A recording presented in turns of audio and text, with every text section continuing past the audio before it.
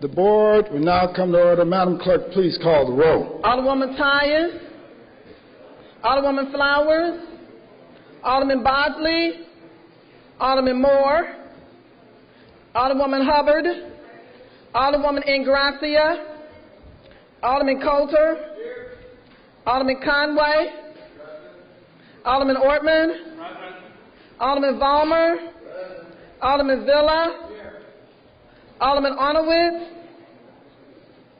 Alderwoman Murphy, Alderwoman Howard, Alderwoman Green, Alderwoman Behringer, Alderman Rhodey, Alderman Kennedy, Alderwoman Davis, Alderwoman Spencer, Alderman French, Alderman Boyd, Alderman Vaccaro, Alderman Ogilvie, Alderman Cone, Alderman Williamson, Alderman Carter, Alderwoman Cruzen, President Reed. Here.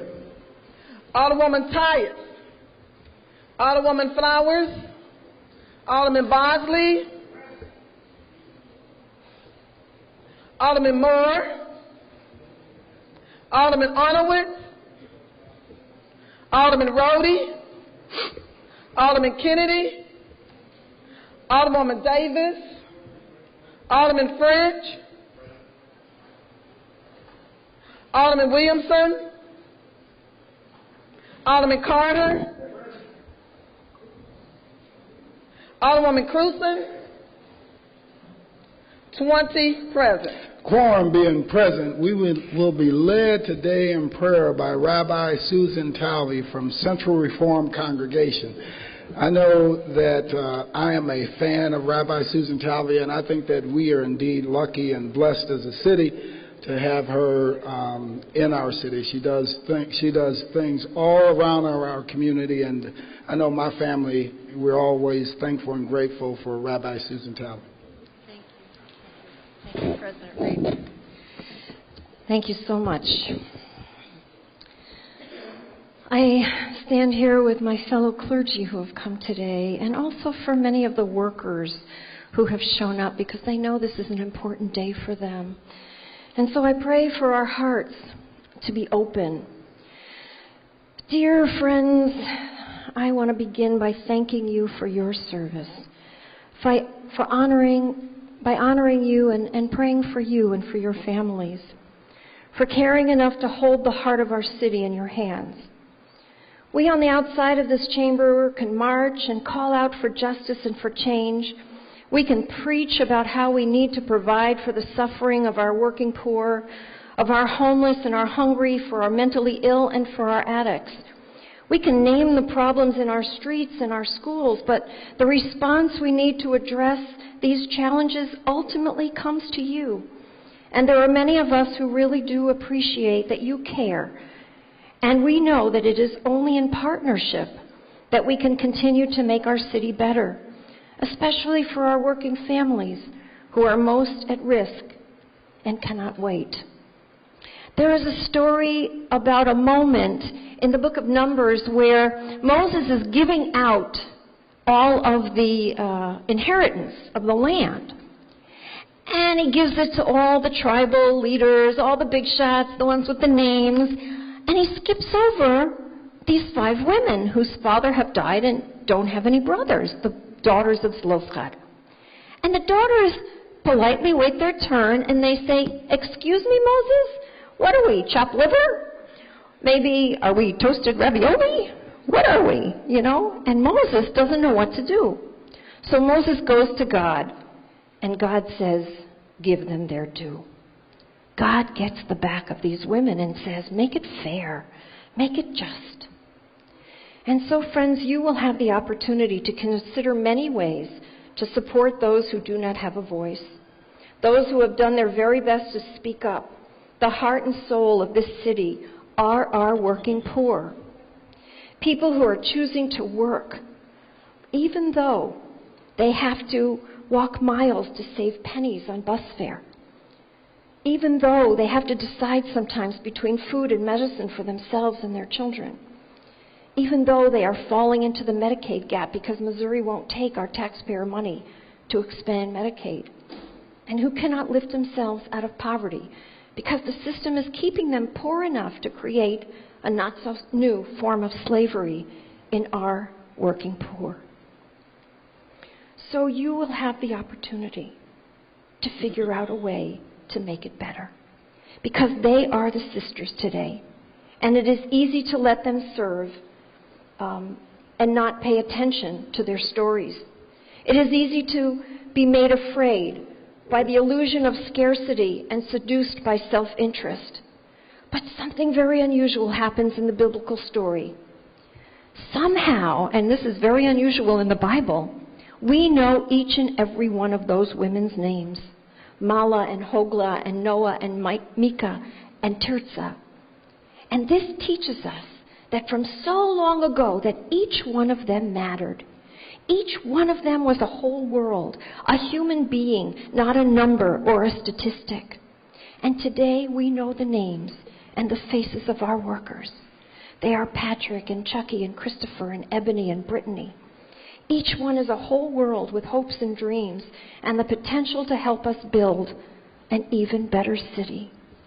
And so my prayer today is that as you hold the heart of our city in your hands, you too will put aside self-interest and the illusion of scarcity, and you will choose to support the common good and believe that here in the city of St. Louis there is room for us all, not just to survive, but to thrive, and that with your help, the good in us, in all of us, will add to that thriving, add to this great city, and the good of us will win and be a light to our nation. And with that, I say thank you and amen.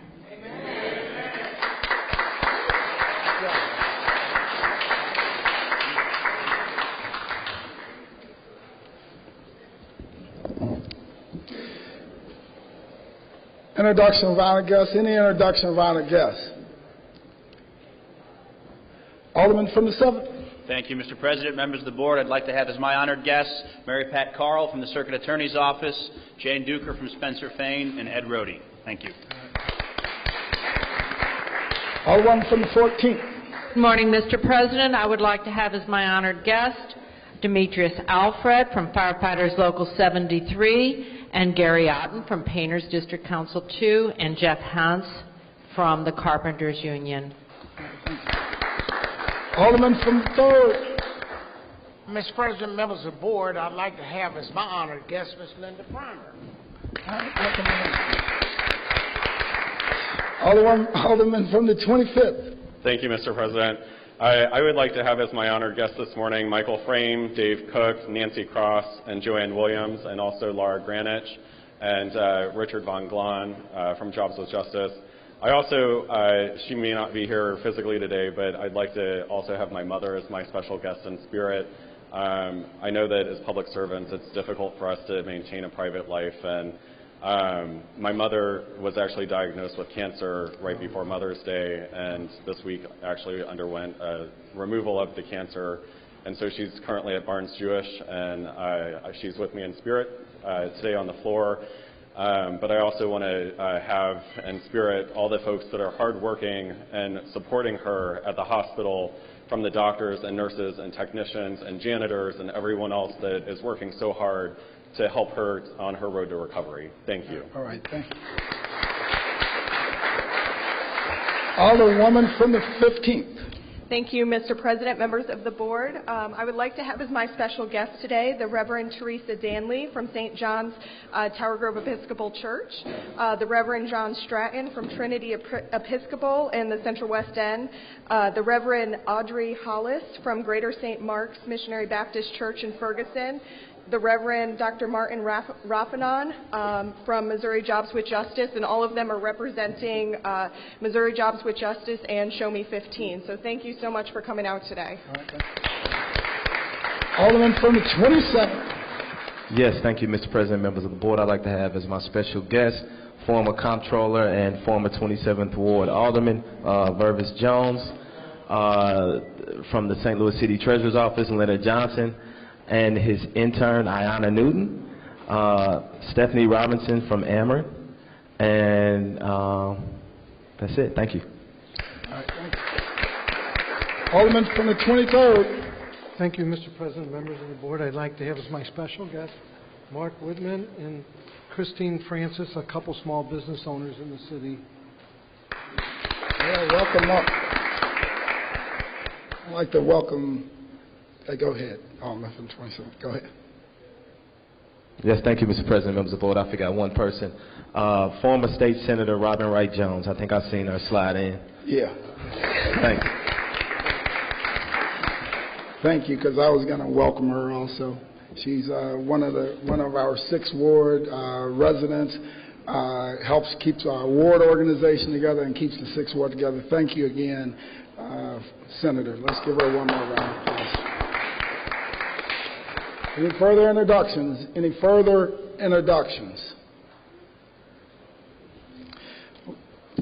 Report of city officials. Report of city officials can be found in sections A, B, and C of the agenda and have been placed in all aldermen's mailboxes. I have from His Honor the Mayor the following correspondence. Dear members of the board, I have the pleasure to submit the following individual for appointment to the Loughborough Commons Community Improvement District. The appointment of Bradley R. Foss, who resides in St. Louis County, whose term will expire on May 19, 2016. On behalf of Loughborough Commons Community Improvement District, I respectfully request your approval of this appointment.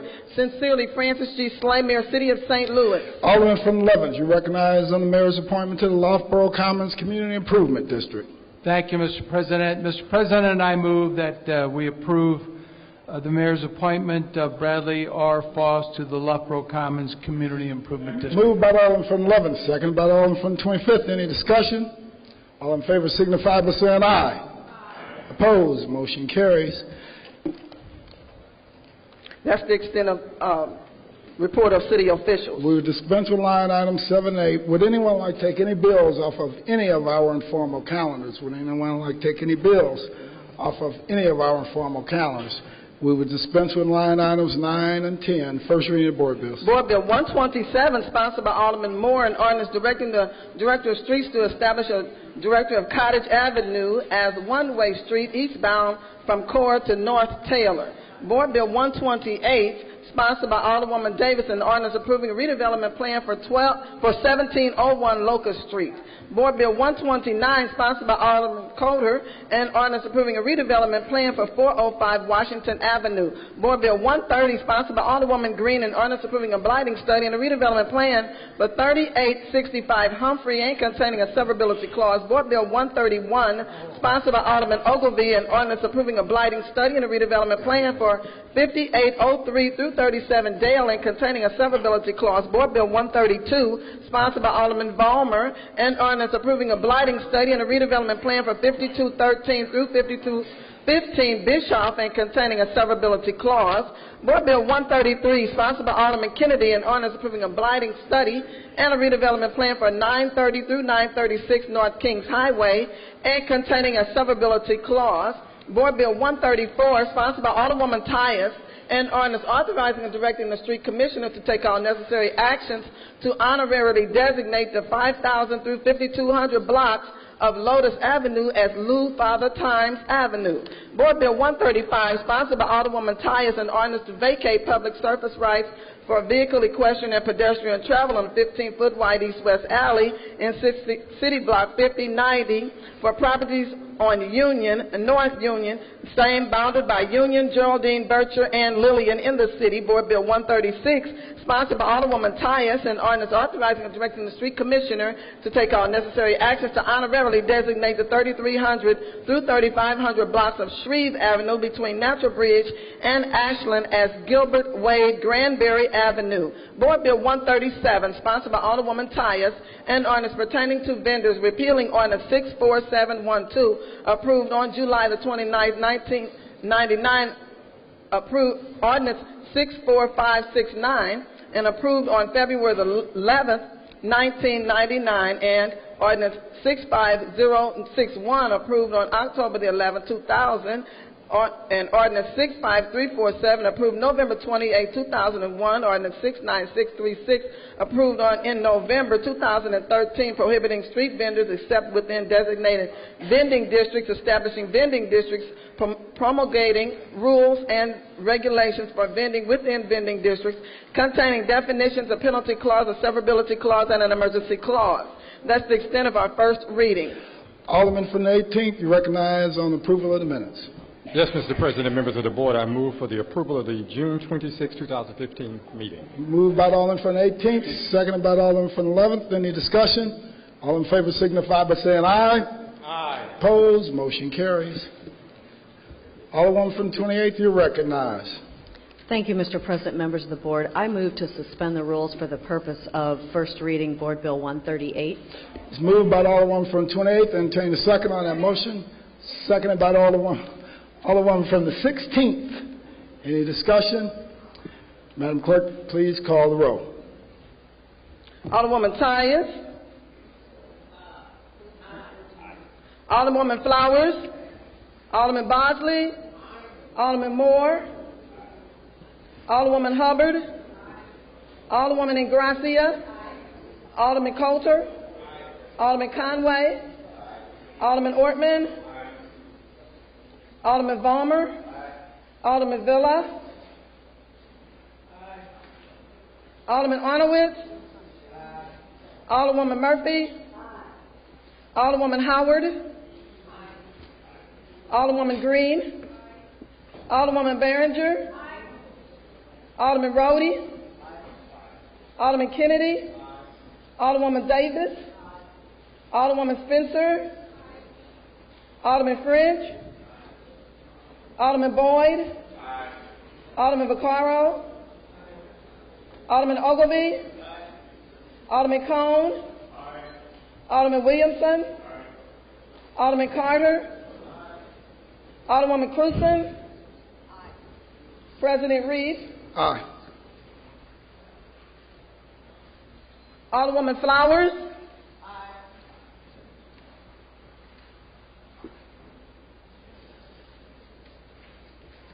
29 aye votes, no votes. By your vote, sustain the motion. Alderman from the 28th. Madam Clerk, please read Board Bill 138. Board Bill number 138, sponsored by Alderwoman Lyda Cruzen and Alderman Terry Kennedy, an ordinance authorizing and directing the Parks, Recreation, and Forestry Director to take all necessary actions to designate Confederate Drive located in Forest Park as Cricket East Drive. Madam Clerk, please assign Board Bill 138 to Parks. So noted. That's the extent of first reading of Board Bill. Reference to committee. To the Streets Committee, Board Bills 127, 134, 135, 136, and 137. To the Neighborhood Development Committee, Board Bills 128, 129, 130, 131, 132, and 133. And to the Parks Committee, Board Bill 138. That's the extent of reference to committee. Alderman from the 25th, you recognize. Thank you, Mr. President. I would like to move Board Bill 83 from the Ways and Means Committee underneath Rule number 58. All right, make a motion. I entertain a second on that motion. Seconded by the Alderwoman from the 14th. Any discussion? Any discussion? No. Alderman from the 23rd.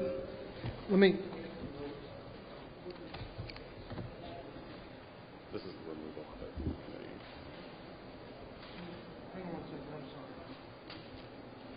There is a motion for roll call. Yeah, I got it. Here's where I'm at on. I'm sorry. Alderman from the 23rd, please proceed. Yesterday afternoon, we met with Downtown St. Louis Incorporated, the Regional Chamber, the Restaurant Association, the Motel and Lodging Association, the Grocers Association, Snooks Market, St. Alexius Hospital, St. Louis Parking, some small business owners, as well as Jobs with Justice and SEIU. and what we discovered, and that was thanks to the President for putting that together. But what we found is that there's still a lot of negotiating room and a lot of room that this bill has to go. Even the committee substitute that we just got this morning still keeps the consumer price index in it. It's still an undetermined amount at the end. This bill needs more time. I would ask that we don't vote to take it out of committee, that if we can continue to work on this, I will have committee hearings as soon as next week to try to get this to a, well, okay, laugh tonight. You know, what I'm saying is that's disrespectful for the people who think that's funny. This bill affects a lot of people. We were asked in the prayer today to do what's right and just. What is right and just? We don't know that. Right and just is listening to everybody to try to do the right thing. 15 was way too high. I believe 11 is still too high. I still believe that when we were down around 10, I think it was more workable. I'm listening to everybody. I would ask that, we've heard a lot of testimony, I would ask that the members here would not vote to take it out of committee. If it's the pleasure of this group to have more hearings starting next week, and we can get this to something that everybody can live with, I would even be the one to come forward and ask for additional board meetings. But I believe two things happen. When you take stuff out from around the committee chairs, you diminish the power of the chair. That's the first thing. The second thing, I think we've come a long way on this bill, but I think we still have a long way to go. So I would respectfully ask that we don't take this out of committee, and if it's the pleasure of the committee that we have continuing hearings, I will do that then starting next week, with the promise that if we can get it to something that we can all agree on, that we'll take a vote and move forward. Right. You know, but it has to come to something that everybody can live with, not something that, you know, and even if you read some of the comments that were in the Post yesterday, that I think one of them was something on the lines of, it was to Mayor Slay, but it was something like, thanks for nothing, I think is what it said.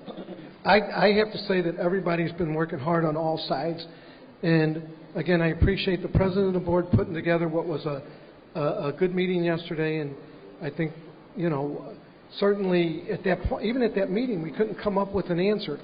You don't think much, but $3 an hour doesn't sound like a lot. If you have 20 employees, that's $60. Well, that's $60 an hour. It's about $150,000 a year. By the time you add the Social Security to that, the earnings tax to it, it's a lot more than $3 an hour. For a business of 20, it's about $150,000 to $200,000 increase, which puts them at a competitive disadvantage with the people in the county.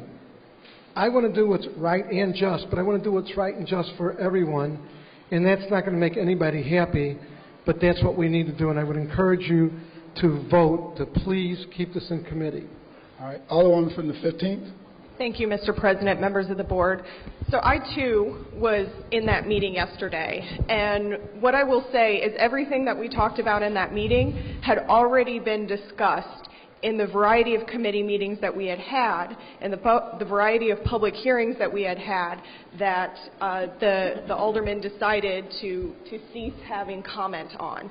So I would say at this point in time, it does not make sense for us to go back and once again yield our power to somebody who has cost us 2 weeks of committee hearings because this is too difficult of something to discuss. We are at a point where workers can't wait, and we are up against a deadline here. And we can rehash these same arguments over and over and over again, or we can choose to act. Yesterday, Kansas City took their second to last step in acting. We need to do that today, too. We've heard testimony. We are at a point where, you know what, I don't think $11 is high enough. I really don't. Just like Alderman Vaccaro does not think that, or thinks that it's too high, I don't think it's high enough. But you know what? I'm willing to compromise on that because this is important. And we have to take that step today. If we send this back to committee, it's the same thing as letting this bill die. And we have to be very cognizant of that today. So if you're willing to say that I'm not going to stand up and ask for workers in the city of St. Louis to have a raise, if you're willing to say that, then vote against this and leave it in committee. But otherwise, we need to take this to the floor today because our workers in the city of St. Louis cannot wait any longer, and we have reached a very good compromise. If those of us at the who are against this are not still not happy with it because they think it's too high, and those of us who have been pushing for 15 are not happy because we think it's too low, then you know what? We probably have a pretty good compromise right now. So I'm asking my colleagues to please allow this to come out of committee today so we can do what's in the best interest of low-wage workers in the city of St. Louis. All right, thank you. Alderman from the 11th.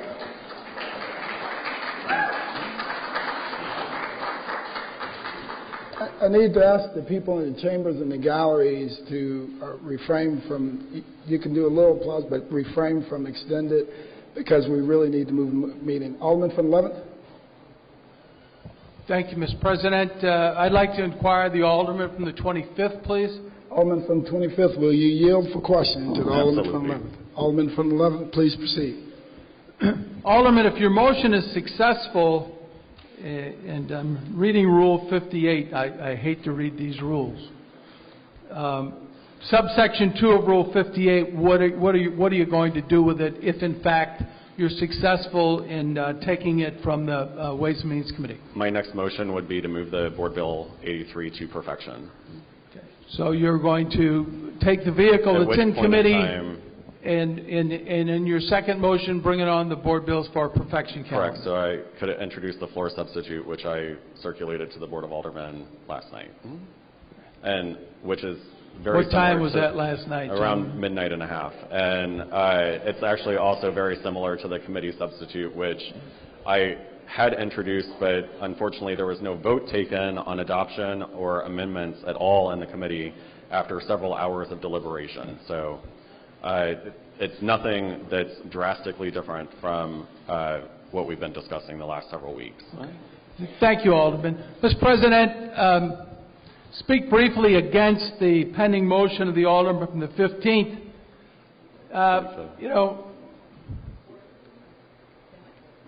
I've done this a while, and I think this particular issue is important to a lot of people. But if you believe in the system, if you introduce a bill, the bill is first read, the bill is assigned to a committee, the committee deals with it, and you lose under the system, I think that is the proper procedure, the way that we need to do business here. I understand that emotions are running high on this. We are, even from a conceptual standpoint, being asked to weigh in on something in 35 days, which from a personal standpoint was kind of a bolt out of the blue. Having said that, I think collectively, if we abide by the rules that we have, the rules that we adopted, I think it's going to make for a lot easier way to do business, and as a result of that, it's pretty drastic to take a bill away from committee if you don't get your own way. And I've over the years, won some and lost some, but in the big picture, I think it's extremely important that although they're not a sacred cow, they are meant to be manipulated, the rules, they are meant to be interpreted, but I think it's a bad idea to do this in haste, and I thank you. Thanks, Mr. President. All right, thank you. Alderman from 25th, do you have some, or you? Alderwoman from the 14th. I would like to question the Alderman from the 23rd. Alderman from the 23rd, will you yield for question to the Alderwoman from the 14th? Yes. Alderwoman from the 14th, please proceed. I guess what I'm saying is, the question is, if you are willing to hold more debate on this, why did you shut it down 2 weeks ago? And again, I think that is the question and puts us where we are today. I was hoping that we could have more debate and more conversation on this when you boldly stood up in the meeting and said it was done. Unilaterally also, I might, without consulting any of the bill's sponsors. So that put us where we are here today. And I'm willing to answer that question. And I rise in favor of this because of the fact that when you take that out of a committee's hands, you're really taking the chance of having these kinds of things happen. I think that there was no conversation with us. I asked you earlier in the meeting, and you said you didn't know what you were going to do, and you stand up and drop that bomb. I thought it was totally So a disregard of the courtesies we provide each other as alder people. I'm willing to answer that question.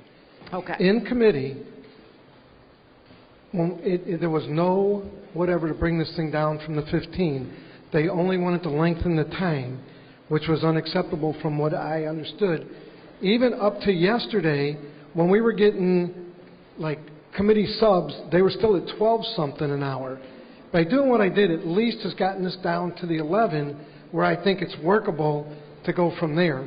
But I did what I felt was right. Why couldn't we have done that in conversation and committee meetings? Because I tried. I talked to everybody. I tried. I met. Shane's shaking his head no, but I met with Shane. I met with the Jobs with Justice people on the weekend. I met with different groups. I can name the people I met with.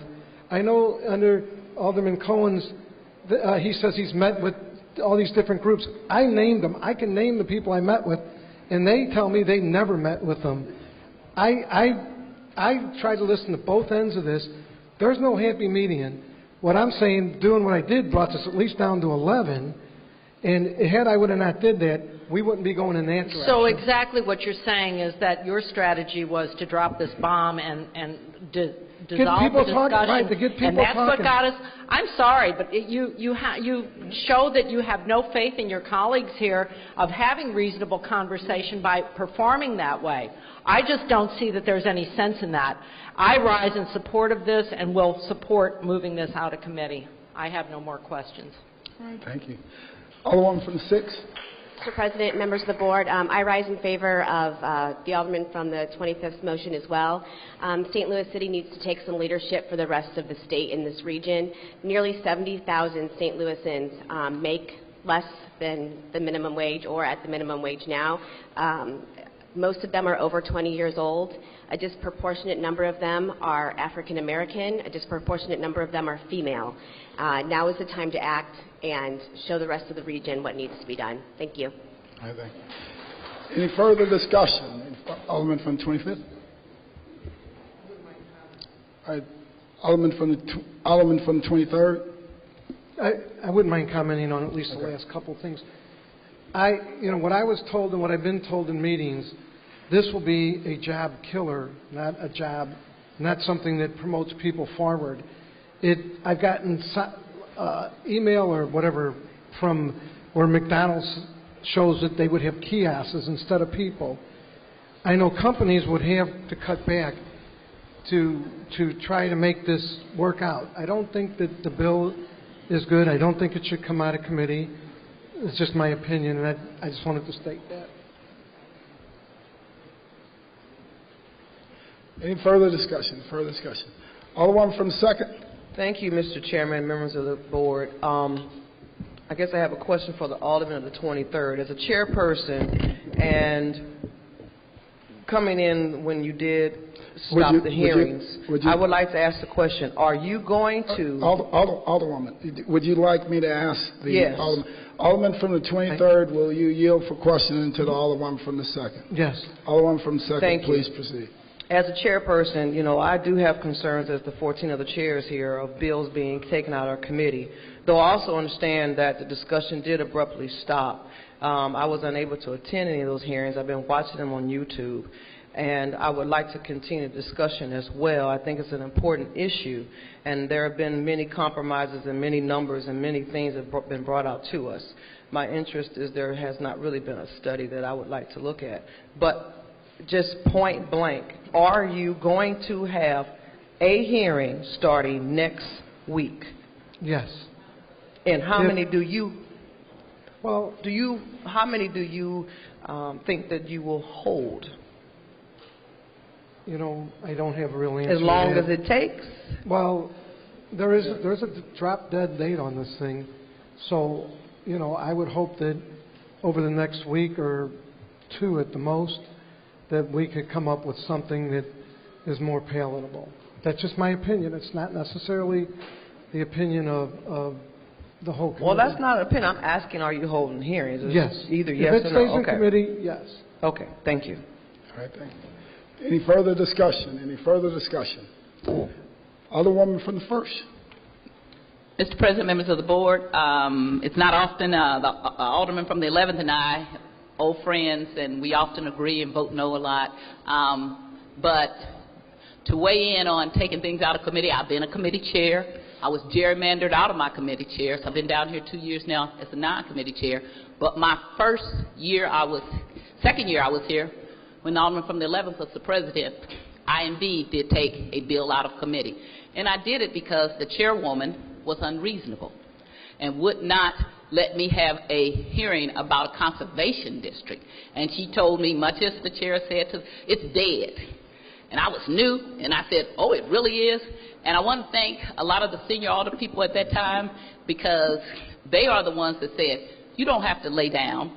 We have these rules. And the alderman from the 28th was Dan McGuire. And he would always say, trouble, you got to learn the rules, got to count to 15. And so I did learn the rules. And we have a rule that allows us to take bills out of committee. We do want the chair people to have some control over things.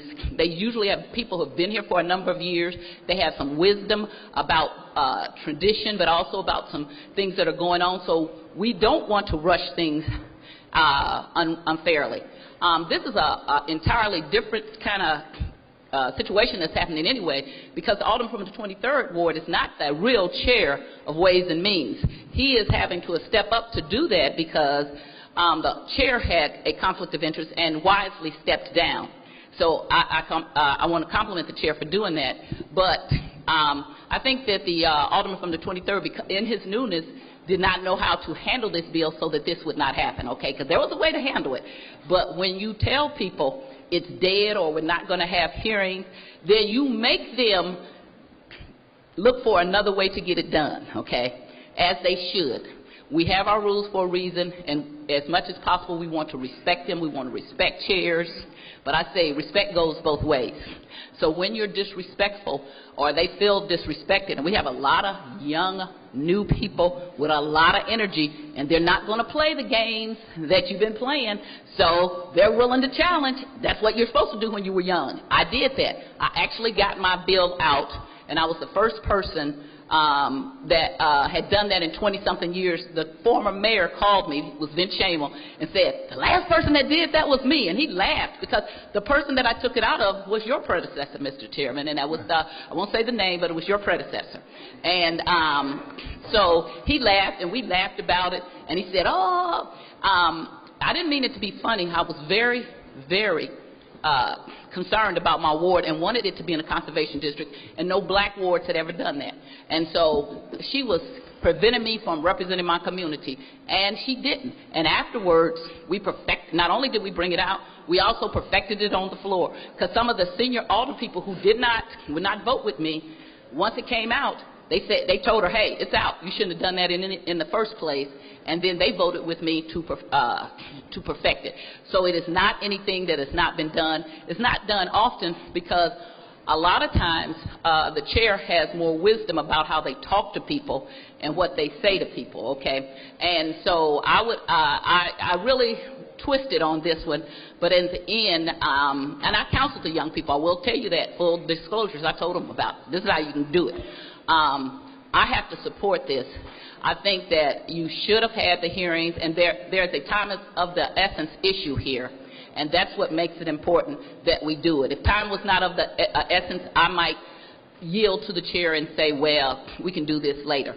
But you're just using up time, and that's what she was doing to me, because it was just like this was during our last session, and you're using up time that I'm not for you. If you want to play that game and you want to do that, then the same thing will happen to you. And I think that all the chairs better take a look. My class had 6 people in it. So we had a big class. All 6 of the people supported it. And I want to support young people. I want you all to get out and fight for what you... I said this before some of you came down here. When I first came back down here, is that you're what make the world rock, okay? You're the people that change things. So that is why I'm up here supporting that, because a lot of times when you get older, you get set in your ways and you don't want to do things. And so we need young people to help lead us into the next generation. And I'm going to follow your lead, and I will be supporting you. Any further discussion? Any further discussion? Alderman from the 22nd. Thank you, Mr. President, members of the board. I'd like to ask if the Alderman from the 23rd will yield for questions. Alderman from the 23rd, will you yield for questions to Alderman from the 22nd? Yes. Alderman from the 22nd, please proceed. Alderman, my question is kind of procedural. So if you have more hearings on the bill, and there's a deadline, I think we have until August 28th in order to pass it. Is that correct? Yes. And if you had more hearings, the first question is how many more hearings would you have? And the second question is how many special meetings will we have to have in order to pass it out? Either way we go, it's going to have special meetings. So that goes to the chair, the president.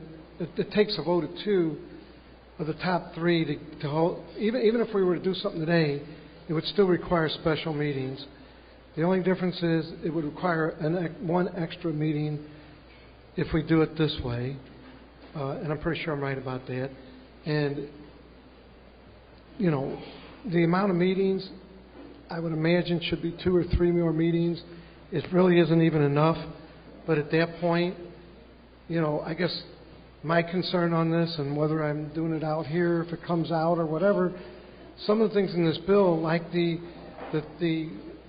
increase on the consumer price index, which I did put in everybody's mailboxes, doesn't really put a cap on this. It just keeps it puts something that's not seen on it.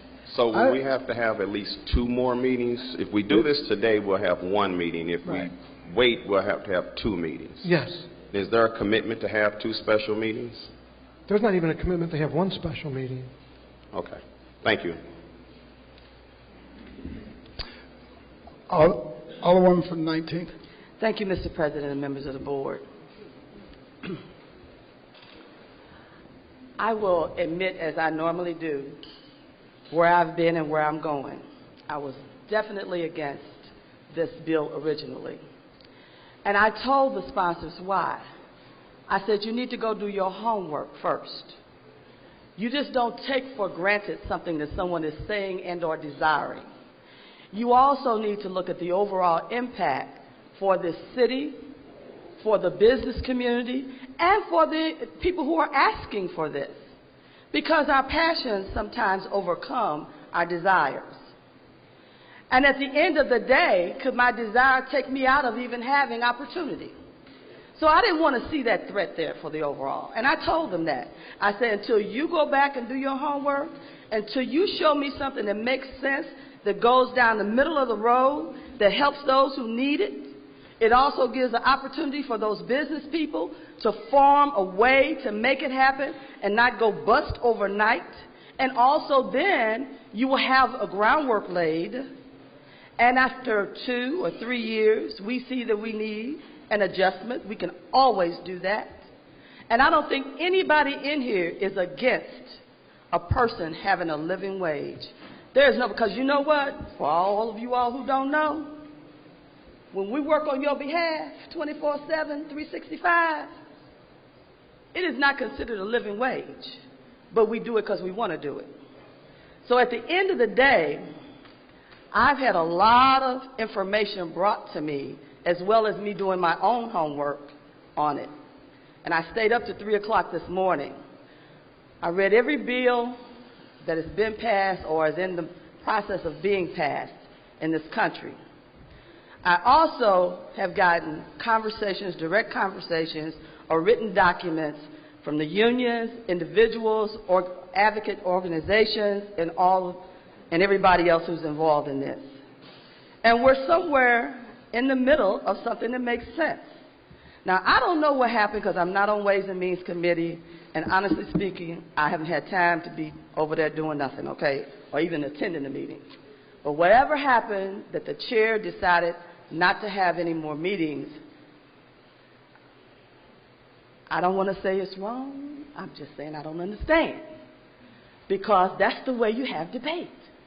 Whether you like the debate or not, but we probably could have been further along if we had continued the debate. But we didn't, so here we are. But here's something else we need to think about in this region right now. This is not a conversation or a process that I want to see carried on through the summer months of this region. We need to stand up as a legislative body, we need to make a decision, and we need to give this community some kind of hope up out of City Hall. Thank you.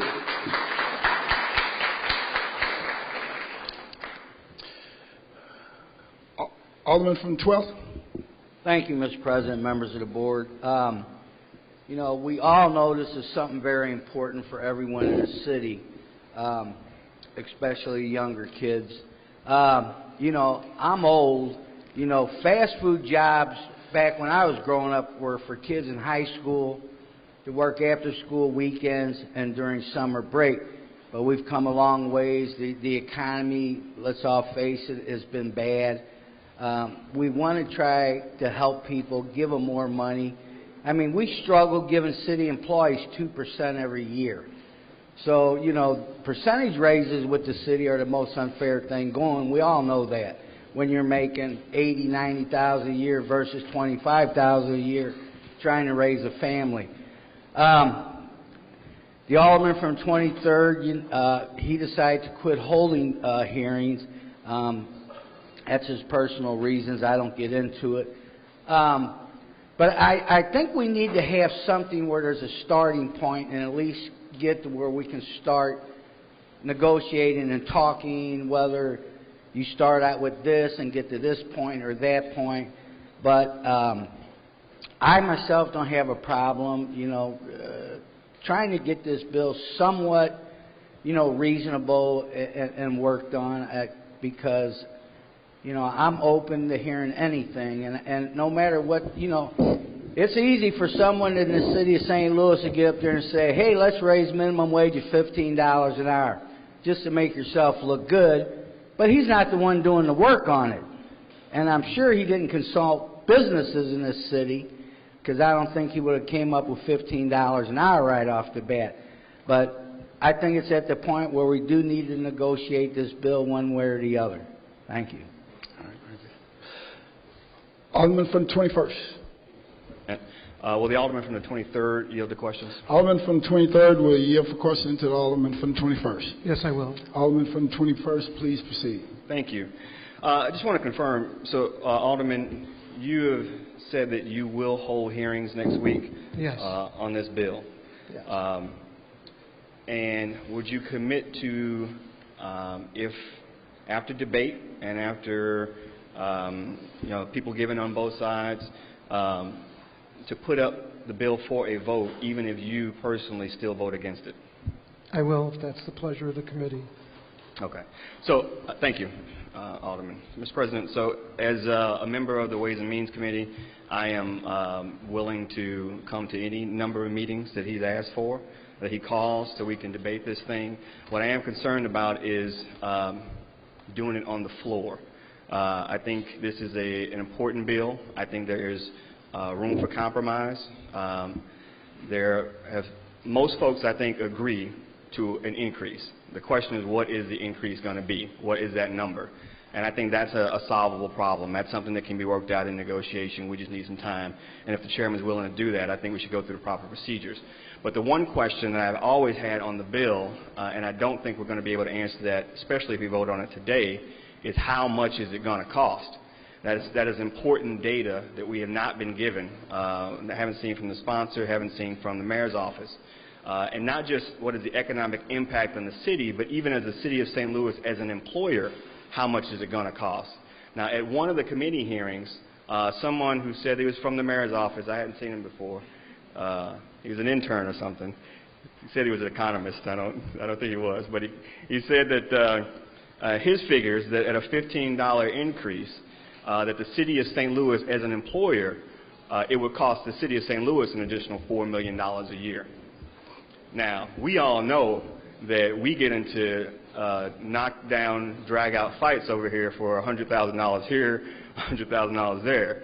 And so the idea that we would pass a bill that could possibly cost us $4 million additional dollars a year without any thought or deliberation or even talking about that is, I think, irresponsible.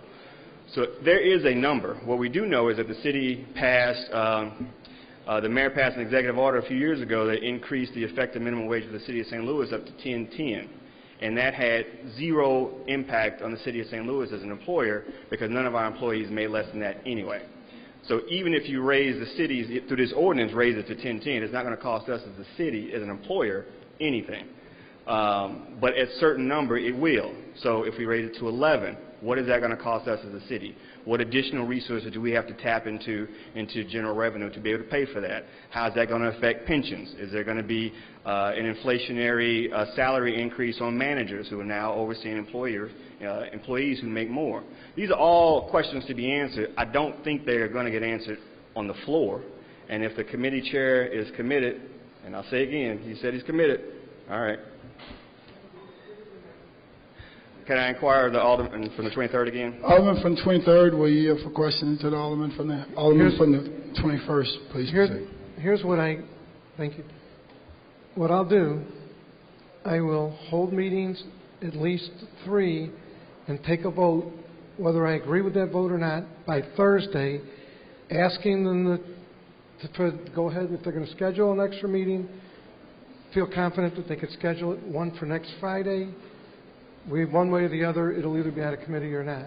So you committed to 3 committee hearings next week, and on the 3rd committee hearing there will be a vote. Whether I disagree with it or I agree with it, take a vote Thursday, and then it goes from there. But if that's what the pleasure of the committee and guys walking by kind of said that's what they'd like to see, I'm fine with that. So whether I agree or disagree, I still would say that we'd be starting with the committee sub that the Alderman from the 25th has, starting at 11 and working from that bill, then I would say yes. I will absolutely hold a vote on Thursday. Okay. All right. Thank you. All right. Thank you. Any further discussion? Alderman from the 5th. Thank you, Mr. President and members of the board. I would just like to rise in support of this bill. I think it's important that we understand that there is a need for an increase in the minimum wage, but when considering everything, I think that we have to be realistic in our endeavors and try to understand the impact that this would have on everyone. I've been in the position of a lot of our young people before, even with a master's degree when I graduated from college, those high-paying jobs were not there.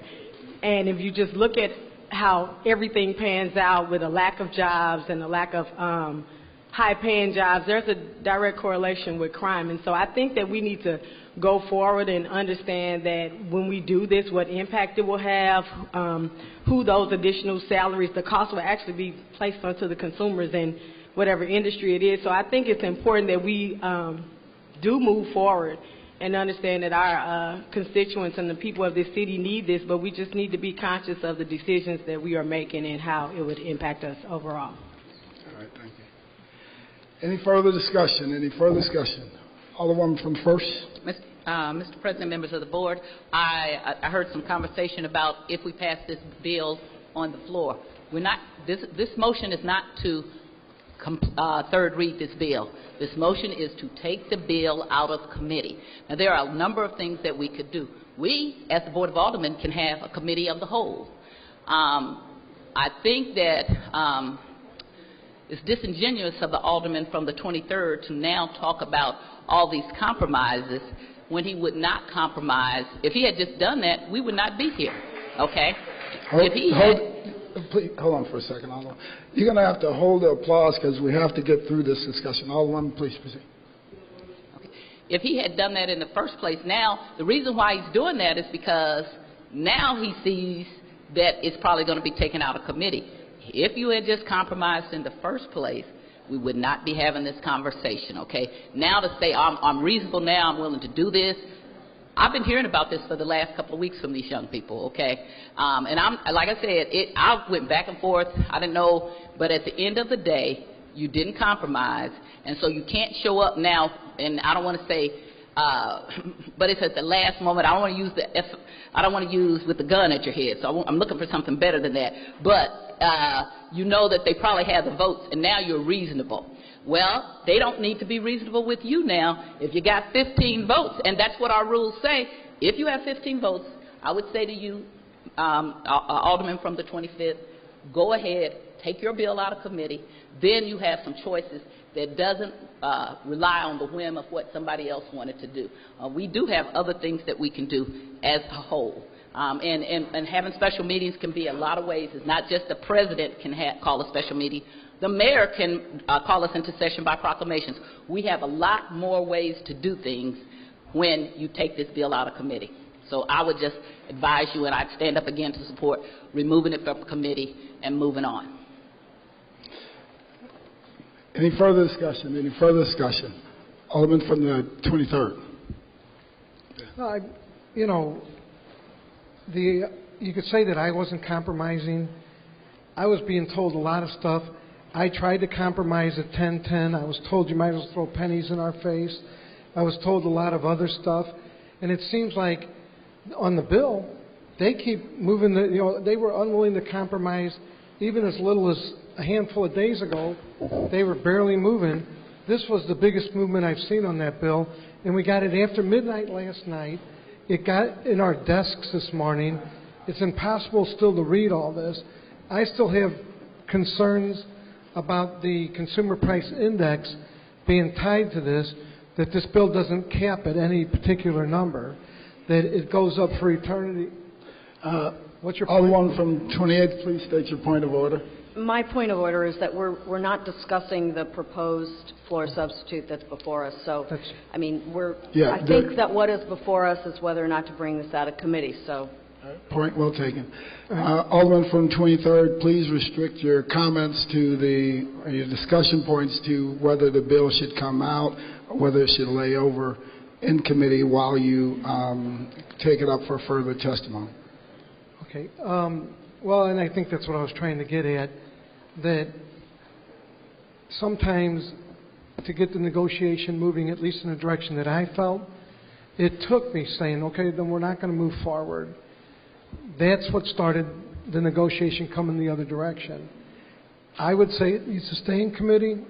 I've made a commitment, whether I like it or not, that on Thursday we'll hold a vote. But everybody vote their conscience. I just can tell you that I don't believe taking it out of committee is the right thing to do. All right, thank you. Alderman from the 25th. Mr. President, I'd like to inquire of my colleague from the 23rd Ward, please. Alderman from the 23rd, will you yield for question to the Alderman from the 25th? Yes, I will. Alderman from the 25th, please proceed. Alderman, you mentioned in your first remarks about a meeting that you and I had with Jobs with Justice that took place almost a month ago at this point in time. Did you or did you not, during that discussion, say that you would have at least 3 public hearings and take a vote, yes or no, on this, one way or another, up or down, No, in the it was committee? 2 weeks ago.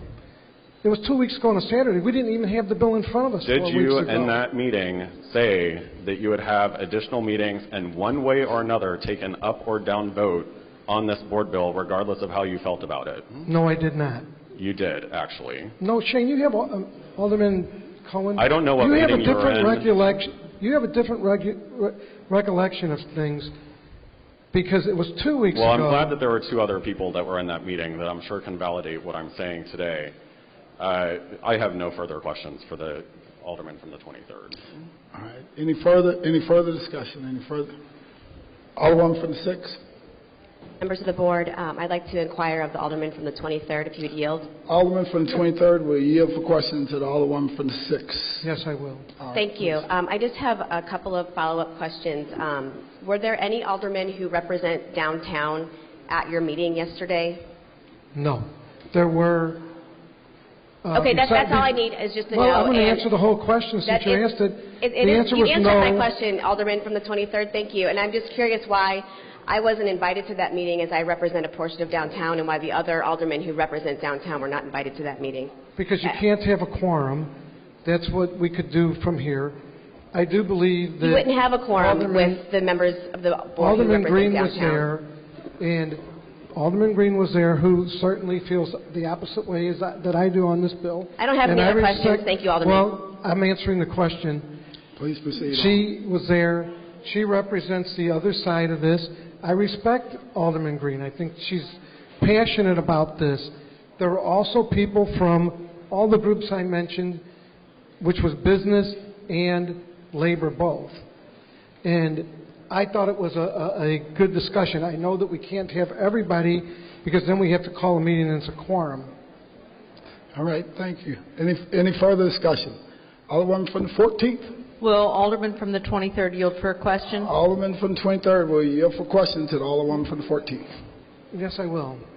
Alderman Vaccaro, understand there was a meeting with Downtown Partnership yesterday. After you said you would hold no more meetings, you didn't have a quorum. You didn't even bother to invite the co-sponsors of the bill. There was no one from Ways and Means. I don't understand if, you stand up in a meeting and say 2 weeks ago you're not going to have any more meetings, then you have meetings. It just makes no sense. Okay, so I'll answer this. Okay. I did not put the meeting together. I was asked to be there. And there was a co-sponsor of the bill there because Megan's Alderman Green is a co-sponsor. So, yes, there was a co-sponsor of the bill there. No, I did not set that meeting up. It was not a committee hearing. Yes, I was asked to come as a guest to listen. Would Alderman Cone, Alderman from the 25th, yield for questions? Alderman from the 25th will yield for questions to the Alderman from the 14th. I will. Alderman from the 14th, please proceed. Alderman Cone, were you invited to this meeting? I was not invited to that meeting. And in fact, as the lead sponsor, you were not invited to that meeting. As the lead sponsor of the bill, I was not included in that meeting. I actually had inquired about the meeting and was given 2 different times that the meeting was taking place. It had originally been scheduled for Wednesday and then rescheduled for Thursday.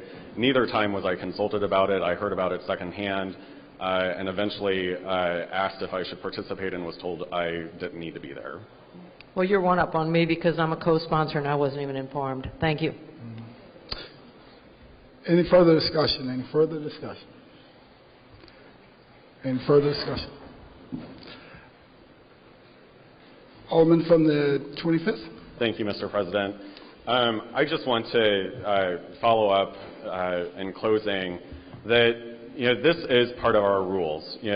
Some of our colleagues said that this is not adhering to the system that we have in place down here.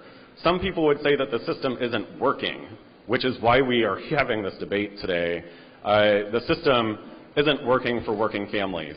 And so while we're talking about processes down here at the Board of Aldermen, there are working families that are living in poverty that are trying to support their families, and it's simply unacceptable that this bill has been held up for 2 weeks when I was in fact told that we would have additional meetings, we would have at least 3 public hearings on this matter, and there would be a vote taken on it up or down one way or another.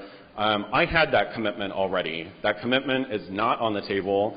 And as far as I'm concerned, I was told very unceremoniously by the Alderman from the 23rd when he made this announcement 2 weeks ago that it was disingenuous of me to introduce this board bill with such a short time period. Unfortunately, I didn't have control over the time period that Jefferson City has instituted upon us. So, I'm working within the constraints and confines of a deadline that we have, and I am more than happy, and I would have been more than happy to continue the public discussion on this that was, as I mentioned, unceremoniously shut down after I already had a commitment from the vice chair of the committee to have public discussions on this and to take a vote on this board bill to get it out of committee one way or another. As he mentioned, and as my colleague from the First Ward mentioned, he had concerns that this was going to pass out of committee, and therefore he just shut down conversations around it. I have to say that, we have rules, and that was mentioned here, that we should respect the authority of the chair. I certainly have done that, and I've tried to work with the chair, the vice chair of this committee over the last few weeks in regards to this issue. And each time since that announcement 2 weeks ago, I've been told that there would be absolutely no more hearings on it.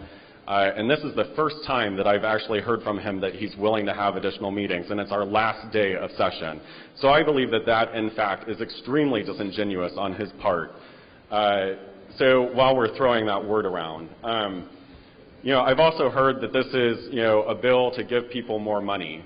When people are working 40 to 80 hours a week, they are not being given money. They are earning a living. They are earning a wage. They are trying to support themselves and their families, and I think it's extremely disrespectful to the workers of this city to say that businesses are giving them money. They are not giving them money. They are earning a wage.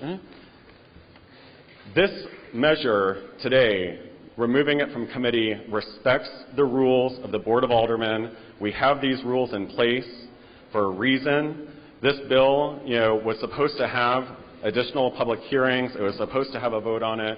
I was told that. I had commitments on it. Unfortunately, those commitments were not lived up to, so I had to resort to our rules to make this motion. And with that, I renew my motion. It's been moved by the Alderman from the 25th, seconded by the Alderman from the 14th, that we remove Board Bill 83 from committee. Madam Clerk, please call the roll. Alderwoman Tyus. Alderwoman Flowers. Alderman Bosley. Alderman Moore. Alderwoman Hubbard. Alderwoman Ingracia. Alderman Coulter. Alderman Conway. Alderman Ortman. Alderman Vollmer.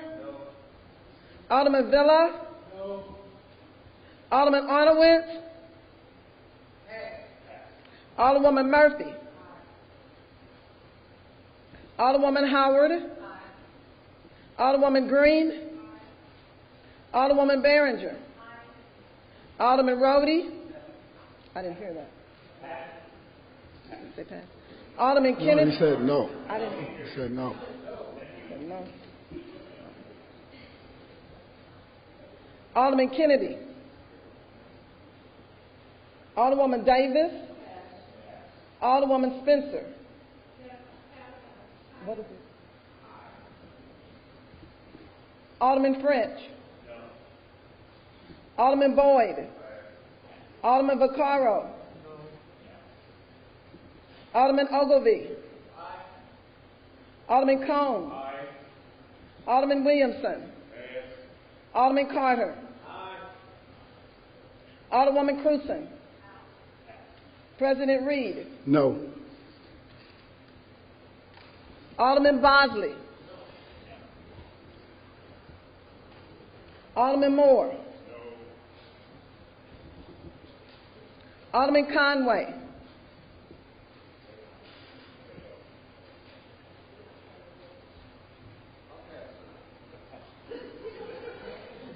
Alderman Arnowitz.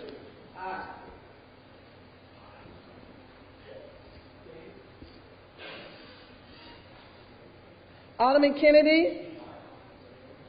Alderman Kennedy. I can't hear it.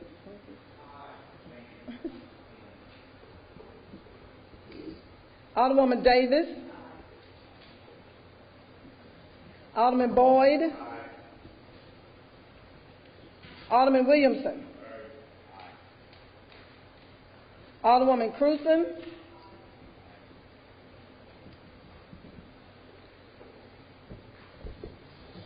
Alderman Conway, you're...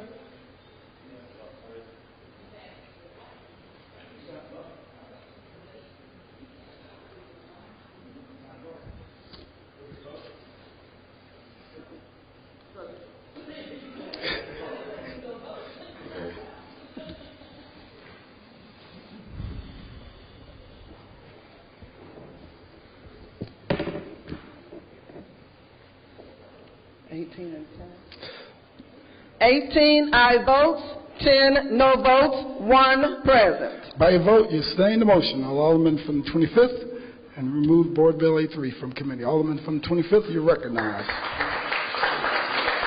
Thank you, Mr. President. I move that we send. Alderman, hold on. Has the bill been delivered to the clerk? The bill has been delivered to the clerk, and I have copies put on the desks of my colleagues as well. Madam Clerk, could you please read the original?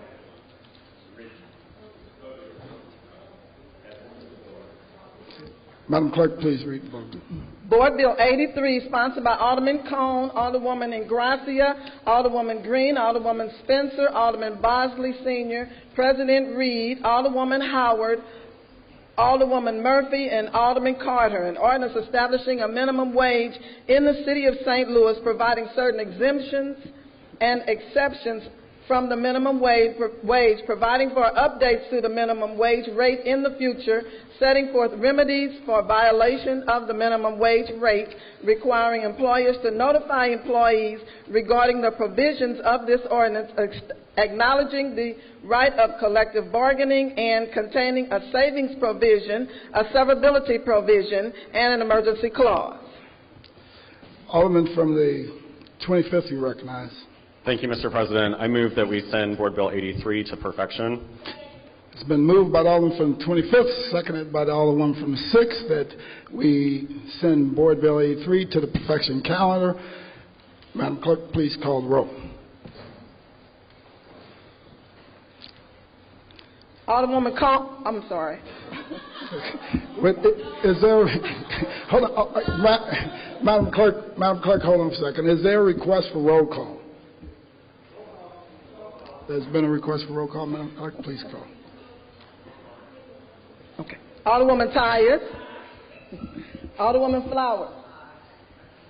Alderman Bosley. Alderman Moore. Alderwoman Hubbard. Alderwoman Ingracia. Alderman Coulter. Alderman Conway. Alderman Ortman. Alderman Vollmer? No. Alderman Villa? No. Alderman Arnowitz? Alderwoman Murphy? No. Alderman Arnowitz, your vote is no? I didn't hear. Alderwoman Murphy? Alderwoman Howard? Alderwoman Green? Alderwoman Behringer. Alderman Rhodey. Alderman Kennedy. Alderwoman Davis. Alderwoman Davis. Alderwoman Spencer. Alderman French. Alderman Boyd. Alderman Vaccaro. Alderman Ogilvie. Alderman Cone. Alderman Williamson. Alderman Carter. Alderwoman Cruzen. President Reed. Alderwoman Hubbard. Alderman Conway. Alderman Kennedy.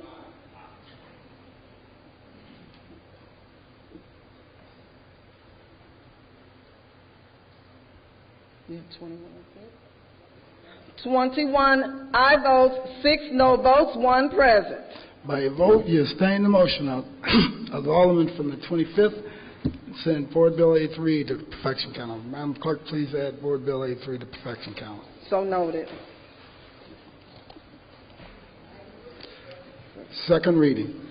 Following Board Bill was reported out of the Transportation and Commerce Committee, Board Bill 118, sponsored by Alderwoman Cruzen, an ordinance recommended by the Board of Public Service establishing a public works improvement project for the Forest Park Parkway over Metro Link Bridge replacement project involving the reconstruction of the existing bridge in Forest Park over the Metro Link and associated roadway improvements, appropriating the total estimated cost of $3,375,000 from various sources, including the Federal Highway Administration, moving ahead for the progress in the 21st Century Act and BJC Healthcare, and containing a public work emergency clause. Following board bills were reported out of the Streets Committee, Board Bill 98, sponsored by Alderman Carter, an ordinance directing the Director of Streets to temporarily close, barricade, or otherwise impede the flow of traffic on Woodland at northeast corner of Woodland and northwest corner of Woodland and at Berkshire, and containing an emergency clause. Board Bill 103, sponsored by Alderman... And some order. 103, sponsored by Alderman Rhodey, and ordinance recommended by the Board of Public Service to vacate travel in Hickory Street from Grand Westerly to the center line of Motard from Hickory North to a section of Motard. Board Bill 104, sponsored by Alderman Ortman and Alderman Villa, and ordinance recommended by the Board of Public Service to vacate travel on an irregular portion of the eastern part of River Bluff Place between Broadway and the previous section of River Bluff Place, vacated by ordinance 67234. Board Bill 107, sponsored by Alderwoman Davis, and ordinance recommended by the Board of Public Service establishing a public works and improvement project for the Grand Center Great Streets Improvement on Washington Boulevard project involving the widening of sidewalks, lighting, and other roadway improvements from Grand to the Sheldon Concert Hall, appropriating the total estimated cost for planning, engineering, design, and construction of the Grand Center Washington Boulevard Improvement Project of $1,600,000 and containing a public work emergency clause. Board Bill 116, sponsored by Alderman Carter, an ordinance establishing a stop site for all northbound and southbound traffic traveling on Goodfellow at Veronica, causing it to be a four-way stop intersection and containing an emergency clause. Board Bill 122, sponsored by Alderman Vaccaro, an ordinance establishing a stop site for all northbound and southbound traffic traveling on McCausland at the Lozen and containing an emergency clause. Board Bill 116, sponsored by Alderman Boyd, 126, sponsored by Alderman Boyd, and ordinance authorizing and directing the street commissioner to take all necessary actions to honorarily designate the 5500 block of Page Boulevard as Bishop James Holloway Boulevard. That's the extent of our second readings.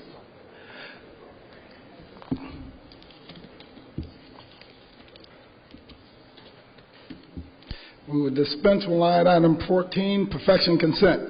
Board Bill 65, committee substitute, sponsored by Alderman Ortman, and ordinance pertaining to parking within the 2200 Cherokee Street residential parking district, authorizing the traffic administrator to designate the location and restrictions for curb parking of residential parking zones within the north side of the 2200 Cherokee residential parking district, containing definitions, penalty clause, and an emergency clause. Board Bill 102, sponsored by Alderman Moore, and ordinance recommended by the Board of Public Service to vacate travel on the most western 20-foot wide alley at, also known as Cozen Avenue, in City Block 3728, bounded by Dr. Martin Luther King Drive, Whittier, Evans, and Pendleton.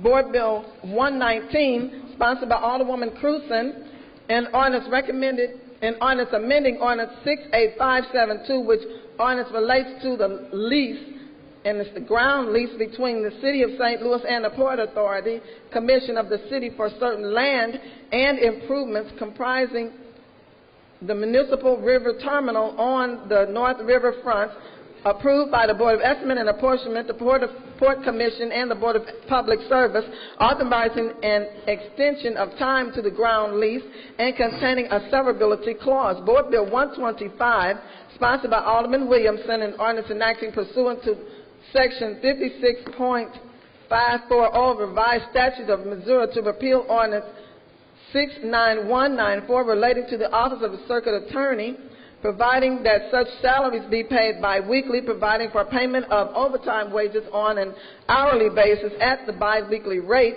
which such overtime is authorized as necessary by the Circuit Attorney, and containing an emergency clause. That's the extent of perfection consent. Alderman from the 18th, you recognize on the motion for the perfection consent calendar.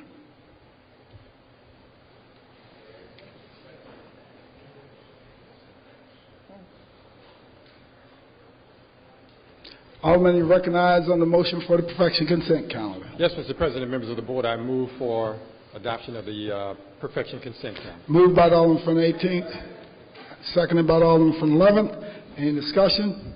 All in favor signify by saying aye. Aye. Opposed? Motion carries.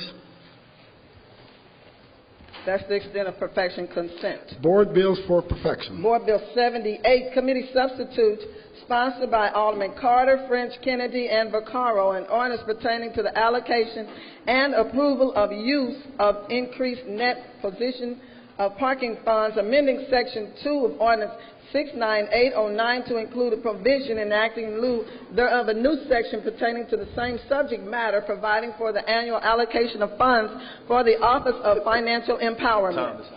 Alderman from the 27th, you recognize on the perfection of Board Bill number 78, committee substitute. Yes, I move for perfection.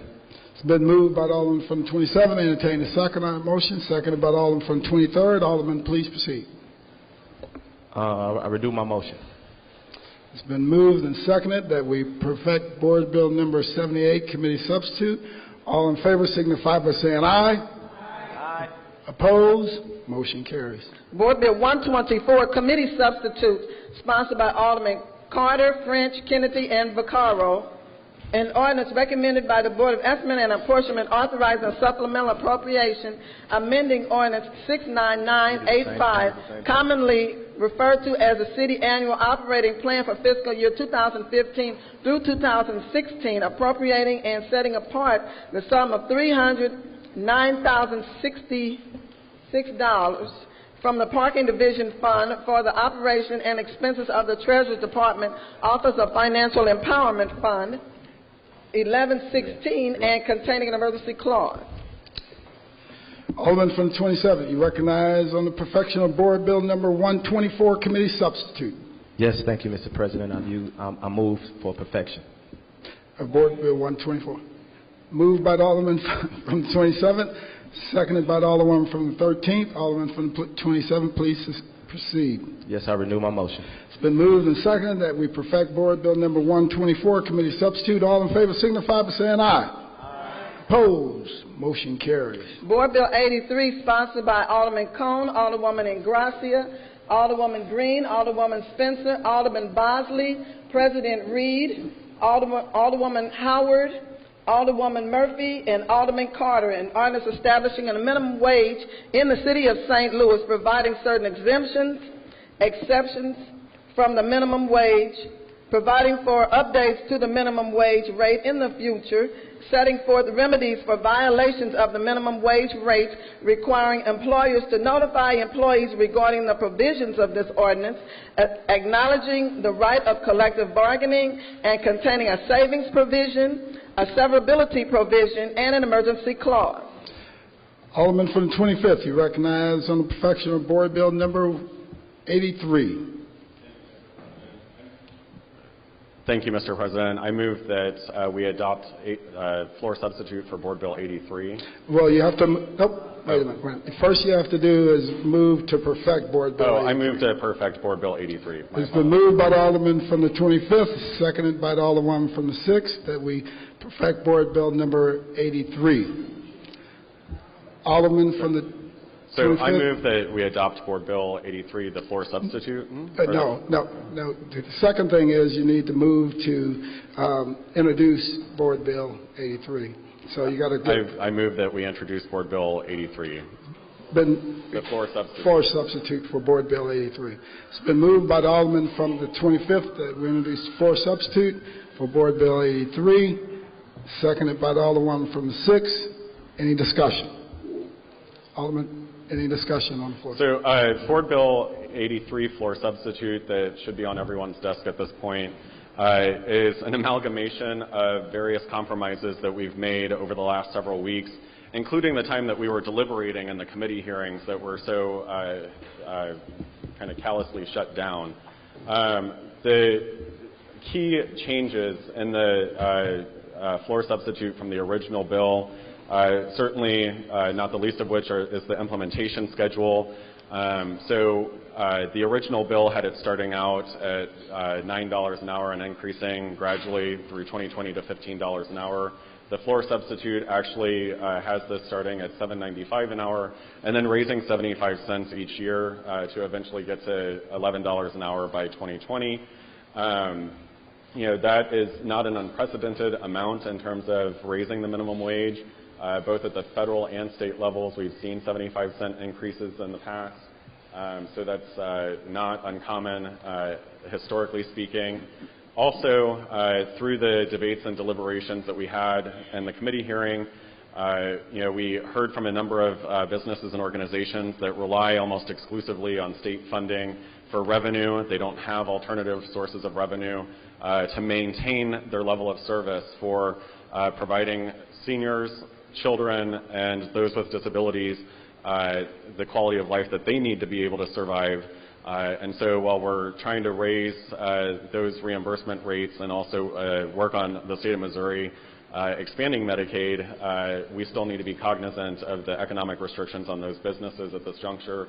So, we've got clauses in there to deal with that. I know we've had a number of folks that have been concerned in terms of the county's participation in this and the economic impact that it might have on the city. So there's actually a clause that's been added to the floor substitute that addresses that and requires every 2 years that the Director of Human Services will then commission a study and a report to the Board of Aldermen on the impacts that this has had on the economy and the quality of life of the residents and workers of the city of St. Louis. All right, thank you. Any further discussion? Any further discussion? Alderman from 24th. Thank you, Mr. President. Will the Alderman from the 25th yield to questions? Alderman from 25th will yield for questions to the Alderman from 24th. I am happy to. Alderman, please proceed. So best case scenario from your perspective, just for everyone's benefit here, outline the next steps to seeing this bill passed. So, well, there's a variety of different ways that can happen, obviously, per our rules. The president, the vice president, and the majority floor leader have the ability to convene a meeting with 2 out of the 3 votes to third read and finally pass this. The mayor, per our city charter, has the ability to convene special meetings of the Board of Aldermen as well. So there's a number of different avenues. I mean, we have a job to do down here, so I fully expect this body to work to make sure that this passes, especially if we're able to adopt and perfect the board bill today. So hypothetically speaking, if we adopt the floor substitute and then perfect the floor substitute today, and I suppose in theory we could also suspend the rules. Could we not? No? No. Okay, no. We could not. So we need at least one more meeting, but it's possible that we could have 2 more meetings, in which case there'd be a little more time. If there are additional changes to make within the bill, they could be made if we had 1 additional meeting. Because is that right? Or is our only opportunity to amend the floor substitute today? No.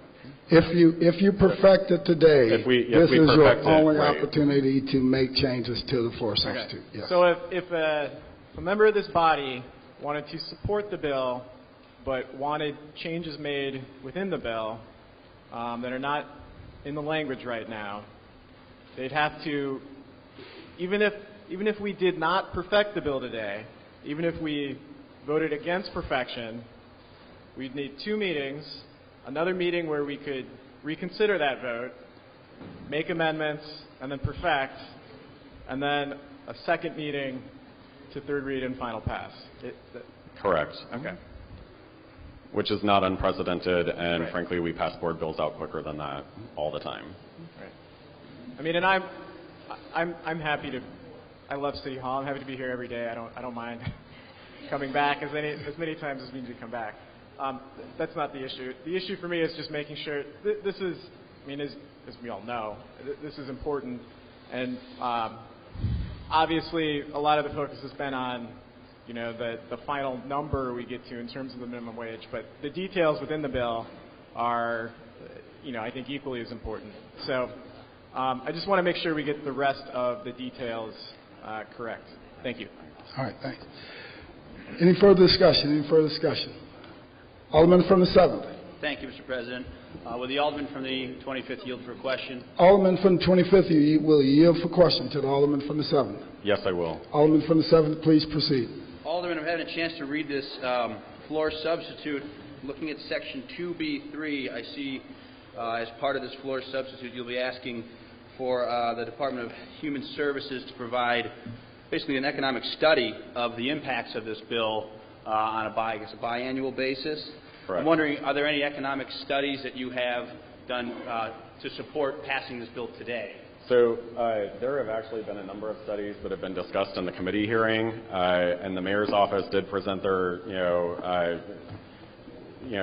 research in terms of the economic impacts that it would have on the city. So yes, there have been studies, but and they were shared, and actually there were a number of different studies that were included in our mailboxes earlier this week and possibly last week as well. So yes. And so it's your belief that those studies conclusively say that raising the minimum wage in a city not within a county, completely surrounded by a county, unilaterally is a smart policy decision? So first of all, there's not many studies. There's even a Federal Reserve study that impacts the quality of life in the city of St. Louis and across the nation. No study will, and no true economist will conclusively say one way or another. They can draw from their theories and data and make their assumptions based off of the data that's before them. I think as an attorney, that word conclusively is a little tricky, but there are a number of folks that are very supportive of this. They believe that it is an economic driver within the economy, and that when we raise the wage, everyone does better that's in the middle class and lower income thresholds. Those are the lifeblood of our economy. And so when they do well, the economy does well too. And Alderman, and I will agree with you that raising a minimum wage can have a positive impact on the economy.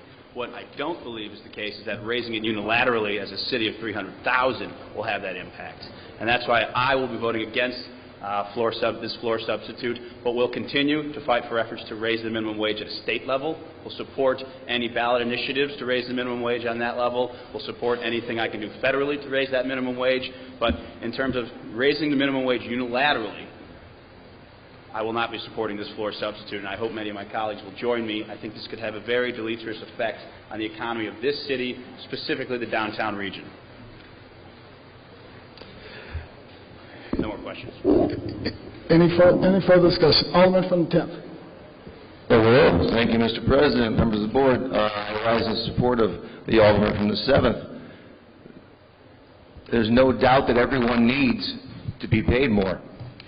But having owned my own business for 26 years, a small business, finding good employees and paying them well when I have them, going through tons of employees, over these 26 years, I've kept some as long as 18 years, because when you find good employees, you take care of them.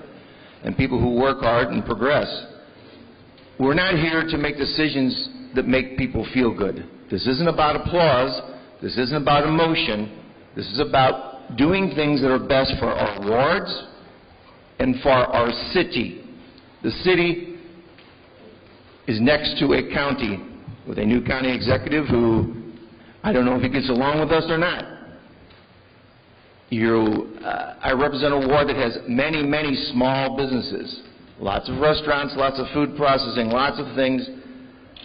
No one's afraid of paying their employees more. What they're afraid of is the unfair playing field we will be creating by taking the 62 square mile thing we call City of St. Louis and cutting ourselves off from a fair playing field from the county. This is a wonderful idea to pay people more money. I'm all for it. But we represent a city that has businesses that pay taxes, that go out of their way to support our region in beneficial ways, being benevolent, trying to help this region. You can't just spit in their face. You have to listen to the business owners as well as the underpaid people. But you also have to talk to the county. And this is, to me, I have many questions about all the details, but the first things first is, as a city, I believe we're hurting ourselves if we make this and pass this. I thank you for your time. Any further discussion? Any further discussion? Alderman from the 8th. Good morning, Mr. President and members of the board. Come on. I have a few things to say. A couple of things. I don't get my email at 12:30 at night, so and I'm sorry I was busy this morning. I didn't have a chance to look at this substitute, but very quickly I can pick through a number of significant problems. But I do want to back up and ask the Alderman from the 25th some questions. Alderman from the 25th, will you yield for questions to the Alderman from the 8th? It's always a pleasure, yes. Alderman from the 8th, please proceed. Alderman, I'm just trying to get an understanding here. How much do we collect in business license fees from the businesses here in the city of St. Louis? If I recall the presentation from our license collector who's present today, it's roughly around $60 million a year that we collect in revenue from business license fees. And I worked very, very hard against Mr. What's his name, Sinkfeld, to try to get rid of our earnings tax. But do you have a grip on how much the businesses generate to us in earnings tax? It's roughly about 30% of our general revenue. So about $148 million? Correct. As Chair of Ways and Means, I know you already know that. And what else do those businesses pay us besides that earnings tax? Local use tax, sales tax. There's a variety of different taxes that the businesses pay. And not only that, but we actually charge them an extra 0.5% payroll tax. Correct. Besides the 1% earnings tax. And then those businesses also pay a 1% earnings tax on the income that they earn. The businesses in this region and within our boundaries contribute significantly to the services that we provide to our constituents. And the one thing is, and I am a little embarrassed to say, that St. Louis lags in business growth. We lag the rest of the region. Why is that? Is it a perceptual problem? Is there a barricade at those 62 miles? Why do we lag? They don't have an earnings tax in St. Louis County. They don't have a 0.5% payroll tax in St. Louis County. You know what they don't have in St. Louis County? They don't have a gross receipts tax on our restaurants. And you know what we do with our restaurants? Not only do we have the highest sales tax rate in the region, our restaurants charge an extra 1.5% on top of that as a gross receipts tax. Those businesses generate significant revenue that we utilize here within the boundaries of the city of St. Louis. When you look at a restaurant, and then since 1981, I've been a CPA, and I've done thousands and thousands. Madam, Alderman from the 15th, please state your point of order. I'm wondering if the alderman from the 8th, who has a conflict of interest and has abstained from this, is in fact allowed to be talking on this fact at the moment. I don't think he had a direct conflict of interest. He chose to take himself out of it. Alderman from the 8th, please. He's been citing a conflict of interest as the reason for recusing himself. Yeah. I will address that. Okay, thank you. Alderwoman, did you ever see me quoted saying whatever you think I said? If you get your facts right, I've never said that. Thank you. And I will continue, Mr. President. And just because we have to put facts out there that you might not agree. Alderman from the 8th. All right. You address me, not the Alderman from the 15th. Okay. And I'm sorry that there's facts out there that they may not agree with, Mr. President. Please proceed with your I will proceed. Okay. So these businesses, and since 1981, I've been a certified public accountant. And that's all I've done my whole life. And from 1986 to about 2007, I had a CPA firm, and I only took care of small businesses, both advice, tax advice, tell people they're doing good, or tell them to close their doors. But I've seen these small business people, and $500,000 in sales is not that much money. When you have a restaurant that does $500,000 in sales, that owner of that restaurant, especially in these last 4 or 5 years, would be lucky to be making $5,000 or $6,000 or $7,000. See, these small business owners that I know, they don't work 40 hours a week. You know what? They don't work 50 hours a week.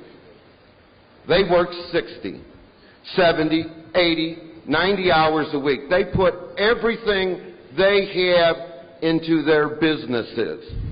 They have borrowed from their families. They have worked. worked, they've sacrificed, they make less than minimum wage if you're an owner and you're starting a business. And when I look at the restaurant business, and I am familiar with the restaurant business, that when your labor runs and you got a $500,000 in sales, which would be any little restaurant that's owned by a small mom and pop here in the city of St. Louis, and when you have $500,000 in sales and your labor is running at 35%, and that's just a standard number, that's $180,000, $190,000 in payroll. That doesn't include your payroll costs. It doesn't include your payroll tax you pay to the city of St. Louis. It doesn't pay the Social Securities, your share of it, if you're the employer. And what this does in the next 6 months, this raises the minimum wage in the city of St. Louis by 15%. It's $1 within 6 months by January 1st. That's a 15% increase. If I have $200,000 in payroll and I jack at $30,000, instead of making $5 or $8 grand a year, that business loses $20,000 a year. And the significance here is there is a boundary, a 62-mile square boundary, and it's just right over there. This should be done in conjunction with St. Louis County at the very least. All of us are sympathetic, especially the small business people here within the city of St. Louis. Very sympathetic to the needs of our residents, and they do, and if you talk to a small business person, they want to pay as much as they humanly possibly can pay. But they have to make a little money to keep their doors open. $500,000 is so arbitrarily low. But I'm going to go back to that barricade. Why are the businesses not here in the city of St. Louis? Why aren't they coming? I'd like to say the mayor's doing a fine job. Some of you might disagree with me. But from a business development, if the businesses were coming, the wages would be higher. What impediments do we put out there, both real and perceptual, that are keeping businesses from moving within our 62 square miles? Earnings tax, everybody, you know those people. Oh, I got to do the earnings tax. I got to do the payroll tax. I got to do the gross receipts tax. Some of it is misperception, and some of it is real. But as we go forward in the businesses that look and seek to move into this community and into these 62 square miles, what is their perception going forward?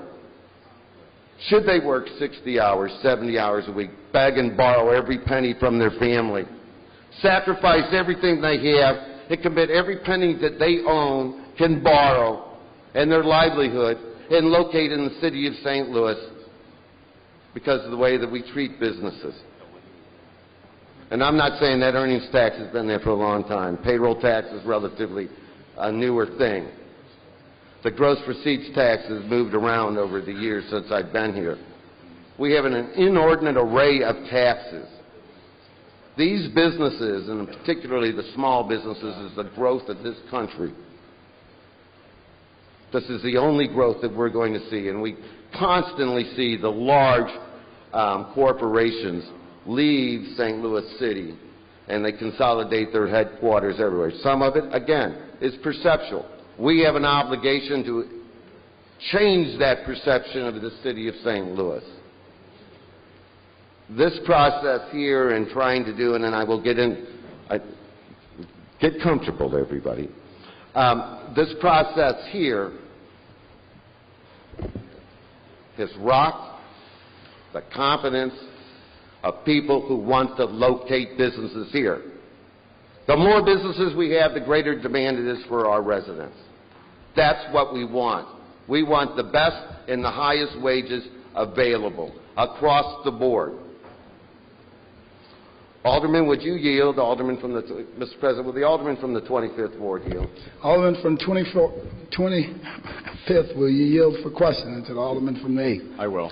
Alderman from the 8th, please proceed. Let me ask you this. I see that you put in a new section on franchises. Correct. Could you give me that location? I mean, like I said, I had to read that this morning, but we want to go through some of these changes that you've made so that was we actually in understand. the committee substitute that I put before the Ways and Means Committee a couple weeks ago, actually. And I believe that language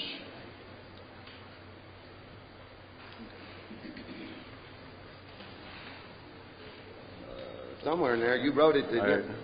in partnership with many attorneys, yes. I believe it's underneath the employer section of the definitions. Yes, it is. It's actually underneath the employer section, section 1, Let's give you the page. paragraph 2. It's page number 4. It's at the bottom of page number 4, lines 23 and 24, and continues on to page number 5, lines 1, 2, 3, and 4. Okay. So, like, with this... Thank you. Okay. So what does this new change do?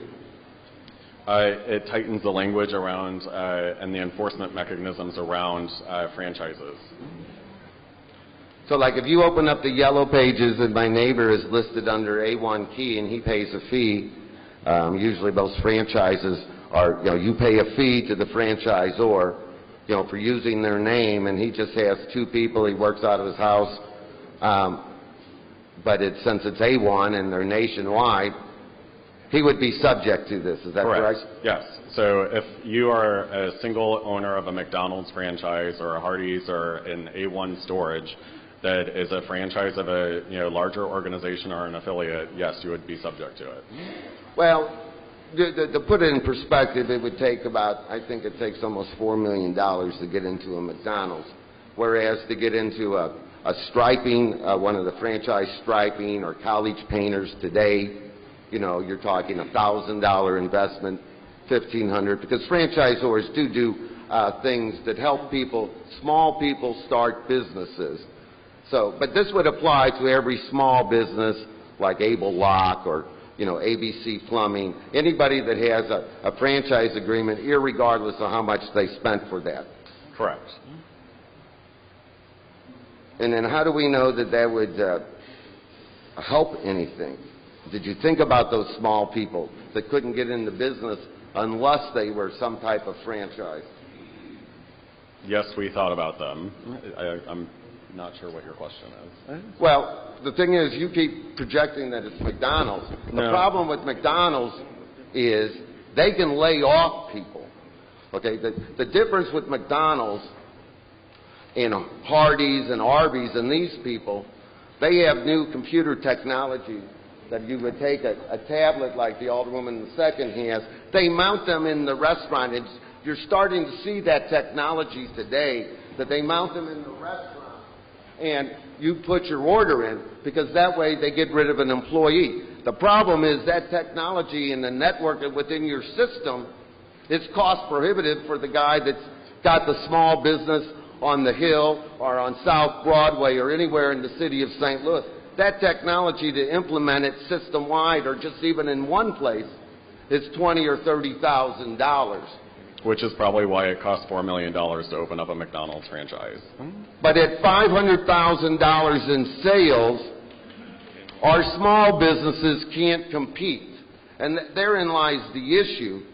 The big guys can respond by laying off people, but the small guys can't. They have to make a decision. I'm too close to the city limit. I may or may have to leave the city of St. Louis or close my doors. When you look at where the city of St. Louis is and what we receive from the business community, and it's just not those big businesses. I know we like it when the lawyers come into town, or NGA, we're going to talk about them a little bit later today. We're going to talk about those people. Well, they're paying $75,000 or $80,000 or $90,000, whatever those are, and we'll give them some tax benefits. This doesn't impact them. I understood, Alderman, where is your exception or provision for the small companies that offer health insurance for their employees? And how do we incorporate that? That would be an amendment that you would have to offer that is not currently included in it, in the floor substitute as written. So the small businesses that offer health insurance, which is what all of us want and have encouraged across the board, those that offer health insurance are going to be even put in greater jeopardy. It will also, if I've got to come up $1 an hour on wage, and when you get your city W-2 and everybody out in the world outside, you can look at your W-2, and I believe it's box 12 these days. They put a little DD in there, and that's the code and the cost of the health insurance that's being provided to you, that you don't pay taxes on and isn't included in your income. We want those small businesses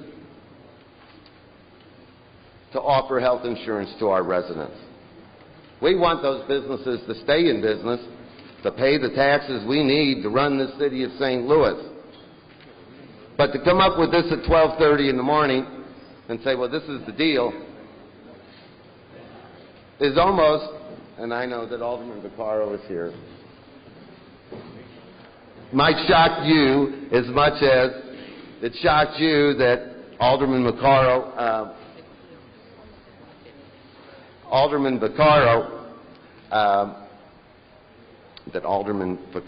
what did you do? Cut off the bait. You know, we at least have a responsibility to read this and let people weigh in.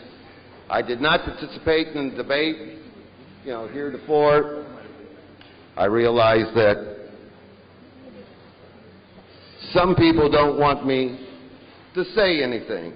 And I've gotten that message from a lot of people. Not just to me personally, but people that are my friends and people I work with. And I don't appreciate that. And I'm dealing with that, and I'm very comfortable with that outcome.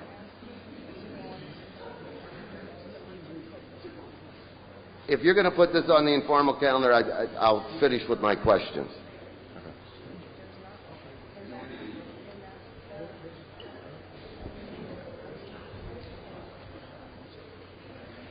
Any further discussion? Any further discussion?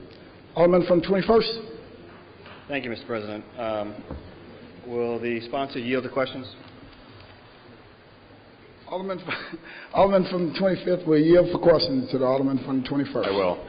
Please proceed, Alderman. Thank you, Alderman. So my concern about Board Bill 83 has not been at all about the intent. The intent, I think, is good. We have a crisis in the city. We have way too much poverty. We want to increase the wages that people earn in the city so they can provide for their families, pay their taxes, buy properties, spend things. It's all good stuff. My question, though, is always been about Board Bill 83 is the legislation itself and whether we are actually passing legislation that is going to get the result we actually want. So for me, the number one concern I have for my neighborhood is not just low wages, but the number one concern is unemployment and no wages. Okay? And so whenever we raise the wages by law, what we're doing is raising the cost of labor in our city. So for businesses, for entrepreneurs, for folks who are looking at our neighborhoods to come and open businesses and create jobs that we desperately need in our neighborhood, what we are effectively doing is raising their cost. And when you are playing at this level, just around the $8, $9 level, what you're really talking about is just low-skill and really, in many cases, no-skill labor. Now, this is a workforce of significant numbers in my neighborhood.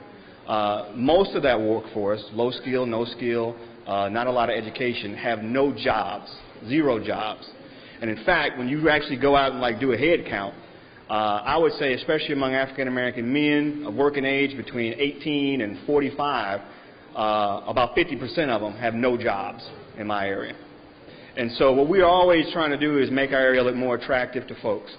And so what I did know from the very beginning with the first version is that if the city of St. Louis unilaterally raises its cost of low-skill and no-skill labor to $15 an hour, while everybody else around us is almost half that, that will put us at a very serious competitive disadvantage. That will put me at a competitive disadvantage when I'm trying to get businesses in my community. Businesses, they have a choice. They have a choice. I've been trying to get a QT in my neighborhood forever. QT flatly told me that they don't go north. They just don't go north. And for the reasons that they give, I think they are not good reasons, and I think those are all reasons that we can overcome.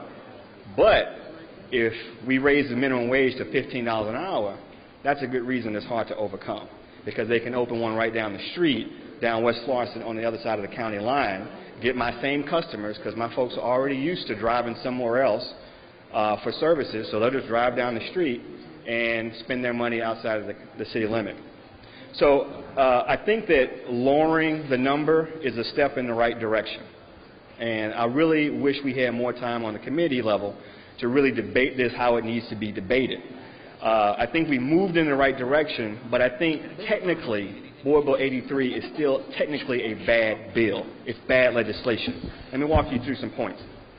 On page... Can I answer that last question? I didn't answer the question yet, but I'm getting there. On page 4,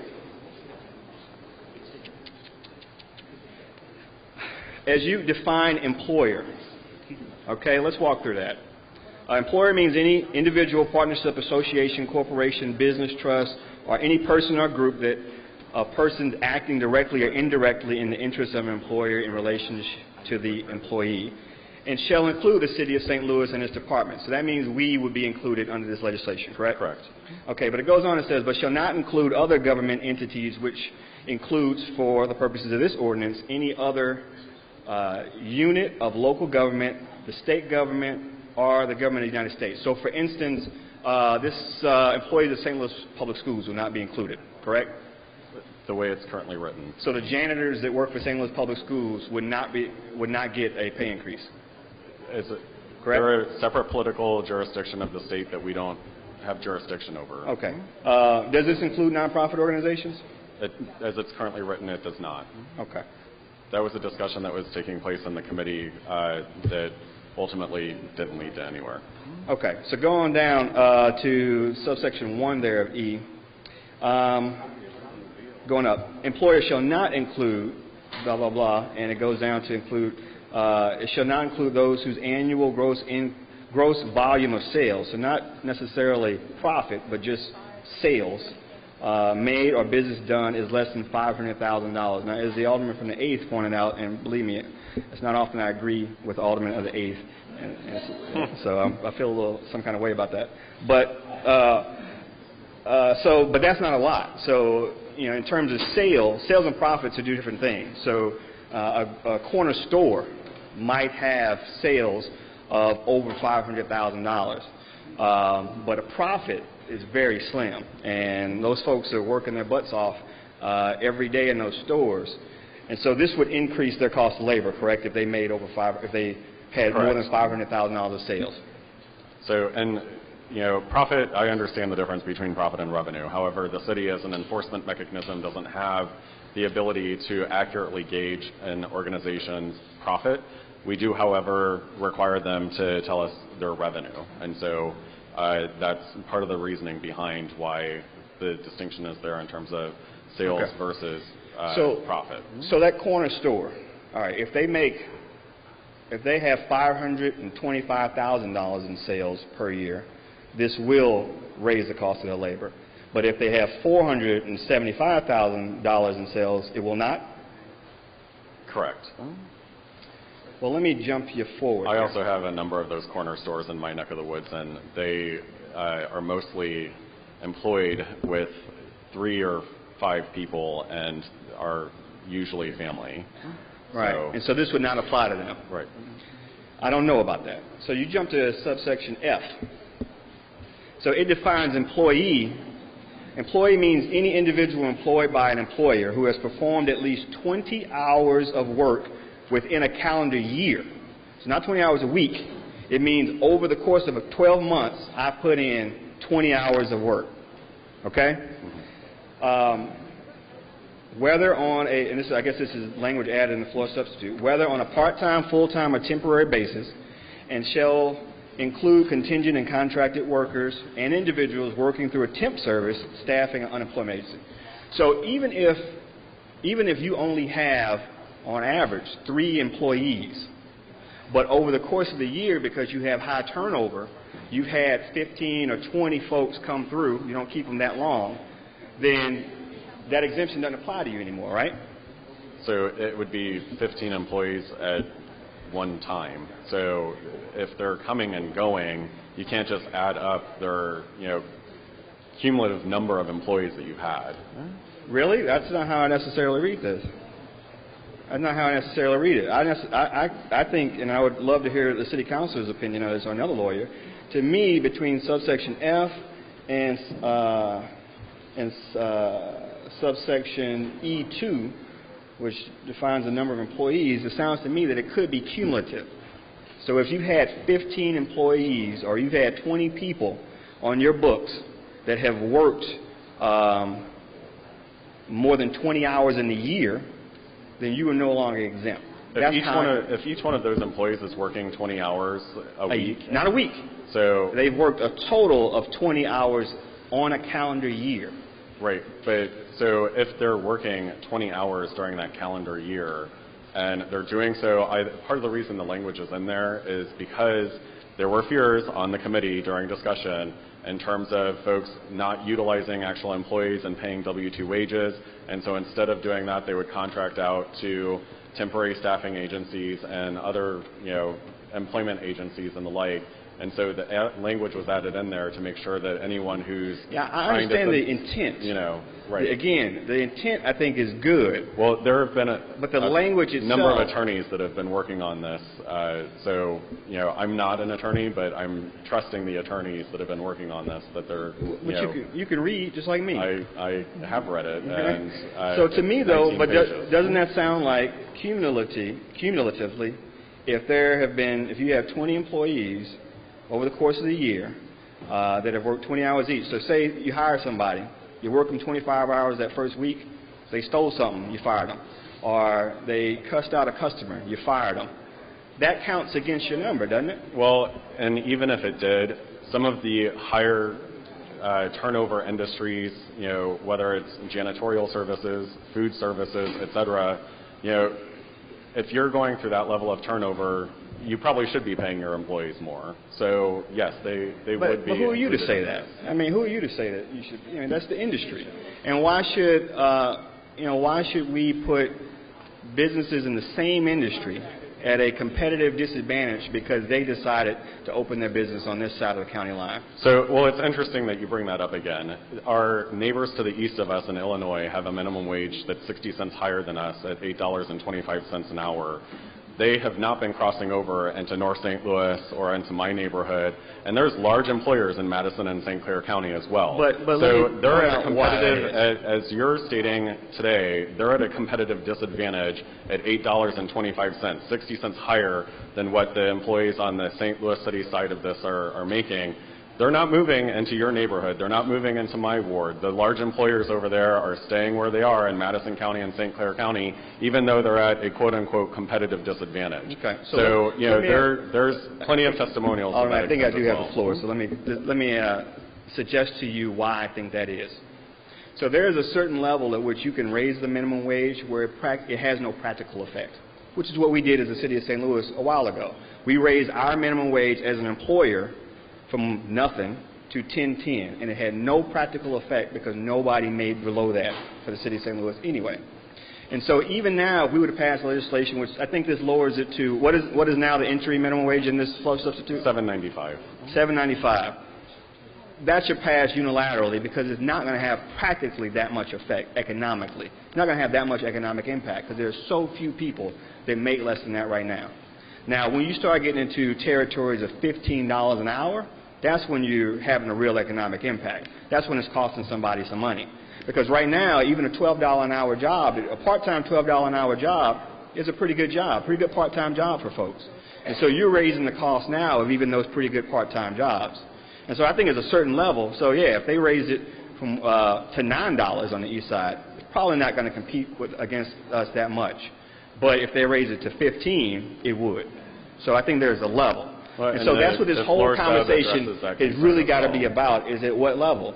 And like I said, when we were debating the motion to pull it out of committee, is that I think everybody down here agrees that we can't afford to raise the minimum wage by some number. The discussion on where that number is going to be.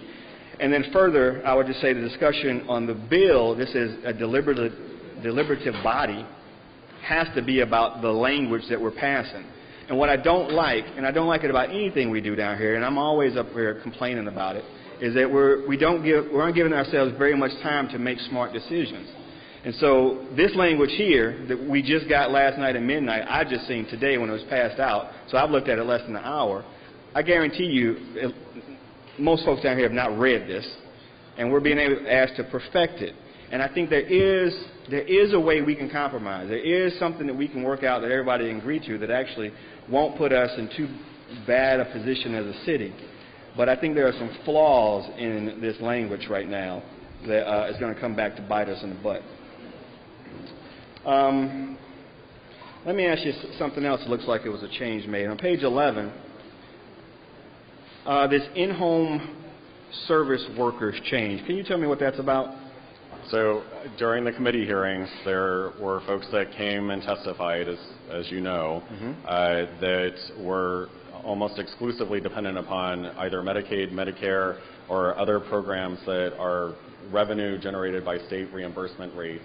And so these were to address the concerns of those business owners so that they would still be able to maintain a service level for seniors, disabled, and the young people that they're taking care of. So in-home services now get an exemption? They do. It's an exemption from the rate, and they would be required to pay 65% of the current hourly rate underneath this ordinance. Okay, so why is that particular industry just singled out? It's not actually on the subsequent pages. There's language in there for the students, employees at child care centers, and also those living at assisted residential care or nursing home facilities as well. So some industries were singled out and others were not. Those that are exclusively deriving revenue from state reimbursement programs like Medicaid, Medicare, and other state-funded programs. Okay. They don't have the decision as to whether or not they can market, move, increase their revenue, et cetera. The reimbursement rates are mandated by the state. Okay. But do you assume that there are not other types of businesses that would have similar problems with just increasing their labor expense? I try not to make assumptions down here. Yeah, that's a good policy. I think there are probably other industries too. And so when we create legislation now, or an ordinance, laws in the city that single out certain employers and certain kinds of industries about their wages, again, so when somebody's deciding to open up a business in the city of St. Louis or in the region, how much do they have to pay for labor? And the question will then be, well, it depends. It's not a simple decision anymore. We actually make it much more complicated now. Well, it's not a simple decision right now either. If you look at the state laws around wage and hour, it's very complicated. We make it even more complicated now. Let's see. There was another issue in here. And so the full-time students exemption. So college students don't get a pay increase? So there was a lot of feedback in regards to students working at corporations or in neighborhood businesses that do not necessarily have the education yet or the skill set to perform fully the functions of that job, and to basically eliminate those somewhat of internships or apprenticeship programs that in kind of the corporate setting would be a detriment to those that are in elementary and secondary education institutions. So they would still be provided a higher wage underneath the ordinance, but it would be exempted so that it's a certain percentage of the wage. Would that also apply to adults who have gone back for education and they become full-time? Okay. So And there's also, there's exemptions in here. There's exemptions in here for work-study programs, and also, there's a number of programs that actually work with folks who are disabled that, are finding job placement, through organizations, and those are also categorized in this bill as well. Okay, so if an adult right now, either a 25-year-old or a 45-year-old, is working in a job, next year this ordinance kicks in, their wages get raised to whatever the level is. Sometime over the course of time, they decide to go back to school. Their wages can be lowered? That's unlikely, but technically... Why would it be unlikely? When you think it's very rare for an employer to do so, but so it is unlikely that something like that would happen. But legally it could? But legally they could. Okay. All right. And then the last question, and I'll let somebody else ask the questions then, is how much is this going to cost? So I think the alderman from the 7th asked you if there was any kind of a study, an official study done on the economic impact of the original version of Board Bill 83, especially as the city, as an employer. How much would it cost us? How much are we going to have to pay additionally out of general revenue? One is, was there anything done on the original version of Board Bill 83 to say how much it would cost the city as an employer, or how much what's the economic impact on the region? So there has been. In terms of the city, obviously the city is easier to study than the region itself. I would think so. But underneath the floor substitute, raising the city's rate as an employer to $11 by 2019, 2020. No, so I'm asking first about the original, before the floor substitute. Yes, there was. And Noel from the mayor's office came and testified. Was that the official city representation of? You may not agree with it, but yes. What about the budget director? We pay a guy we're all familiar with on the Ways and Means Committee. Did the budget director come up with some numbers? I'm sure the mayor's office was relying on the budget director to provide some numbers so that they could do the analysis. But nobody down here has actually heard from the budget director on this issue. Unfortunately, the Ways and Means committees were cut short, as you know, so further testimony and public hearings were not able to take place. So then we should go ahead and pass it, even though we haven't heard from the budget director. I'm actually going to move to put this on the perfection and informal so that we can continue having discussions around this as well. Okay, that's pretty good. All right, so what's the difference between the economic impact of the original Board Bill 83 and 83 floor substitute? Wait, sorry, I didn't hear that. So some numbers have been changed from the original version of Board Bill 83 to your substitute. Numbers have been changed. The floor substitute isn't before us yet. That's what we're doing now. We're having a discussion on whether we should vote to bring this floor substitute before us. Okay. So I'll say that question for when the bill is before us. Thank you. All right. Mr. President, I'd like to move that we put Board Bill 83 into the perfection and formal calendar. Madam Clerk, please place Board Bill 83 on the perfection and formal calendar. So noted. Alderman from the 17th? Yeah.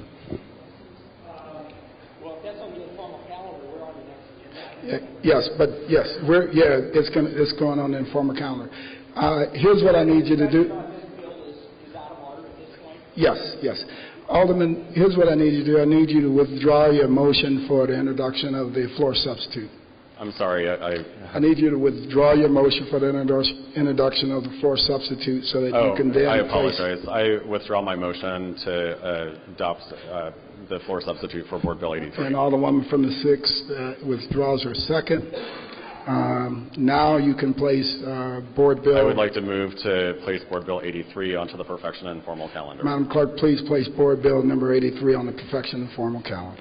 So noted. Right. That's the extent of Board Bills for perfection. Alderman from the 21st, you recognize. President, I move that we suspend the rules to move the following board bills from the perfection consent and perfection calendar to the third reading consent calendar.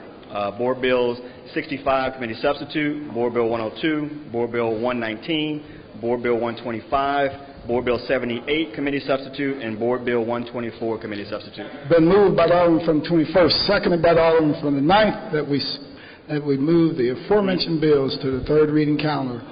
Madam Clerk, please call the roll. Alderwoman Tyus. Alderwoman Flowers. Alderman Bosley. Alderman Moore. Alderwoman Hubbard. Alderwoman Ingracia. Alderman Coder. Alderman Conway. Alderman Ortman. Alderman Vollmer. Alderman Villa. Alderman Arnowitz. Alderman Arnowitz. Aye. Alderwoman Murphy. Alderwoman Howard. Alderwoman Green. Alderwoman Behringer. Alderman Rhodey. Is that pass?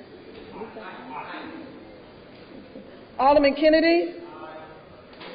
Alderwoman Davis. Alderwoman Spencer. Alderman French. Alderman Boyd.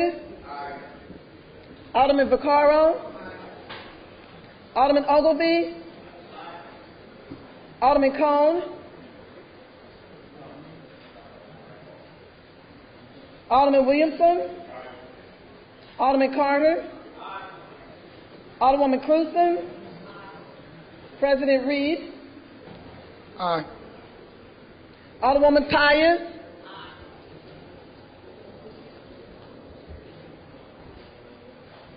Alderman Cone. 28 aye votes, no votes. By your vote, you sustain the motion. Alderman from the 21st, suspend the rules and move the aforementioned bills to the third reading consent calendar.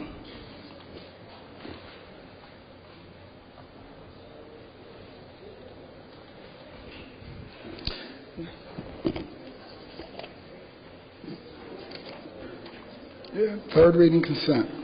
Board Bills 77, 84, 85, 86, 87, 89, 90, 91, 92, 93, 94, 95, 96, 97, 88, 106, 120, 121, 112, 123,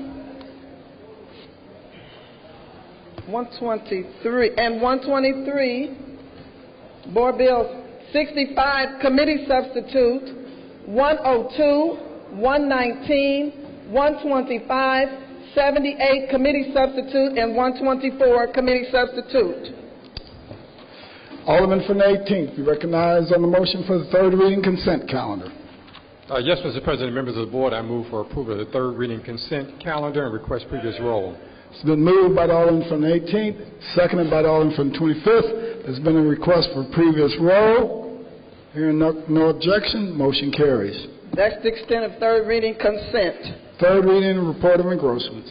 Board Bill 117, as amended, sponsored by Alderwoman Hubbard, and ordinance recommended by the Board of Estimate and Apportionment, authorizing and directing the St. Louis Municipal Finance Corporation to procure a loan for the purpose of funding the acquisition of real property in the city, including the cost of securing options to purchase such real property and other costs necessary to prepare such real property as a site for the western headquarters of the National Geospatial Intelligence Agency.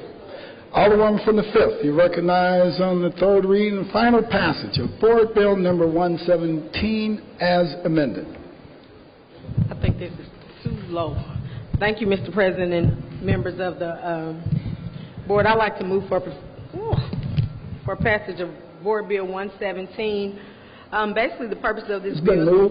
You make a motion for third reading and final passage of Board Bill 1. I would like to make a motion for third reading and final passage of Board Bill 117. As amended. As amended. It's been moved by the Alderman from the 5th. Entertain a second on that motion. Seconded by the Alderman from the 16th. Alderman from the 5th, please proceed. Thank you, Mr. President. The purpose of Board Bill 117 is to facilitate funding for property acquisition and other costs associated with the assembly of approximately a 100-acre site for the western headquarters of the National Geospatial Intelligence Agency. Basically, what this bill does is authorize the St. Louis Municipal Finance Corporation to obtain a loan, either in the amount of $13 million if no other debt is refinanced as a part of the loan, or $20 million if debt associated with 1520 Market Street is refinanced as a part of the loan. The portion of the loan directly related to the NGA project will take the form of a line of credit, which will then be drawn as needed, primarily to pay costs of acquiring options that would be exercised only if NGA selects the site. If NGA selects the site, the loan will be repaid through proceeds of sale of property to NGA or a bond issue secured by a portion of the state income tax revenues generated by NGA, up to $12 million per year. If NGA does not select the site, the loan will be paid from a sale of land acquired with the loan proceeds and other city revenues, resulting in the extension of the funds that are currently used to pay debt associated with the acquisition and renovation of 1520 Market. To provide a brief summary of where we are today with NGA, I understand that there were some concerns about the process by which we are going through to hopefully land the NGA in our city, to keep it in our city. I think it's important for us to realize that what's at stake is 3,000 jobs with the potential of us growing to 7,000 jobs. And I know that there are some grave concerns about how we got here and our means for financing this.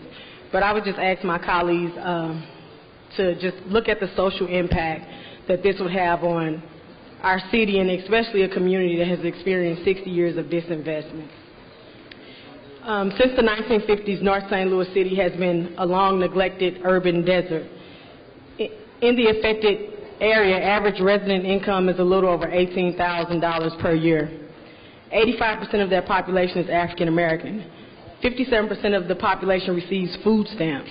38% is on Medicaid. Over 50% receive housing assistance. And the amount of prison spending is almost 5 times that of the St. Louis metropolitan area.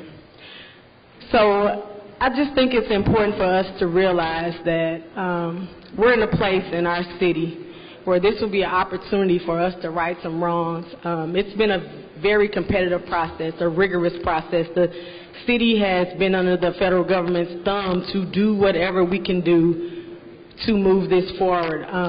I believe that we're in a favorable position to receive the NGA. Like I said, 3,000 jobs with the potential of 7,000 jobs. Average salary is $70,000 to $80,000 per year. And this would just do a lot for North St. Louis. And I would just hope that my colleagues understand the importance of us doing this. And, you know, when we're elected to come down here, our constituents elect us to make positive change in our community. It doesn't always come in the form that we want it to come in, but I just ask for your favorable support in passing Board Bill 117. All right, thank you. Any further discussion? Alderman from the 21st. Mr. President, we find ourselves kind of where we just were a minute ago, where while the intent may be good, what we're actually doing may not actually get us to where we want to be. The idea that the City of St. Louis wants to retain the NGA as an employer is a good one. And there is an opportunity, and has been, for us to work out a deal that made sense. We could define an area, we could clear it in a fair way, and in some cases we already have a lot of clear vacant land we already own. In fact, this very board bill is to borrow money to buy back land we already had, which in and of itself is a little ridiculous when you think about it. But then that we have not really deliberated very much on this, to the point where probably no one down here can really tell us exactly what the money is going to be spent on, who's going to get what, how much profit someone stands to make, especially profit from land that we sold them at a discount. So I'm speaking specifically right now about developer Paul McKee. I distributed an article, I think it's on everybody's desk. It was published in the Post-Dispatch just a couple hours ago. Headline reads, developer Paul McKee has requested $17 million from the City of St. Louis to buy back land for spy agency. Now of that, a small portion is to buy back the land that we sold him at a discount just a couple years ago. So we would have to borrow money, and no bank wants to give us the money, apparently, unless we mortgage 2 city-owned properties, including what we know as City Hall West. So we're going to mortgage City Hall West to borrow some money, to buy back some of the land that we sold in McKee, but the bulk of that $17 million, that outrageous $17 million request that McKee apparently is making for the city to buy him out, is actually for what has been termed developer rights. Now, what are developer rights? Developer rights is that we passed an ordinance down here some years ago in the form of a TIF that made an entity known as Northside Regeneration LLC the sole developer of that area. And we authorized up to almost $400 million in TIF for that area. Now, despite a $400 million TIF, $40 million in state tax credits, we haven't seen one house developed, one large-scale business created, anything done in that area. And so not only now is Mr. McKee planning to flip his properties to the city and city taxpayers for a profit, we're entering a whole new level now where somebody is flipping an ordinance. So we passed an ordinance and he's about to flip it, and he's asking us to pay, according to the Post-Dispatch article, upwards of $17 million to buy back the developer rights we gave him for nothing. Now, this is crazy. All right, and really you're getting into an area beyond crazy. It's almost becoming criminal at this point. For somebody to fleece the city taxpayers like that, and for us to be asked to vote on a piece of legislation like this without the contract negotiated first. So what we're being asked to do today is write the check, give it over to the folks in the mayor's office and SLDC, and then they'll just split it up, fairly according to them. And that's just crazy. And it doesn't have to be done that way. It can easily be done where the contract is negotiated first, and then we know what we're paying for, and then we can decide as a body if that's the best use of taxpayer money. We don't write the check first. That's not the way it should be done. And so when the folks from SLDC came to us and they gave us an update on the status of all the properties in this area that we will be purchasing, less than, I think, 24 of several hundred properties had already come to negotiation. They've already worked out an agreement. And so when we looked at it, Mr. McKee owned the largest bulk of properties over there.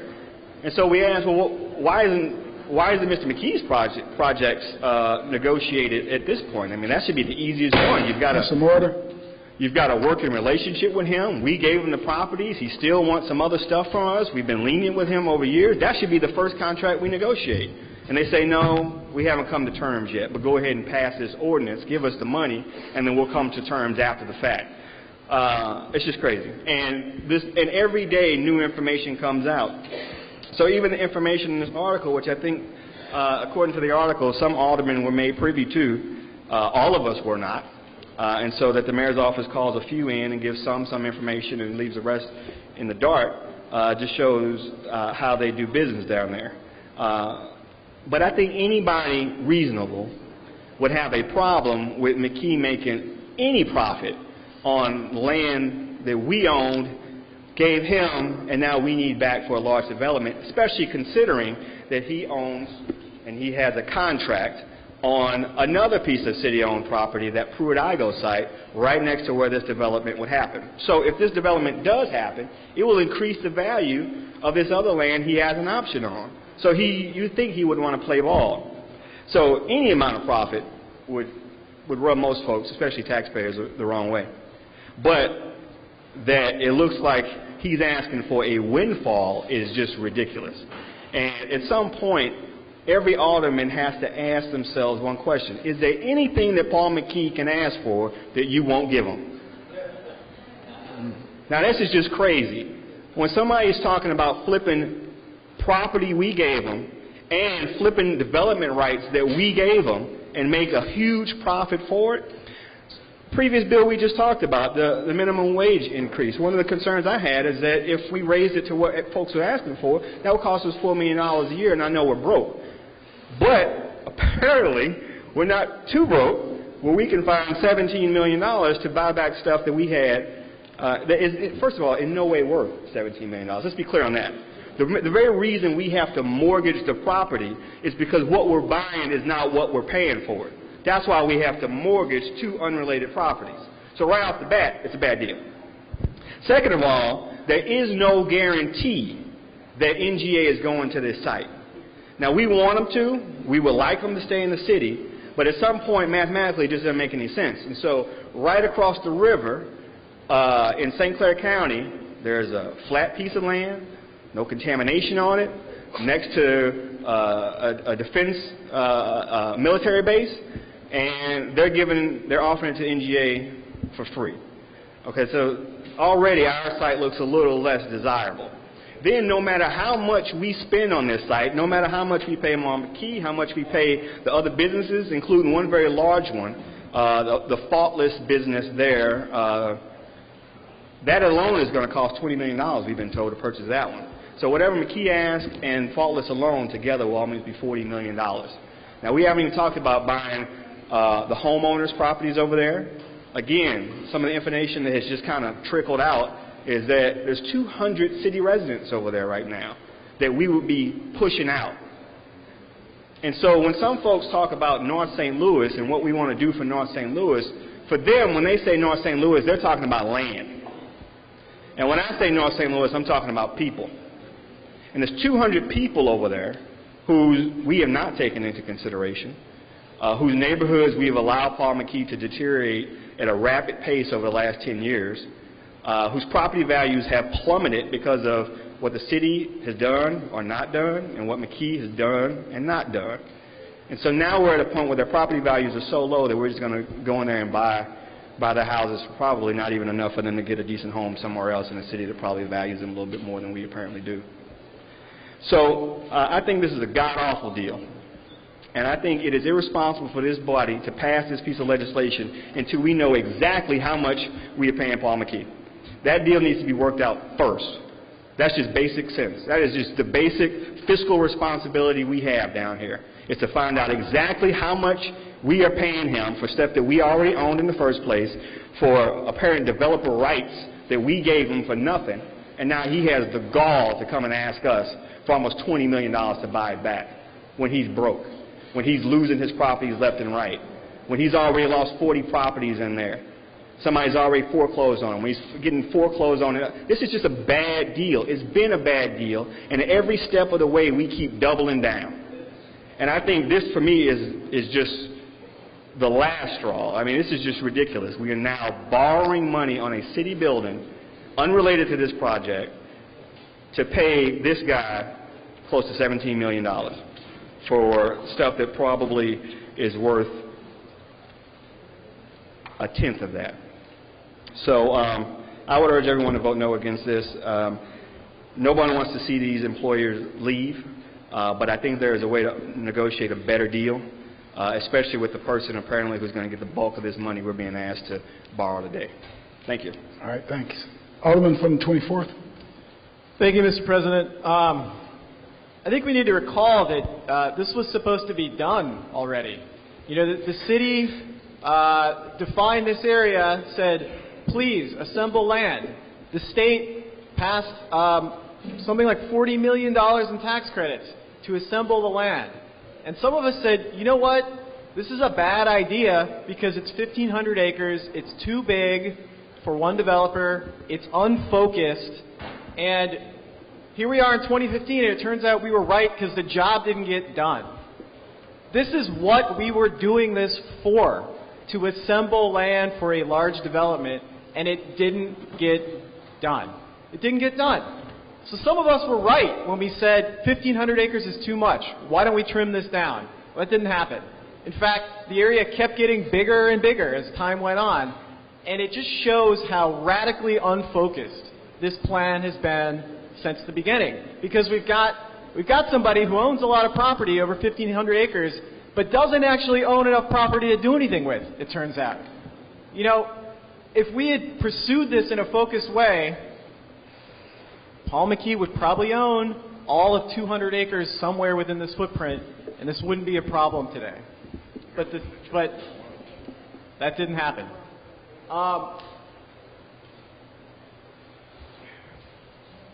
You know, I think we should probably recall that it takes a 2/3 vote of this body, according to the charter, to sell city property.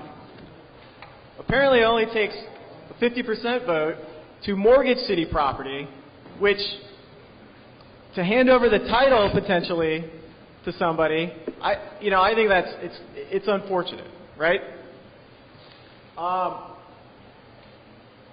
other thing we need to think about is, I think we're being told if we don't approve this, the NGA project is gone. But I think as the Alderman from the 21st points out, do we know that's true? I mean, if we don't approve this, maybe Mr. McKee comes to his senses and says, you know what, I'm just going to sign the option because it's the only way I'm ever going to get paid for this property. He can sign an option and get paid after NGA makes a decision, just like every other property owner within that site can do. Just like somebody like Faultless Linen can sign an option and say, if NGA selects the site, I know I'm going to be made whole, I know the business will get moved, but it'll get moved based on the revenue generated by NGA. Why is Mr. McKee in a different position? Why can't he sign the option? Why can't he sign an option for $3 million, what it costs to acquire the property, or $4 million? He can. He's choosing not to. But he might if he realizes we don't have $13 million in cash to sign over to him ahead of an NGA site selection. Just to conclude, the idea that we have to approve this, at the drop of a hat. If we approve this and we have a mortgage on one of our city hall buildings to buy this property that is worth very little, at that point, to me, nothing is sacred.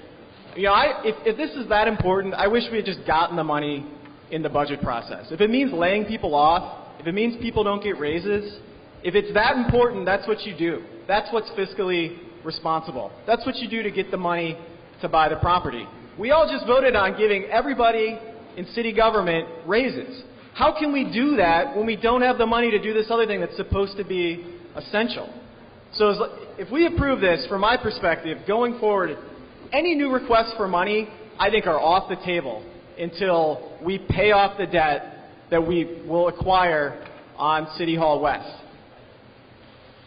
There were other ways to get the money. We've known this for a year. There are other ways to get the money. This is merely the most convenient and expeditious way. The way we do it, I think with the least political fallout. But it's not the most responsible way.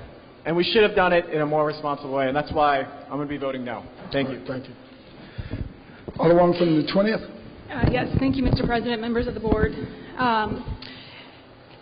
It should be a top priority of our city to keep these jobs, and I'm glad that it is. I commend our city's efforts to keep NGA here. I also commend our city's efforts to increase wages of low-wage workers so that they can contribute to our economy and hopefully create new jobs in our city. This is incredibly important right now. Our city is suffering. We have increasing crime rates. Our unemployment rate in the city of St. Louis is almost 3 times the national average, and it's much higher on the north side. This is a time when our federal government should be coming to our aid instead of putting our backs up against a wall with tight timelines and forcing us to negotiate with a failing developer for redevelopment rights that should be rightfully ours at no cost. We could not be guaranteed that any of this money that we'll be obtaining through mortgaging our buildings would not be used to pay for redevelopment costs by Northside Regeneration that were given to that company under Board Bill 68485, which states, "It is necessary and desirable and in the best interest of the City of St. Louis to enter into an agreement with Northside Regeneration." It was in good faith that we gave these redevelopment rights to Northside Regeneration. And we should not have to negotiate with city buildings to get them back. These 3,100 jobs are good jobs. They're high-quality jobs. My constituents, neighbors, and even friends are employed by NGA, and I am proud that we are working hard to keep them. And I trust that our mayor, his staff, and SLDC will continue to negotiate with NGA in a favorable way without this refinancing package. I cannot, in good conscience, negotiate our city-owned buildings to pay for redevelopment costs that we should be able to reclaim as a city at no cost to ourselves. And therefore, I will be voting no on this. All right, thank you. Alderman from the 8th. President, members of the board, a couple of things. I know last week one of my colleagues said that it was something like this. I think I don't know where I'm at on this. I know where I'm at. I'm standing in City Hall and I represent St. Louis, and I am for St. Louis. And that's what this bill does. You're either for St. Louis or you run for mayor of O'Fallon, Illinois. That's the choice you have today. When you look at this issue here, let's put it in perspective. I know that the Alderwoman last week said that it's 2% of our budget and come up with the $22 million. And I'll forgive her for the fact that that billion-dollar budget we have is not available to us. $450 million is. So that'd be 5%. But $22 million, 400 police officers. We have a balanced budget every single year. And I know a couple of weeks ago, and it's just so funny for me to hear some of these things. A couple of weeks ago, I think the vote down here was 27-1 to put that general obligation bill on the August ballot. I forgot who the guy was that voted against it, but you're listening to him now. And if you understood what a general obligation bond was, that's why it was 27-1. The Alderwoman Tice and I, we do vote together occasionally in the good old days. But that was effectively putting a mortgage on everybody's house in the city of St. Louis for 20 years. That's way more devastating than borrowing $13 million at 1520 Market. I'd never heard of it called City Hall West, but, I'll incorporate that. So let's see what we've got here today. Let's put it in perspective. There's 3,100 employees averaging $75,000 a year in payroll in the city of St. Louis. And right now, this meeting that we're in today is probably in every bar and tavern in O'Fallon, Illinois. Because they want to know, are we really that stupid? Will we give them those jobs? Those 3,100 jobs generate, and these aren't made-up numbers, that will generate $2.3 million a year. Not only will it do it in the future if they don't grow, that's what we're making off of it right now. Forever. It's a lifetime annuity of $2.3 million that you would have us walk away based on some of these red herrings that I'll talk about regarding Mr. McKee. Now, what else do those 3,100 employees do for us here in the city of St. Louis? Well, we know about 400 of them live in the city of St. Louis. They own cars, they own homes, they buy their groceries here, and that generates, and I'm sorry, my memory with age a little bit it is a little faulty, would generate $1.6 million a year. And that's a real number. And it's not like the money that gets respent that they spend. It's just what we can say that they spend. That's 400 people to live in the city of St. Louis, and it's tucked down there somewhere. They don't let me go down south, but somewhere down there on Broadway, or somewhere in Alderman Ortman's ward, or somewhere down there. But they got 3,100 people, and I know 400 of them live in the city of St. Louis. I don't know if you've ever been to O'Fallon, Illinois, or even in that area. There's a shopping mall over there called Fairview Heights. So kind of put you in perspective of the range. But if you were to have to go all the way over to the Scott Air Force Base, it's even further away. What do you think these 400 people would do? I think some of them would leave. And the new hires that they hire over the next generations of people behind us, well, they're not going to live in the city of St. Louis and try to commute across those bridges. I mean, I commend anybody that goes back and forth over those bridges every single day. Those are real numbers. This project, and someone correct me if I'm wrong, is estimated to be $1.6 billion in construction here in the city of St. Louis, in an otherwise fairly depressed part of town. But there is a tremendous amount of new housing going on. I know in the 5th and the 18th Ward, the Alderwoman from the 19th Ward, I know that she's working. We have housing going on. I would think that once we relocate them here,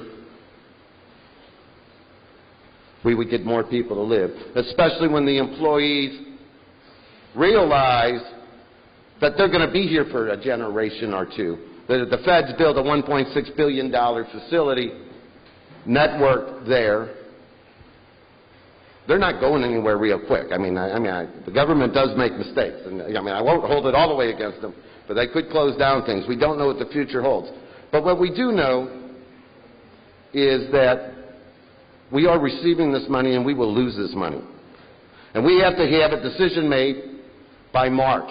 And we have to be able to deliver this property. And so let's look at this property. And I know that the alderman that's running for mayor in O'Fallon, I thought he was running in Ferguson, but now it's O'Fallon. And I'm just having fun, Alderman. Okay. The bottom line is the state of Missouri is going to give us about $16 million in brownfield credits to clean up this property. We're going to refinance 1520, and it's for $20-something million because we already owe $7 million on it, and we're going to take $13 million out to put our share of the money that's going to be required for site work and cleanup. The state has given us that money irregardless. Think about it. The state treats us so horribly historically. Alderman from the 11th, I've realized, our perception here in the city is that I got 2 former state representatives here. We're never getting a fair shake from the state of Missouri. They're giving us this money to clean that site up. Yes, if it all fell apart, you vote no today, it goes to O'Fallon, well then, okay, we don't even have to go forward. If they don't select us in March, or proceed, actually there'll be a notice to proceed, we'll have a site that we've accumulated the property, and hopefully in that area of the city of St. Louis, that property will be available for development because it will be cleaned. Now, as we look back to last April, when we talked about these general obligation bonds, I know the first draft that the mayor had put in, he had about $25 million for site improvements at this place. This isn't the first whack that we did. And then in January, when we brought it out, it was in there. People argued they didn't want site improvements done there. Time is running. The administration and all of these people, this isn't their first time coming to you. Last week, I said, some of you got up here and said that nobody presented us alternatives. Well, 2 things is they did come with the alternative a couple of times. The same people that are opposing this today oppose those alternatives. Everybody has a naysay on this. What was the alderman from the 24th alternative to get this money? Paul McKee has nothing except the property owner there. $1.6 billion in development. Almost $5 million a year guaranteed forever. I know that everybody's scared about the $17 million, and this thing written 33 minutes ago by the Post is actually wrong. It said he paid $3 million. I think it was 6.9. That was just a number given to the reporter. That was wrong. I see the alderwoman from the 19th shaking her head regarding that. Paul McKee owns property there. We need that property. That's a different issue. I would be embarrassed if we paid $17 million. The clause in that option says we get it back at cost.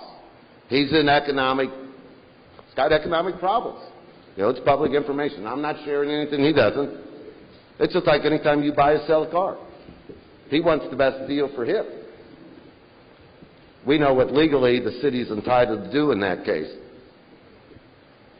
But in order to expedite this, I imagine that there has to be some negotiation with him. Those decisions and I know there wasn't Alderwoman Hubbard, it was Alderwoman Ford and Alderwoman Davis represented that area. They negotiated that, and I mean they did a phenomenal job. I actually sometimes, in hindsight, felt a little sorry that I shouldn't have for Mr. McKee, for him to have to go through all of these safeguards that they negotiated within the original development agreement. But it is definitely a red herring. It has nothing to do on whether or not we're going to keep the NGA. Yes, that's a bad decision. You don't like the mayor? Hang that on the mayor. Mayor makes mistakes. I don't know if it's a mistake yet. It's a mistake because we're here, because that's where we had to go with the NGA. They went from wanting 49 or 50 acres to wanting 100 acres. We have to accommodate them with respect to that. That is too important to our community. It is too important to our city. It's too important to the vitality of the city of St. Louis. That is 3,000 jobs. Most gymnasiums in any high school here in the city of St. Louis isn't going to hold 3,000 people. And the average wage is there. That is a high average wage. Not only do we get their earnings tax when they're making higher money, they're spending more money. That generates more sales taxes, more gross receipts taxes. That is important. And besides their development, there's businesses that do business with the NGA. And they're going to need to rebuild and relocate. The state's picking up the vast majority of this. And the state has something to lose, too. And that's why they're actually accommodating us. You know, they're going to lose the income taxes on all of those employees. Whatever the deal is with Paul McKee, I know that the alderman from the 21st picked the most extreme number because that's what Paul said he wanted. He's starting somewhere. That's fine. That mistake, if the mayor made a mistake or CDA or SDLC made a mistake, that's fine. But that cannot interfere with your decision to keep these 3,100 jobs here. There is no choice. You can vote to keep them here, or you can vote to send them to O'Fallon, Illinois. And I can tell you, somewhere at a kitchen table in O'Fallon, Illinois, they're praying you vote no today.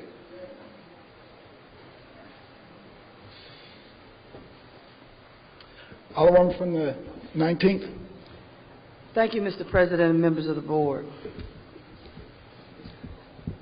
I'm going to preface my comment so you have a clear understanding of where I'm at and who I am on this project and on this bill. I could care less about Paul McKee and any endeavor he has ever in the future or now. I understood he didn't have what it takes to do this project back in 2008 after I examined his proposed plan with all that $8 billion of development. And I told him that. And I tried to give him a break. I tried to work with him. I tried to talk to him. I did everything I could. And then we spent hundreds of hours with him on putting together the development plan that he claimed he would be able to produce, and we would have all these jobs and everything else. But I knew in 2009 that he still wasn't going to be able to do it. And for those of you all who remember, I was on my way to Jefferson City to walk those halls to be against him so those legislators wouldn't give him the land assemblage money. And I got up off of the hospital bed from my car accident, total car, and went right on up there and walked those floors with bags of ice on my ribs and stuff. That's how much I cared about making sure they understood what we had before us. They gave it to him anyway. Okay, I'm still here. I'm still at the Board of Aldermen. And he comes back day after day, week after week with another new thing, some this, some that, and it doesn't happen. And you know that. You know that. I know that. I don't care about him. He can ask for $40 million. He's not going to get it. He can ask for it, but he definitely won't get it. And that's one of the smarter things that we put down in black and white when we were negotiating with him. You only get back what you pay for the land, and any improvements according to any other real estate contract in the world. If you tore down some buildings or you improved something or built something on it, that's the only thing we can give you back, and that's the only thing we will give him back. And I told everybody here from City Hall and every department head, and I had to apologize to some of them based on what I said. It wasn't personal. But he will not profit from this. He will not profit from this. I also said to you guys late last year, I said, if you just calm down and you keep everything in the right perspective, he's going to self-destruct. Has that not happened? And you don't know tomorrow what's going to be happening tomorrow. We got blessed with one lender that we can negotiate with that lender and not him. That's better every day. So I'm happy when I see all the lenders calling in the note, calling in the note, calling in the note. It's easier to negotiate with those lenders.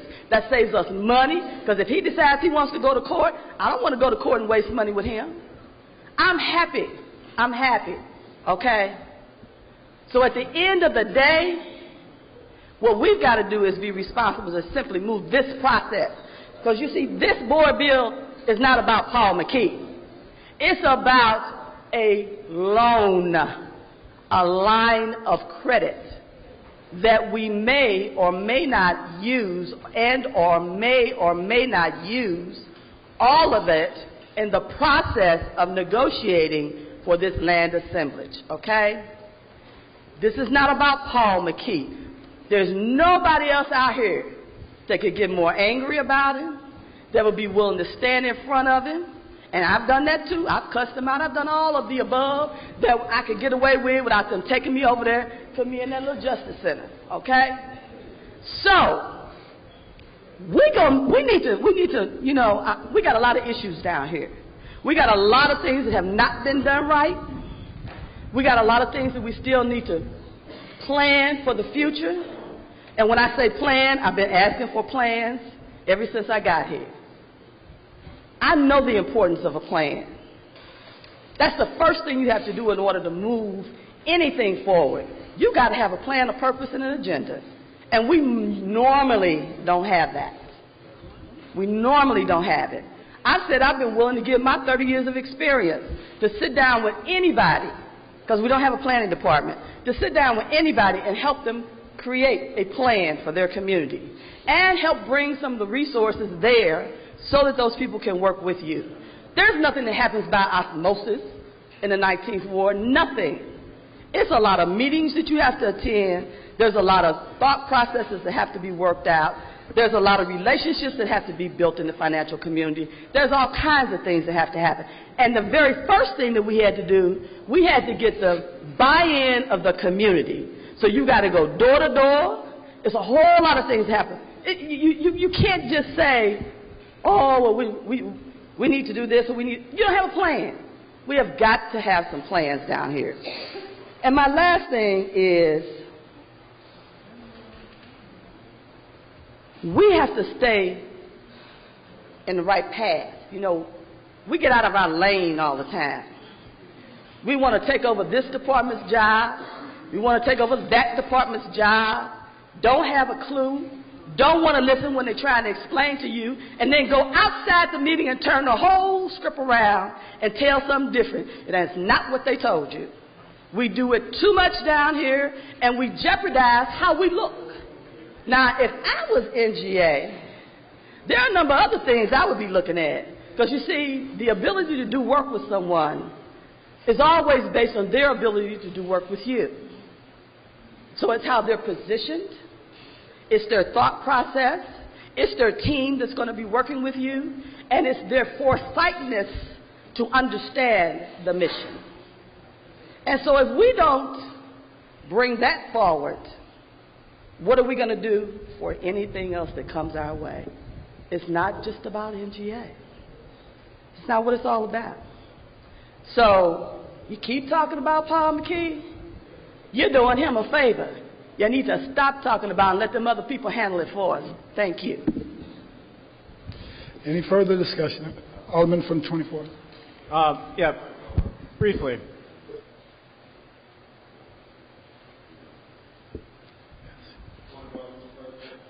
Please state your point of order. No disrespect, but hasn't the Alderman from the 24 spoken once? Yes, he's spoken once. Okay, Rule of 32 would allow me an opportunity to speak first. It does.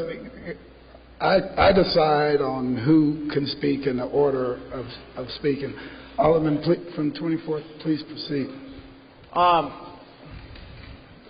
from the 8th alluded to, what's the other plan?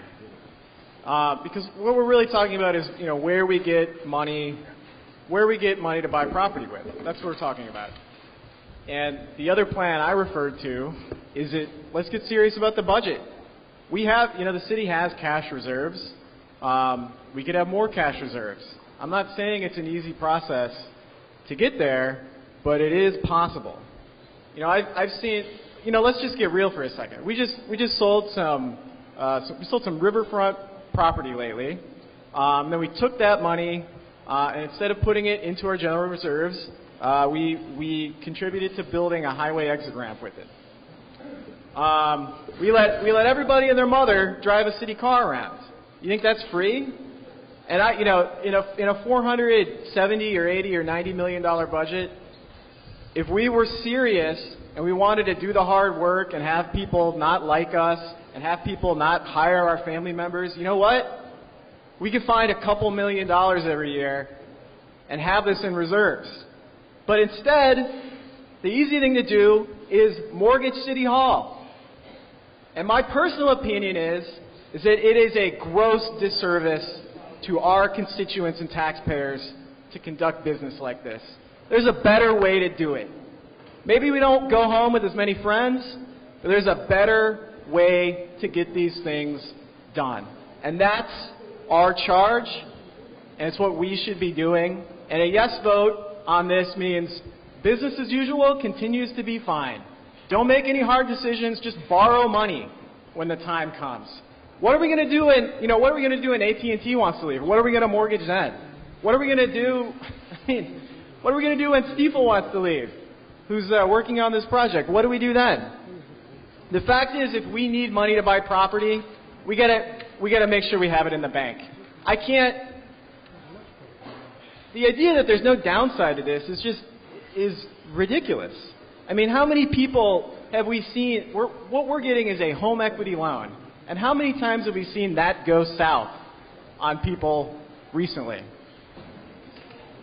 If we had $25 million in our cash reserves, we could do this without all this trouble. And we could have that money if we provided a little bit more scrutiny on our budget every year. And from my perspective, we're doing that going forward. As long as we have this mortgage on City Hall West, we're doing that going forward. There's not going to be new categories of expenses until we really crack down on the junk we spend money on right now. Thank you. Alderman from the 22nd. Thank you, Mr. President. I just have several points I want to bring out, but first I want to inquire of the Alderman from the 21st. I'd like to ask if he will yield for questions. I just have one question. Alderman from the 21st will yield for questions to the Alderman from 22nd. Certainly. Thank you, Alderman. I've listened to everything you had to say. I feel your frustration. I think most aldermen down here feel frustration about Paul McKee, the person, not being able to deliver on the regeneration project as he promised. But let me ask you a worst-case scenario. If the city purchased 100 acres property and we take out this mortgage and we don't get it, is the property worthless? Can we do something else with it? Is it an opportunity to do another big development? So this is what I think is the worst case scenario. The worst case scenario is that we will have borrowed money, spent money, to the tune of somewhere between 5 to 15 million.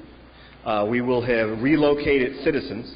So keeping in mind that area already generates a certain amount of taxes right now. Those people pay property tax, earnings tax, sales tax on things they purchase. The businesses over there, people pay earnings tax that work there. So we will possibly move those folks out, some of those folks. We still would not have assembled all the land, so it still will not be prime for a large-scale development. And so we will have moved people out, spent money, and still have nothing to show for it. So yeah, our situation can be made worse. Well, when you say we would not have assembled all the land, if our requirement is 100 acres and we do 100 acres, that's all the land. That's if we get through the entire process. So we've executed all the options, we made all the purchases. So there'll be a certain number of properties that we will purchase, and then a certain number of properties that we'll probably have options on to purchase after NGA makes its determination. Now, what it seems like is that Mr. McKee seems to want to get paid up front. And there are some businesses, some churches, some homeowners who may want to just get paid up front. They want to know what they're going to do right now. They don't want to wait a year or two to decide. So there will be some money out of pocket. And that's basically what this money is for. They need some, SLDC needs some walking around money. They need some money to be out there to make some quick purchases. Because there's another $15 million. I think the Alderman from the 8th alluded to the GO bond. You got to remember, there's also several million in the GO bond that we're going to put in front of voters in a few months that gets money from them in order to also buy in this area. Okay, but that money won't come for a while. So in the meantime, SLDC needs some walking around money. Thank you. Thanks. I'd like to ask my colleagues, as we vote on this bill, let's vote based on a policy issue and not a personal issue. For the past couple times we've debated this bill, the name Paul McKee continues to come up. And that name and him personally has become the center of all of this debate. I would like to remove Paul McKee from this and look at the greater good and the big picture. This bill is not about Paul McKee from my understanding. This bill is about the city of St. Louis and the greater good. And if I was Paul McKee, I wouldn't have asked for $17 million. I would have asked for $100 million. But that doesn't mean I'll get it. I mean, whatever the market would bear, and I would think that I have enough faith in our city that we wouldn't pay a ridiculous price like that. If we've only paid $3 million for it or $4 million, I would want to pay no more than that. But we do have, as the Alderwoman from the 19th alluded to, I think we at least owe it to whoever has the property that we pay them for demolition and whatever money they've invested into the property, notwithstanding the fact that they've done much of nothing to benefit our community. It's 100 acres that we're looking at. The Northside Generation Project has about 1,500 acres. If you look at the map of that particular area, it looks like Lebanon, Beirut, Iraq, some place where the Army has gone in and thrown a lot of bombs and missiles. I know there are several people that live in that area, and I can only speak personally. If I'm the only person that lives on the block, I'll be begging the city to come and buy me out. It's an area that needs a tremendous amount of help. The development rights, I'm not sure what the development rights have to do with this bill. Now, certainly years ago, we gave development rights to Northside Regeneration to develop all of that property down there. But that has nothing to do with the bill that's before us today. Also, it's my understanding that if we make ordinances, we can repeal ordinances. So if whoever's the owner of the land is not being fair and reasonable, I think as a government entity, we have some options. And one of them is eminent domain, which certain people down here don't approve of. But I would think since Paul McKee's name comes up so often that they probably wouldn't have a problem voting eminent domain on his particular parcels of property. Let's talk about how we make decisions in millions of dollars and mortgaging our constituents' property. Now, we did the general obligation bond. We're putting it on the ballot. I wasn't warm and fuzzy for it. I think that we didn't do our due diligence on getting the most we can out of that. I object to the $10 million in that going 28 ways to all the aldermen for capital improvements. That results in $375,142. Over 20 years, that's only $17,857 to each ward. But there was a lot of excitement about that. We passed that. That was $10 million. Now we're talking about $17 million in order to make a significant investment in a community that desperately needs it. And our money is not the only money that's going into this project. You've heard millions of dollars from the state is going into this project.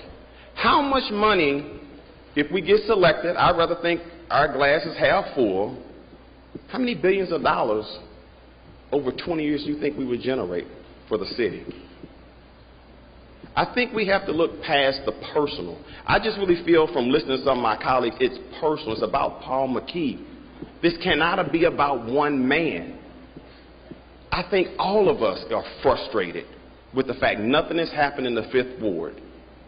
I would certainly be disappointed if it was my ward that was being held hostage with all of this vacant property more than we deserve. But I think I'm probably runner-up, at least second or third to the 5th Ward with vacant property. I just don't have it compact and contiguous as much as the 5th Ward. I'm supporting this. I understand that it's a tough pill to swallow. I understand the frustration of believing in somebody and giving them a break to buy property because we're going to get these billions of dollars worth of development and it doesn't materialize. I get that. But we are where we are today. And we need to make a decision in the best interest of the community and the city of St. Louis to move forward. Or we just say, forget it. And at the end of the day, if not Paul McKee, then who? Who else is out there knocking our door down to buy up property, 1,500 acres in a ward or two? Nobody's out there knocking our door down. This is an opportunity that is staring us in our face, and I think we should seize the moment. We should seize the opportunity. Let's take personalities out of it. And I would really appreciate it if we quit, I'll say it for the last time, saying Paul McKee, because it's not about him. It's about the city of St. Louis. Thank you. All right, thank you. Alderman from the 11th. Thank you, Mr. President. Good afternoon. Mr. President, I'd like to give us some food for thought on Board Bill number 117.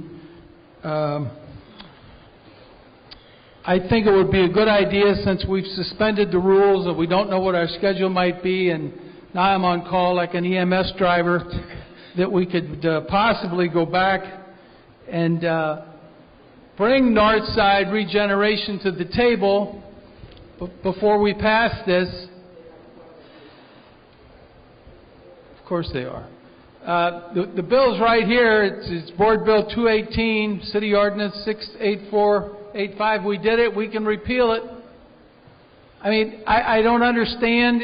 Again, if we added some time to our schedule and the rules really don't mean that much, then I think there's no reason why we can't put this on the informal calendar and buy some time. I personally would like to know what Northside regeneration is going to wind up getting. And it is an integral part of this bill for the simple fact that if you spend your own money, when I bought my Chevrolet Volt, I financed it through GMAC. It was none of your business how I did it. But when you come and ask for multiples of millions of dollars of TIF and subsidies like Northside Regeneration or one of its principals, and God only knows who belongs to that group, that's a mystery like the contents of WD-40. We don't know who they are. We don't know who they are. I'm assuming from the language, and I love it on Thursday night when the Cardinals are ahead because it gives me an opportunity to get my things out and mark up the bills. In this particular instance on Board Bill 117, I'm assuming that the earnings tax that we're going to get from this particular project is going to be set aside in a special fund just to pay off the loan. Is that correct? That's my interpretation. I'll just move on, and I'm going to try to be brief, Mr. President.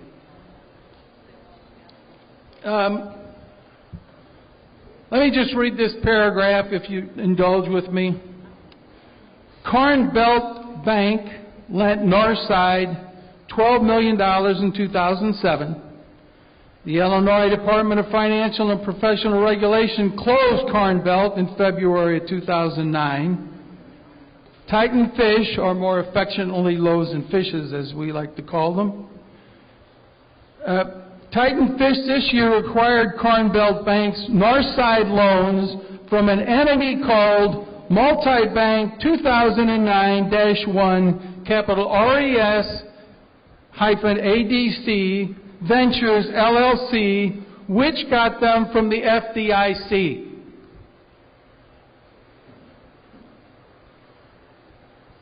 The gentleman whose name I can no longer mention out of deference to my colleague, I mean, he has a worse track record with banks than Jesse James. He's just closed the last three he's dealt with, for heaven's sake. I mean, they're gone. This article, which is the most recent, is a bank out of Washington, Missouri, and they're on the watch list. Now, they're going to go fight the Loaves and Fishes groups for whatever they think they have coming on unpaid loans. So, in closing, Mr. President, I don't know how this deal can possibly work. If we look at a calendar, you've got August, September, October, November, December, January, February, and March. The feds are going to make this particular decision. We know there are people that are in that footprint who are not going to get bought out by eminent domain very easily. Stop and think about it. If you've ever used eminent domain, and my family in holding political office for a whole bunch of years, 37, another 18, another whatever, we've used it once. It's ugly, it's painful, but sometimes it's necessary. These people don't want to move from there, and it's August. How in the world are we going to accrue all this footprint in 8 months? I would contend that the gentleman whose name I can't mention has performed a pedigree farm of chicanery on more people than I can even begin to enumerate. It is absolutely unbelievable, the folder I have, and it's just one bad thing after another. And you know what? You got to pay people back. I could talk about Hamlet's tragic flaw, and that would really make the chamber exit. But, some people have a tragic flaw. When you borrow money, you're supposed to pay money back. I think that this is not good for our city. I think there are sites that are probably more preferable, and I think we're making a terrible mistake here today. I don't know. Well, you're getting old when you jot down a Turkish proverb. That's what I have here, Mr. President. What do you think of that? A Turkish proverb. No matter how far you've gone on a wrong road, turn back. I think that's where we find ourselves today, and I hope we rally the intestinal fortitude to vote no on this. I applaud the homework assignment that the Alderman from the 8th gave me about trying to understand the general obligation bond issue, and when I get home, I'm going to jump on that, Alderman. Thank you very much. Thanks, Mr. President. All right, thank you. Any further discussion? Any further discussion? Any further discussion?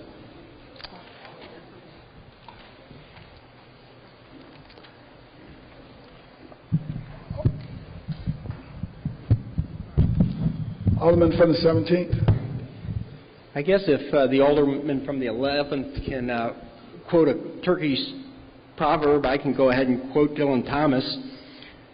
And you, my father, there on sad height, curse, bless me now with your fierce tears, I pray. Do not go gentle into the good night. Rage, rage against the dying light. Dylan Thomas wrote that poem in the 40s about his father, who was a vibrant man full of life, who he saw slowly dying before him. And, it's a poem that I think frequently of when I go to wakes. As my father was overcome with illness, it was something that I frequently thought of. I think the poem is a great metaphor for our city, once the 4th largest city in the country, hosting national conventions, Olympic Games, World's Fairs. Once the center of commerce because of our steamboat industry, who was fearful of railroads, chased them off to Chicago. And I think of that metaphor and how it's when I come into City Hall and I see this beautiful old building and the maintenance of the building, here we are in the middle of July in 2015 in a chamber that's not air conditioned. It's just, I feel like our city is just slowly slipping away. And this bill before us and the hope that we have with the NGA is perhaps one step to hopefully at least prolong or prevent or perhaps even reverse, hopefully, this slow, steady decline. Last week I didn't speak against it. I was out of town. I was chairman of the committee, and it came before us, and I didn't think that they had their numbers organized enough for me to understand it. So we held it up until they could do a cost-benefit analysis. I didn't get a chance to see that before the meeting last week. I was traveling. But I have had a chance to look at it, and as we move forward, there's one of two things that are going to happen. We're either not going to get this, in which case we'll probably end up spending a few $1 million. We'll get about $16 million from the state to help us clean up the site up there. So even if we lose, we win. Now, we'll end up with the site, and the site will probably not be worth market value because we'll probably end up losing some money. And I expect, I don't know, under my back-of-the-envelope analysis, $4 to $6 million. So that's option A. We lose $4 to $6 million. Option B is we actually get it. And option B, if we get it, we'll end up kind of taking out the mortgage that we took on our home, and we'll actually feed the project for a period of 4 to 6 years, probably $1 million a year or so, $1.25 million. The alderman from the 21st said that there is money up there. The analysis that they provided for me was that there's about $64,000 a year coming in real estate taxes, and there's another probably $50,000 to $75,000 coming in off of earnings taxes and so forth. So we're talking about $125,000 a year of opportunity cost. But in exchange for that, we're going to get over $1.25 million, $1.5 million of earnings tax that we would have lost to somewhere else. And we'll get that to perpetuity or until some technology comes along that makes the NGA obsolete. And we'll also get a $1.6 billion construction project. I'm not real good with with the aspects or the impact of what that would do, but there's going to be a substantial portion of that will be salaries. And as a result of payroll and earnings taxes, we'll probably end up making, I don't know, $10, $15, $20 million just off of the earnings taxes from the construction workers that are working to build that $1.6 billion facility. Of course, the reason the economics work is because we've gotten so much support for the state on this. I've been down here for many years, and I frequently rail about the state of Missouri not supporting us, and I don't know if this would be my number one priority, probably something to help us with mass transit would, but if we're going to go up to the state of Missouri, and it's above my pay grade to go up there and figure out how to get them to give the cities money, but they have really stepped up to the plate on this, more so than I've seen any other project in the city of St. Louis. It's a very magnanimous partner that we have in the state in their effort to make sense out of this and save the 3,000 jobs for the city. My colleague and mentor from the 11th Ward, whose sense of humor makes it so difficult to debate him, and you always feel like you're following a Kids Act or an Animal Act, but I would go ahead and disagree with him about saying that people up there don't want to leave. I think people in that part of town, unfortunately, as a reflection of the breakdown of our ability as a city to deliver services to them, have voted to leave. That 100-acre parcel has 200 people living in it. That's 2 people per acre. It is just full of people who have chosen to leave.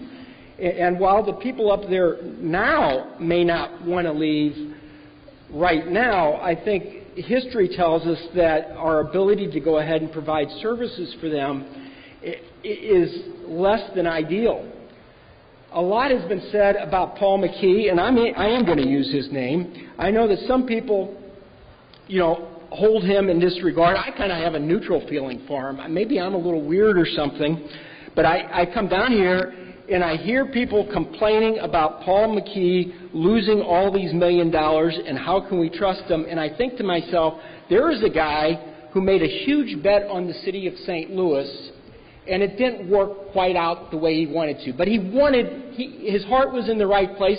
Of course, he was probably chasing it after money. He has a track record of doing things on a big scale out in Winghaven. Sometimes things that happen on a big scale work out, sometimes they don't, and sometimes you lose a lot of money when they don't work out.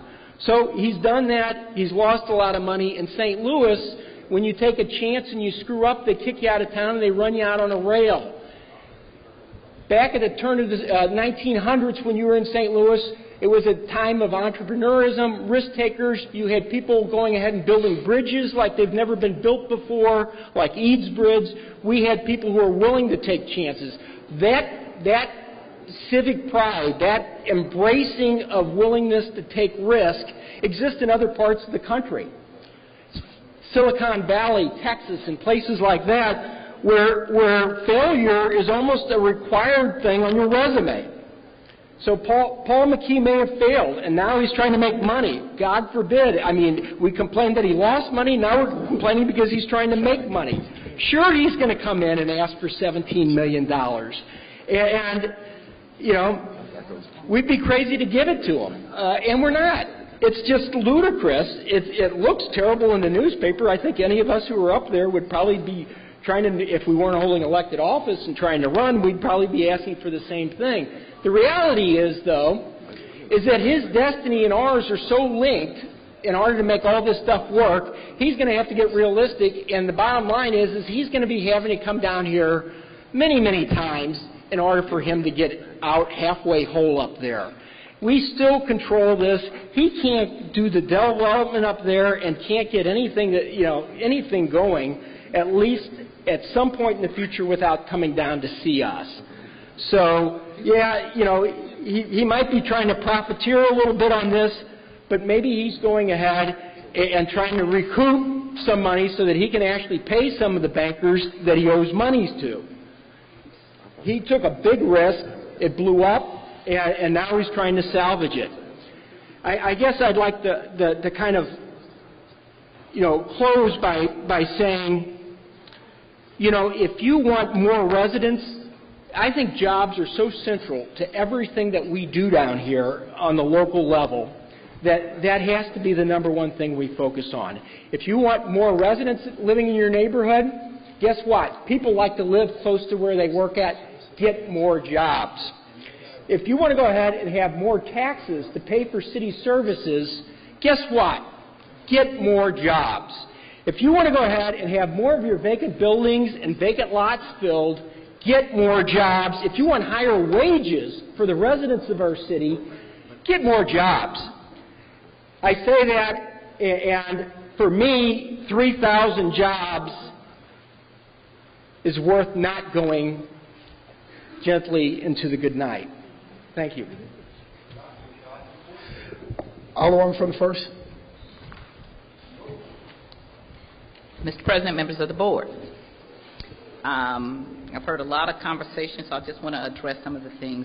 I heard people talk about this land assemblage. For those of you who don't know it, we didn't always have an LRA. So that was put together for land assemblage. It used to be that the aldermen would control, which I think that we need to get some of our control back. I think that we have too much that has been able to go to these little alphabet soups. We don't need Paul McGee or anybody else to be our assemblage for lands if we're trying to do something. We actually have an organization that was set up to do that. So those are saying what a great thing he did to assemble this land. He did not do a great thing. In fact, he went to the state and had a law passed so that he had special privileges. I don't think anybody who buys land up in a community and then doesn't take care of it is doing the people any kind of favor. That is not a favor. That is how you undermine the community, and that is how you make their property values worth less, not more.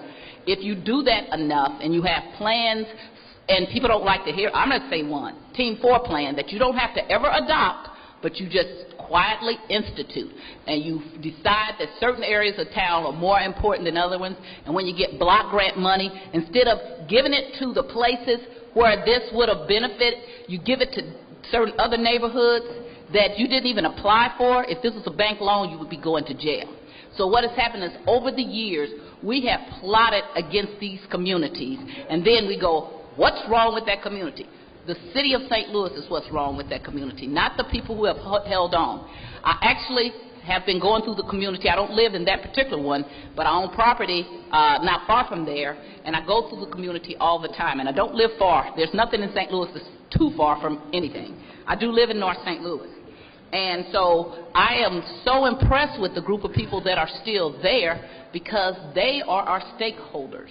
They are the people that, people who didn't know about the Central West End when Vince Chamberlain and those new people came in, they became these new stakeholders for the Central West End. I moved to the Central West End in 1978. Then I moved to South St. Louis and then ultimately to North St. Louis. But Vince and his group of people who became the mayor, they were stakeholders.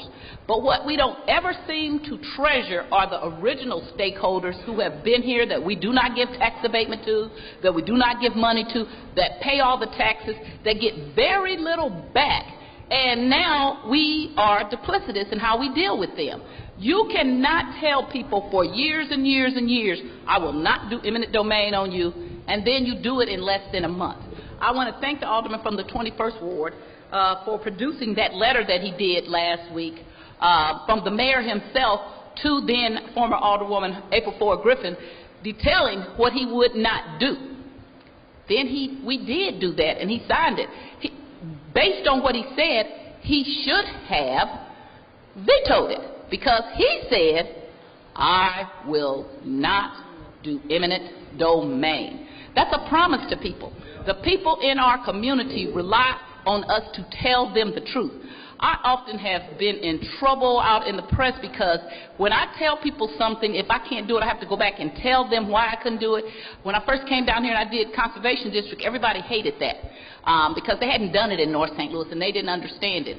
I didn't go out and just push it down their throat. We had lots of meetings to make sure they understood what it was. And then by the time I got it passed, not only did we do it in North St. Louis in the 20th Ward, we ended up doing it in the 21st Ward, the 27th Ward, because people understood it. But you have to explain, and you have to be able to give people information. It is interesting how we have done this whole piecemeal development and why it's been going on. Because what we have decided at the Board of Aldermen is on a need-to-know basis when it comes to the legislative body. Why do we have a judicial, executive, and legislative body if we so disrespect the legislative body? If we are able to keep pertinent pieces of information out of our hands, and then at the last moment we stand back and tell us, oh, that's no longer. I'm so glad I was able, when Mr. Moore was sick, I was able to be on HUD because I got to ask a lot of questions. I've been doing development for 30 years. I understand. I can also read. If I didn't know it when I went to grade school in Washington, when I graduated from Washington School of Law, I really knew how to read then. And so I asked Mr. Williams, Otis Williams, about some documents, and I said it again to him this morning. I still don't have them. That is on purpose that you don't give documents to people, because you don't respect that we are the legislative body, and or it's something in there you don't want them to see. So you just hold on it. Oh, I can't find it. I'm not giving it to them. And if you were trying cases, you would be able to go to the judge and you get sanctions against people when they don't produce documents. You subpoena things. And I just talked to him about subpoena. We do have subpoena power here at the Board of Aldermen. But everybody just keeps pushing things through. We come with one bill. We come with a different bill. They all are a little different. And then we say, we got to get this done. We got these 3,000 jobs. These are not new jobs. People already hold these jobs. They're not new jobs. The people who are living there, you are telling them, move out of your houses for the betterment of the city. Even though we, the city, have failed you, we want you to get out of your neighborhood because it's not worth anything, as the alderman said from the 17th, those people over there. Get out of your neighborhood, okay? I'm one of those people over there. I'm also the people that he gerrymandered. So I do understand. I am passionate about not moving people and letting people have a say about their own neighborhoods, okay? About they live there. They have a right to say what they want. It's so interesting that it's so easy for us to put eminent domain on the people's houses, but we keep moving the ball so we don't really know what we're doing about, people don't want us to say Paul McGee. I'm going to say Paul McGee, Paul McGee, Paul McGee. I'm going to say that because Paul McGee is who we started out making this deal with. There's no way in the world that you start out with this one group of people, then you say, well, just forget about him because he's not really what we want to talk about. It sounds like, for those of you who used to watch every Easter, I used to watch The Wizard of Oz. Don't look at this man behind this curtain, okay? No, I'm going to look at the man behind the curtain. Because the whole problem is we started a deal that was shaky and was not true. It had all these problems in it, and we just have our head down and we're going to get it done, we're going to get it done. I don't want to hear the facts. I don't want to hear anything. I don't want to hear anything bad because development, development, development, no matter what's going on. So again, Paul McGee, Paul McGee, Paul McGee, okay? If we were doing business with someone and we started to see all this stuff in the paper about banks fighting with one another, levying them, arguing about who has priority over the property, that would be a reason. You're talking about in the 1900s and whatever, that would have been a reason for our forefathers and foremothers to step back and say, wait a minute, okay? And my mother is a very conservative person. She probably has her original dollar. And it's because she had to work real hard. She was a daughter of a sharecropper. And she and her 9 brothers and sisters lost their father very early, and they're very conservative with their money. If I would bring any kind of bill like this before her, I can already tell you, I can tell you what the people in my community are saying. Why are we still giving money to Paul McGee, Paul McGee, Paul McGee, okay? Why are we doing that? But I will do what the alderman from the 22nd said, and I will just take Paul McGee out for a minute here, but I'll bring him back to say, I don't care who is making the money off of that. The reason I have a problem with it is that this was land we already had. It was there in our pocket. I have a problem if Sharon Tyus makes a bucket load of money off of something that the city could have made money off of. The whole reason that we have this holding company is so they can hold it for a good development. And so it is very interesting to me that all of a sudden this land that we fought the government to get for years, because for years, the federal government wouldn't let us have it. Then we get it, and then right before these big deals come along, now we give it to somebody else. And I was told we didn't do eminent domain on that property. And then speaking to one of the alder people, they said, well, we didn't do it on that one, on the Pruitt-Igoe property, because it would take too long to try to get back if we did eminent domain. It wouldn't take any longer than it would take for these people who live in properties. It's going to take the same amount of time. It's the very same process. But I was told we didn't need to do eminent domain on that property because we have an option. And since we have an option, we can just take that property back if we need it. Then why don't we? All the signals are here. It's like the railroad signs coming up saying, train coming, train coming, train coming, bing, bing, bing, bing, bing, bing, bing. Oh, I can make it across. And then we have an accident, and there you have people laid across the train tracks because we thought we could beat the train. We have been trying to beat the train since 2008. This is 2015. 7 years. I had an alderman from 17 to talk about that he did big things out in the county.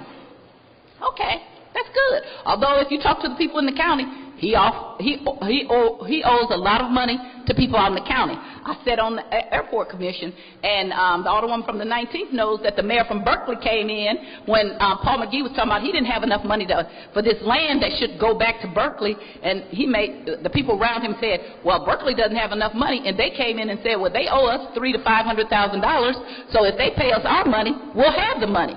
And so I found all around there that where he's done things, he ends up owing people money. Okay? Our many of our parents raised us about birds of a feather flock together. You got to be careful who you hang around with, okay, and the things that you do. Any development is not always the best and the best way to do development. Sometimes you have to pull back and say, where are we going? People are watching us. Our people are depending on us to do the right thing. Today, with the minimum wage bill, we had enough votes to pass that.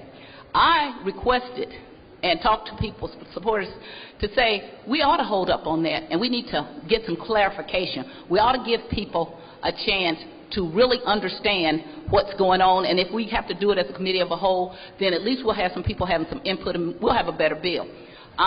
That's not happened here. It's just, oh, we can get it out, I'll tell you whatever I need to do, and 2 or 3 months later I still haven't done that, and I'll just keep doing that because I don't have to. I think I got my 15 votes, so let's push it through. The alderman from the 22nd ward said, so what's the worst case scenario? What happens if we don't get NGA? Don't we still have this land? Is that the right kind of development, that we tell people we're doing eminent domain on their land and we're moving them off of their ancestral land because we're going to do this NGA and then we don't? That's just another lie that we put on top of other lies. How many lies do we tell the people in the community and then we do something different? Have some order. Please proceed, Alderman.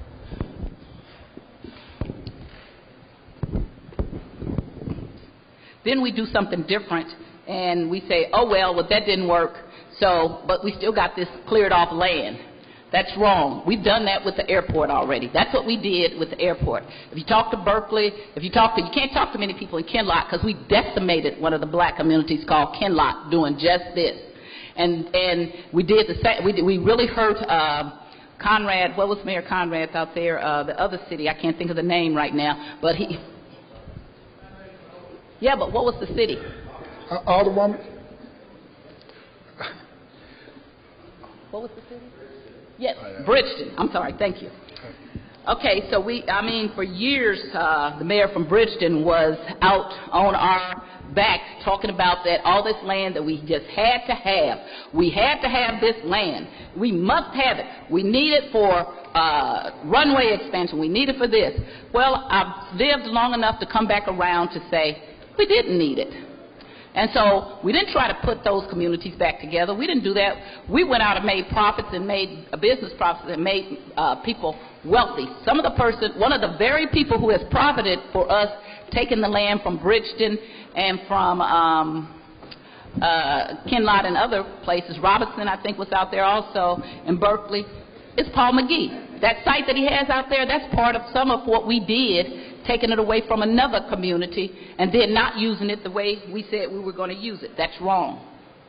People buy their houses and they have an expectation of what's going to happen. It doesn't always happen that way, but they have certain expectations and they expect that their government to be truthful with them about what they're going to do. And they expect us to do due process and to make sure that we're spending that limited amount of funds in the best way possible. I've been here long enough that I remember when we gave AT&T all kind of breaks because we were going to keep AT&T in St. Louis in those buildings, Southwestern Bell, AT&T. They took everything we gave them and then said goodbye. Then we, and I don't know how we did this, we then had Carl Icahn take over TWA. And we gave them another $4 to $6 million. I can't remember the number right now. And we were going to save TWA. And I don't know how anybody thought that we were giving money to Carl Icahn and he wasn't going to do what he does. He's a corporate raider, and he did just what he was supposed to do. He took our money, and we can't go out there to TWA anymore. So we have had these lessons over and over again, and I guess hope springs eternal. And I don't have a problem. I'm a hopeful person, but you have to trust everybody and brand all your cows, and you have to do some good homework, and you have to look at what's going on. When you see this slippery slope, and when you read in the paper that the Bank of Washington, which I don't understand, is under orders from the Federal Deposit Insurance Corporation, and they're under some orders that they have made, and I can't believe this, 16 loans to Mr. Paul McGee, 16 loans. The last one matured in December 2012, okay? 16, if I was one of their depositors, I'd be ready, looking out to kill somebody, I believe. But you made these 16 loans for all these millions of dollars, and nothing has happened. And so now you're having to fight with Titan Fish, a Kansas City organization that bought some of the land up in this whole project, to say that, look, we have priority. So you can't have the land because it's ours, because we have a lien on it, because we lent them the money. We don't even really know who we may ultimately be dealing with. But whoever it is, if they know that we have this multi-million-dollar project, we're going to unjustly enrich somebody if they end up with the land that we already had. I'm not talking about the land that they bought in good faith. And I'm not talking about any land that you may have bought and that you kept up. Because to me, we should not enrich people who go into people's neighborhoods and let the property fall into disrepair. Because when you do that, you also affect everybody else's property. Not one of us would want somebody like that to come into our neighborhoods and start buying property up and just let it sit. Because there is a way you can run people out, and you don't just have to do eminent domain. There's a way you can do this.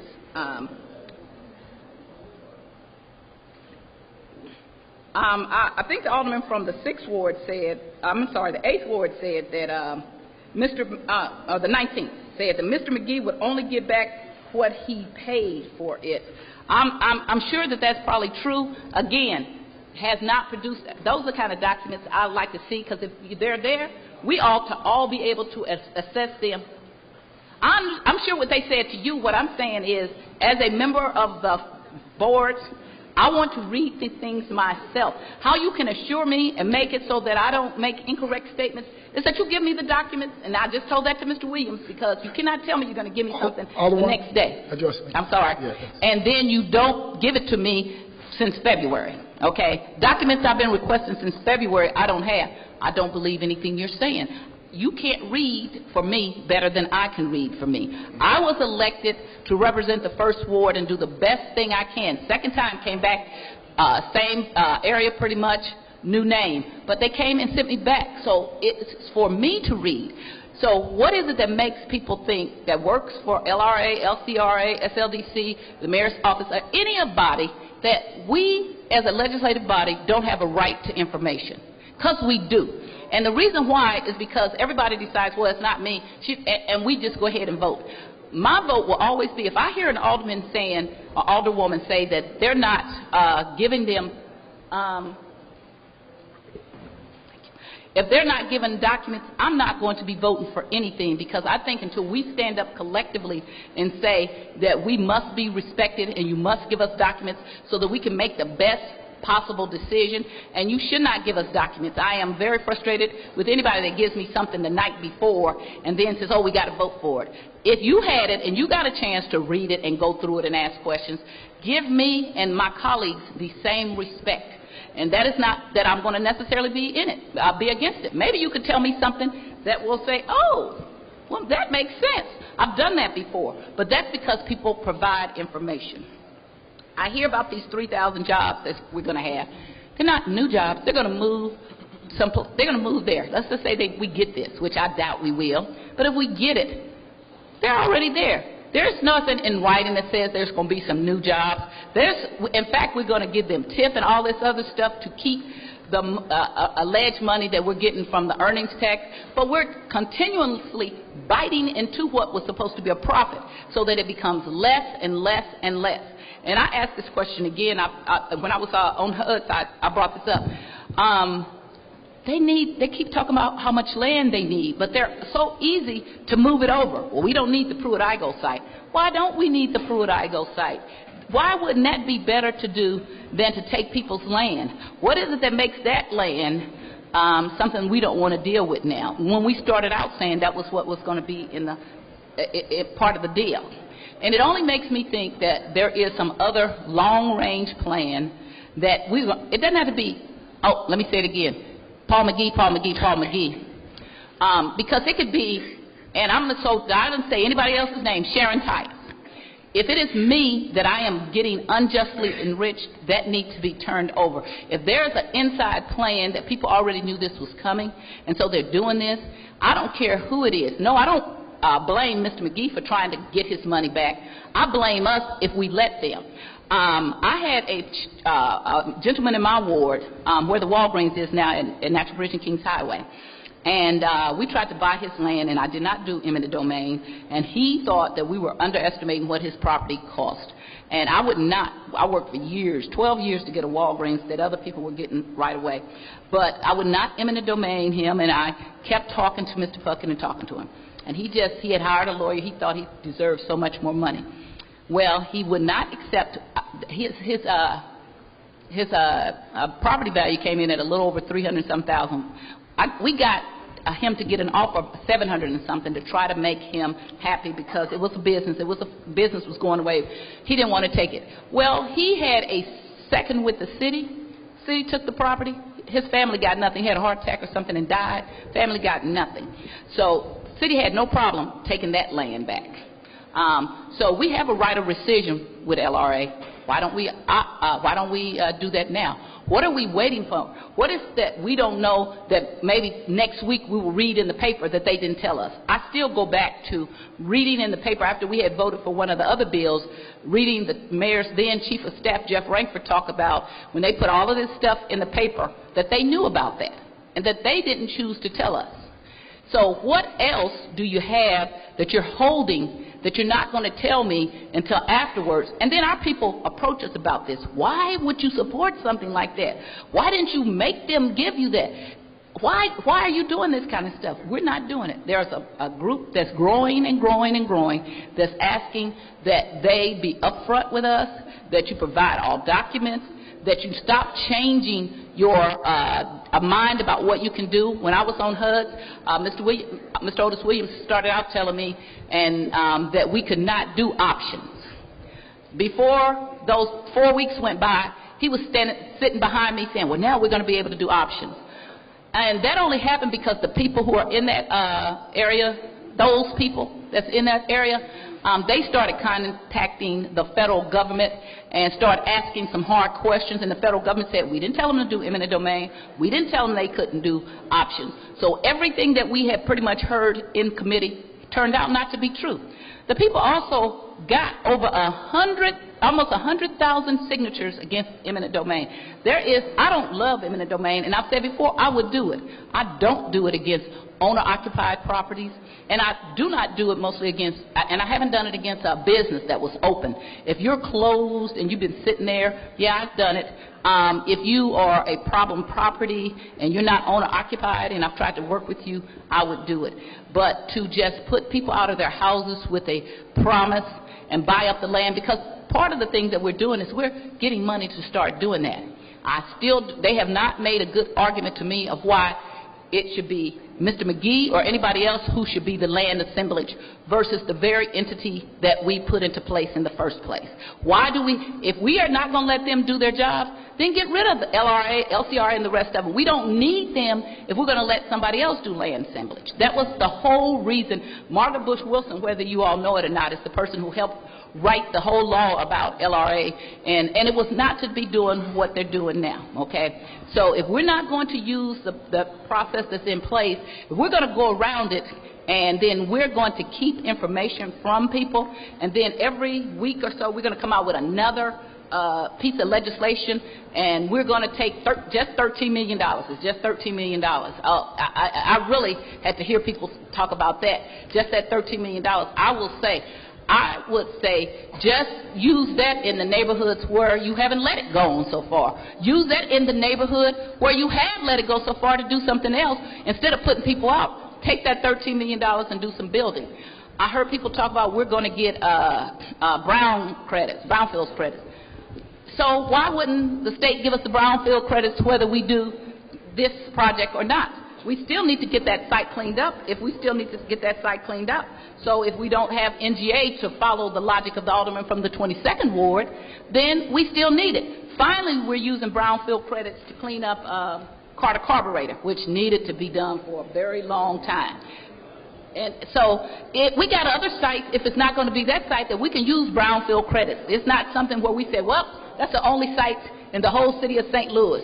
So it is not like we don't have other things that can be done. It is that, is this a good deal? Are we making the best deal for the city? Are we doing things that are financially good for the city? Are we doing things that will make our citizens, when we tell one set of citizens that we will not do eminent domain on them and then we do, what is that saying to the rest of the citizens when we come and try to do a deal with them?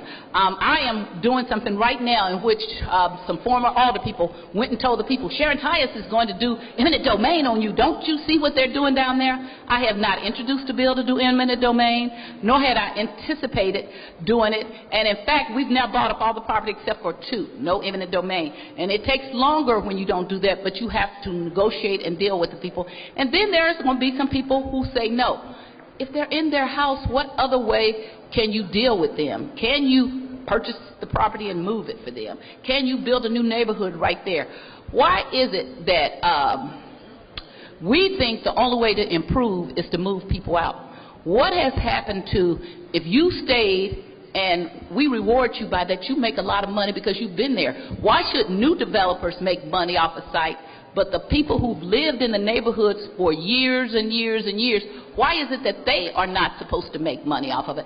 That is what black people have a problem with when you started talking about doing this improvements. That has always been the problem. You don't want to do the improvements in the neighborhoods that don't need all of that, because you could take 10 to 15 million or 30 million in the 21st, what is now called the 1st, and the 27th, and even the 2nd, and do so much, because they were already strong communities, okay? But you don't want to do that. You give that to other neighborhoods and make them stronger, because you're not really trying to. You want a community of people who rent property. You don't respect black home ownership at all, okay? So you take that money and you build up these places where they are renters and they don't vote, because it gets down to a political decision that we don't talk about. People who own their own homes have a vested interest in their homes, and they tend to come out and vote at a higher rate, okay? So we can put millions and millions of dollars into places, but we undermine the places where the people who vote don't vote for us. And when we do that, we're hurting communities. Now, and then we are easy to dismiss people who have stayed someplace. We don't make them our heroes and sheroes. We don't say, look how great they are. The city has failed them, but we now look at them, they're still there, they're still paying their taxes. We didn't say these people didn't pay their taxes. We didn't say they didn't keep their homes up, because I did actually go, and Mrs. Charles' house is beautiful. And then there's some other ones. All of the houses, I invite you all, I would take any of you all on the street and look at her street and look at the beautiful houses. If they were in Lafayette Square, Soulard, or any of these places, these would cost $400,000 and $500,000. You would rehab these houses. You would not tear them down. You would rehab them, and they would be valuable. When you undermine black communities like this, you steal the wealth from them. When you do this, you are taking one of the ways that you make money in this America is that most people make money on their real estate. When you undermine their real estate, you are stealing money from their pockets. I understand that, okay? When you can go back in neighborhoods and build them up instead of just getting rid of them, you make a great difference in a neighborhood, and you put money in everybody's pocket. And especially when you don't want to talk about that, for many, many years, people were not allowed to go across a certain area. We had all these things. You can't go across, 12th Street. You can't go across Jefferson. You can't go across, the famous one is Shelley v. Kramer. You couldn't come across, Vanderventer. And you couldn't come across Marcus. And so there's a house in the 4600 block of Labadie, thanks to Margaret Bush Wilson's father, Shelley v. Kramer, in which we had to fight to be able to live. Not just black people, because there were Jewish people who couldn't live there. There were a lot of people who they were able to keep out with restrictive covenants that didn't allow you to do there. So now these people were able to cross these barriers and borders, and they were able to move into neighborhoods, and they were not treated right. You didn't get the same service. We still don't get the same service in different parts of the city, because people have made it a decision that some neighborhoods are not as important as other neighborhoods. Some people are not as important as other people. And so those are political decisions that are costing us capital, okay? And capital is not just money. Capital is people. Yes, people vote with their feet and leave. It is the same thing that happens because we encourage them to do that. Instead of encouraging them to be good citizens and stay and rewarding them for that, we say, well, neighborhood's too far gone, don't vote for me anyway, I'm not going to pick up the trash, I'm not going to cut the grass the way it's supposed to. Right now in our city, some of you all may not know this, we have something called where people get their leaves picked up. The leaves are only picked up in South St. Louis except for one neighborhood in North St. Louis.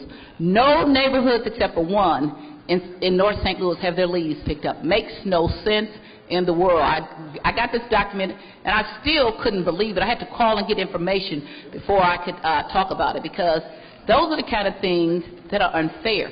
We pay for city services. We pay for now trash. We didn't have trash when I came down here. We didn't pay for trash. Now we tell the aldermen, okay, and you need to buy these trash cans. Where is the $11 going to? Why don't we use that $11 to buy dumpsters? Because it's not a dumpster is not a capital improvement. These are all the kind of things that will make people, and I bring that up to just say that's what makes people leave. They leave because they don't feel like the city is looking after them fair. Then this is not a city where people cannot move around and go. So they drive in other neighborhoods, and then they come back and say, why can't we do this? Why don't we have this? The Alderman from the 19th says that there is nothing that's brought to people, that you have to go out and make friends with people. You have to have commonalities. You have to make sure that they know that this is something that you want. And so you have to have relationships, is the word I'm searching for. And she is correct. Some people have better opportunities to do it. Depending on where your land is, it's easier or harder to do stuff. When I first started working on Natural Bridge and building things there, it was very hard. Nobody wanted to do anything. Everybody said, oh, that's North St. Louis, you can't have this, you can't have that, you can't have this. I'm fortunate enough to be married to a city planner, somebody who has a master's in urban affairs. So we did go about just what she said. We went about, but he has relationships. It wasn't just we had to make them. He got his master's with people. He got his undergraduate with people. He had worked, he had sat on the downtown plan. So he had been at CDA. So he had LRA, he sat on that. So he had these exposures that a lot of people don't have, is what I'm saying. So when we tell them you need to go out and do it, it's a lot more difficult if you don't have that. So yeah, we started to get things done, and I was tenacious about it because I couldn't believe after living 7 years in South St. Louis and several years in Central Quarter that I moved north where we didn't have the basic grocery store, or we didn't have the basics of a Walgreens or any kind of thing like that. So I went there and we started working on it, but as much as we should have had people behind us, we had as many people pulling us down and trying to stop us. We got a number of things done. Then for 10 years, we got nothing done because this board in its infamous foolishness redistricted and gerrymandered us, and for 10 years we didn't get anything built. If you come back up on Natural Bridge, we're building again, okay? Because it's not that it's just where the location is, it's about also where you know how to do. But there are some hard locations that you can't get done. And I represent part of the ward that's on the other side of 70. As soon as you go on the other side of 70, now it gets harder. And it's because people have a decision that, oh, that's Walnut Park or that's Mark Twain, so that can't be done. So I've been pushing a development that I'm about to get done, but it has taken so much more energy than it would take to just be over on Natural Bridge, okay? When I was doing Natural Bridge, my previous person was Steve Roberts. He was the alderman of the 20th Ward, and I took his place. And Mr. Roberts and his brother Mike Roberts actually were aldermen together. And so when I started working on Natural Bridge, and the first thing we built was a bank, Mike Roberts called me, and we were not political friends at the time, but he called me and he said, what a way to go. I'm so proud of you. And I said, what? And he said, you're doing stuff on Natural Bridge. You are doing a good job. And I was so pleased. And then he told me that he and his brother, they had property that was south at Kings Highway and Martin Luther King, and that they had been shopping, trying to put a strip mall and a shopping center there, and everybody had told them no, that was North St. Louis, and so they didn't even want to finance them. They ended up financing that project themselves. But the more I built north of Martin Luther King and Kings Highway, the more it made it impossible for those people who were such naysayers to say what couldn't be done at Martin Luther King. So it really helped their project, and it really mended our fences because he was able to reach out to me and say, what can I do? I appreciate what you're doing. Keep doing it, okay? Because this is what we need. North St. Louis is more than just one part. It's a lot of parts that people don't know about. It's a lot of pride. There's people that's been there. I've been privileged to move there 29 years it'll be now in August. And I'm so privileged to people that I know there. They've been there for a long time. They weren't allowed to live anyplace else. So they bought their houses. There are teachers and doctors and lawyers and candlestick makers. And they bought their houses and they sat there and they have fought for their neighborhood. And that's what the same thing that's happened in this neighborhood. But we seem intent upon making sure that we let other people profit at the expense of the people who've been there. We do not seem to be able to decide that it is right for the people there to make a profit, and we have absolutely no problem at all in all of this. If this was a single person or one person and they were doing this, I could hear all the people who are for it getting up and saying, we can't let them make any money. How dare them try to make any money? How dare them even be trying to bring somebody else in here? This is an awful deal. This deal stinks to high heaven. It has been very duplicitous in how it's been done. It is not good for the people in the community. It's not good for the rest of North St. Louis. I don't like this whole thing about those poor people in North St. Louis. We're not victims. We are citizens. And we send representatives down here to represent us and do what's in our best interest. And this is not in our best interest. When we get this in a few more years, it'll be the same thing. We'll hear the same thing about AT&T, the same thing we heard with AT&T. We'll hear the same thing that we heard about TWA, all the other things in which we pour our money in because we have to get it done. I was here also to vote no when we leveraged our block grant money for the hotel, then we went bankrupt on the hotel. We continue to do it over and over and over. The stadium, we did that. We continue to do this all for the sake of downtown or near downtown, and we are putting ourselves in such a financial tight hole that we will never be able to dig ourselves out, and then the people who have done it will move on, and another group of people will have to address it, and they'll be new, and they'll come in saying, well, see, we can do it differently. No, we won't. We will continue to do the same thing until we finally learn to say no to something. Something has to be able to say no to. If we finally learn to do what we did today with the bill for minimum wage and say, let's hold this up. Mr. Williams, you haven't produced all your documents. Where are your documents? Why don't you produce the documents that you said you were? Why aren't we privy to everything that the Alderwoman says?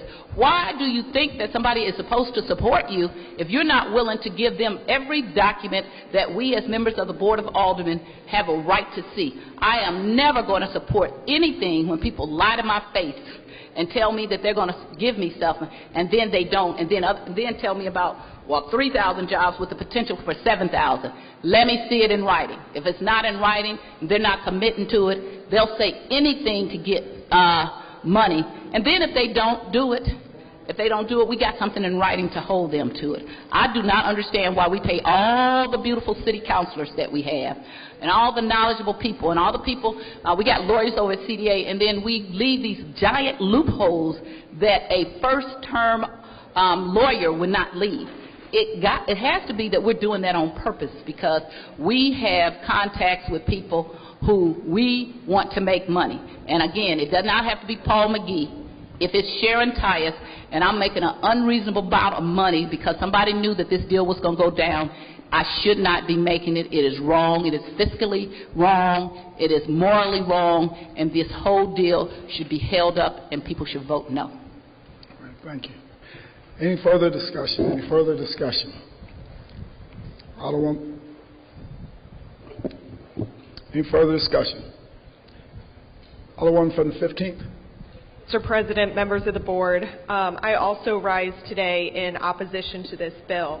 Many of you know last week I was on the fence, and I have, gone back and forth, and really the turning point for me was this, information really being sprung on us at the last moment regarding these redevelopment rights. We sat through two committee meetings on this, had individual meetings, and then finally it comes to the table that these redevelopment rights that we gave to McKee can be used as a bargaining chip. In good conscience, not knowing what that final amount is that those rights are worth, and not knowing how much money we could end up shelling out because of this, and also knowing that at the Board of Aldermen we do have the ability to rescind that ordinance and rescind those rights. In good consciousness, I cannot vote in favor of this today, and I would urge my colleagues to vote against this as well. Thank you. All right, thank you. Any further discussion? Alderwoman from the 5th, you're recognized to close. Thank you, Mr. President. In closing, I'd just like to ask of my colleagues to take deep consideration of where we are at this time. If you look at the efforts that have been put into place so that we can move forward, it speaks volumes when there has been in excess of $100 million in private investment. The state of Missouri has allocated $360 million to NGA, $360 million to NGA, and we're discussing $13 million. In addition, the City of St. Louis has approved a $394 million TIF. Both state and local governments recognize their roles and show their commitment to retain and expand the NGA facility. This relocation is the catalyst of what the project's tax increment finance analysis estimates to be more than $8.1 billion of public and private investment. It's important for us to make the right decision. We all were elected to come down here and make hard decisions. 5 generations of my family have been in the 5th Ward. As a kid, I've walked past the bodies. I've seen the housing projects. So this is bigger than Paul McKee. People are making this about him. In all honesty, because he had acquired these properties, that made us be on the focus of NGA. But this is so much bigger than him. This is for all those people in my community who lack education, who lack opportunity. Our crime rates are through the roof. When we had hotspot policing, they retrieved over 100 guns. So this is the state of this community. So in good conscience, I just hope that you all can sit down here and make the right decisions. Take me personally out of it. Take Paul McKee out of it. This is our city, and we have a decision to make, and I just ask that you all consider what we stand to lose, and I just ask that you all vote in support of Board Bill 117 as amended. I would like to renew my motion. All right, it's been moved by the Alderwoman from the 5th, seconded by the Alderwoman from the 6th, that we third read and finally pass Board Bill number 117 as amended. Madam Clerk, please call the roll. Alderwoman Tyus. Alderwoman Flowers. Alderman Bosley. Alderman Moore. Alderwoman Hubbard. Aye. Alderwoman Ingracia. Aye. Alderman Coulter. Aye. Alderman Conway. Aye. Alderman Ortman. Aye. Alderman Vollmer. Aye. Alderman Villa. No. Alderman Arnowitz. Alderwoman Murphy. Alderwoman Howard. Aye. Alderwoman Green. No. Alderwoman Behringer. Aye. Alderman Rhodey. Aye. Alderman Kennedy. Alderwoman Davis. Alderwoman Spencer. Alderman French. No. Alderman Boyd. Aye. Alderman Vaccaro. Alderman Ogilvie. No. Alderman Cone. Alderman Williamson. Aye. Alderman Carter. No. Alderwoman Cruzen. Aye. President Reed. No. Alderman Arnowitz.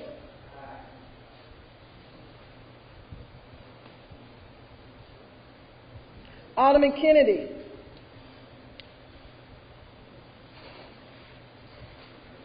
Alderman Vaccaro.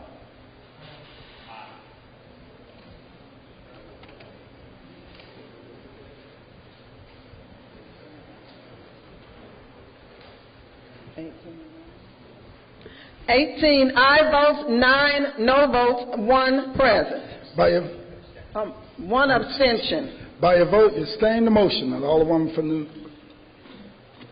from the 5th and 3rd read and finally passed Board Bill number 117 as amended. That's the extent of 3rd reading, report of engrossments, and final passage. Report of Enrollment Committee.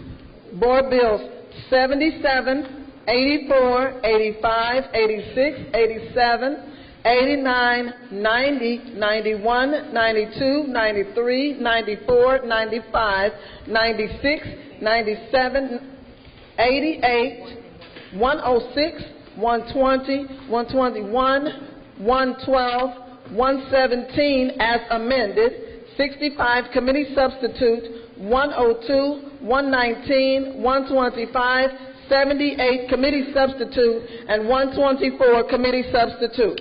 All other business being suspended, the President shall in open session affix his signature hereto to the end that these may become law.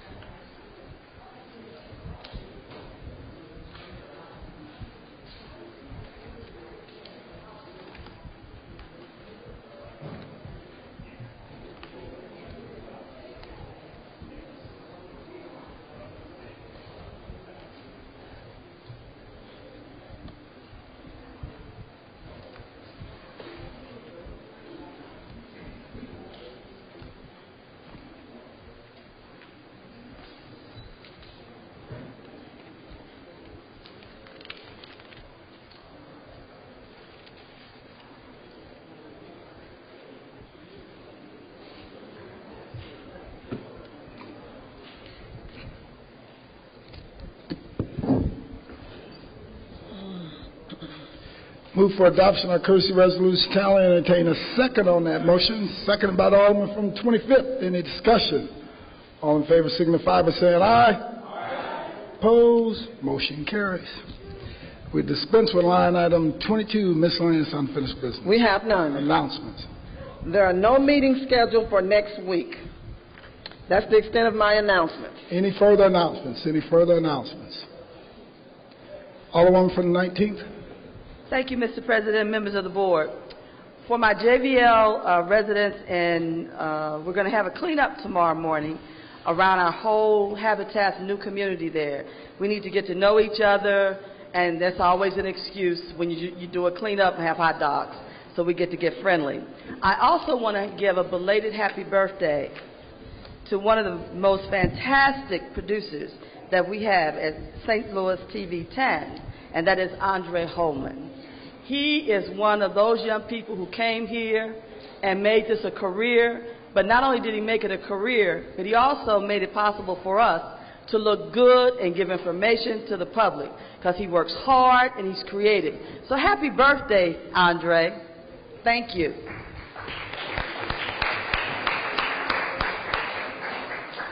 Alderman from the 25th. Thank you, Mr. President. I would like to announce that there's a group of volunteers that's working this weekend, tomorrow, Saturday, at 10:30 along Merrimack Street, working to beautify the street, clean up trash, and put mulch and flowers down in the flower beds, tree wells, and everything. So if you're a resident of Dutchtown or in the 25th Ward, feel free to stop on by and help out the folks that are trying to make our neighborhood a more better place for everyone. Thank you. All right, thank you. Alderman from the 10th. Thank you, Mr. President, members of the board. This Saturday at 6 p.m. at Barra Park at the intersection of Macklin and Daggett, the annual Challenger All-Star Baseball game will be taking place, where the children with disabilities take place and play ball, and you will see some of the best and most enthusiastic athletes ever in the city of St. Louis. Please stop by. It's a wonderful time. And also Monday, my mother-in-law, Dorothy Bartoni, turns 88, and she's in better health than I am. So happy birthday to my mother-in-law. Alderman from the 1st. Mr. President, members of the board, yesterday my mother turned 80. She still gets up and walks at 4 o'clock and walks 5 miles a day. So I want to wish her a happy birthday. She is the third sibling. There were 10 of them. 9 of them are still living from 66 to 86. And so they're all on Social Security. And so I'm going to have to work an extra 10 years if they don't get off Social Security. But I want to wish her a happy birthday. And when I grow up, I want to be like her.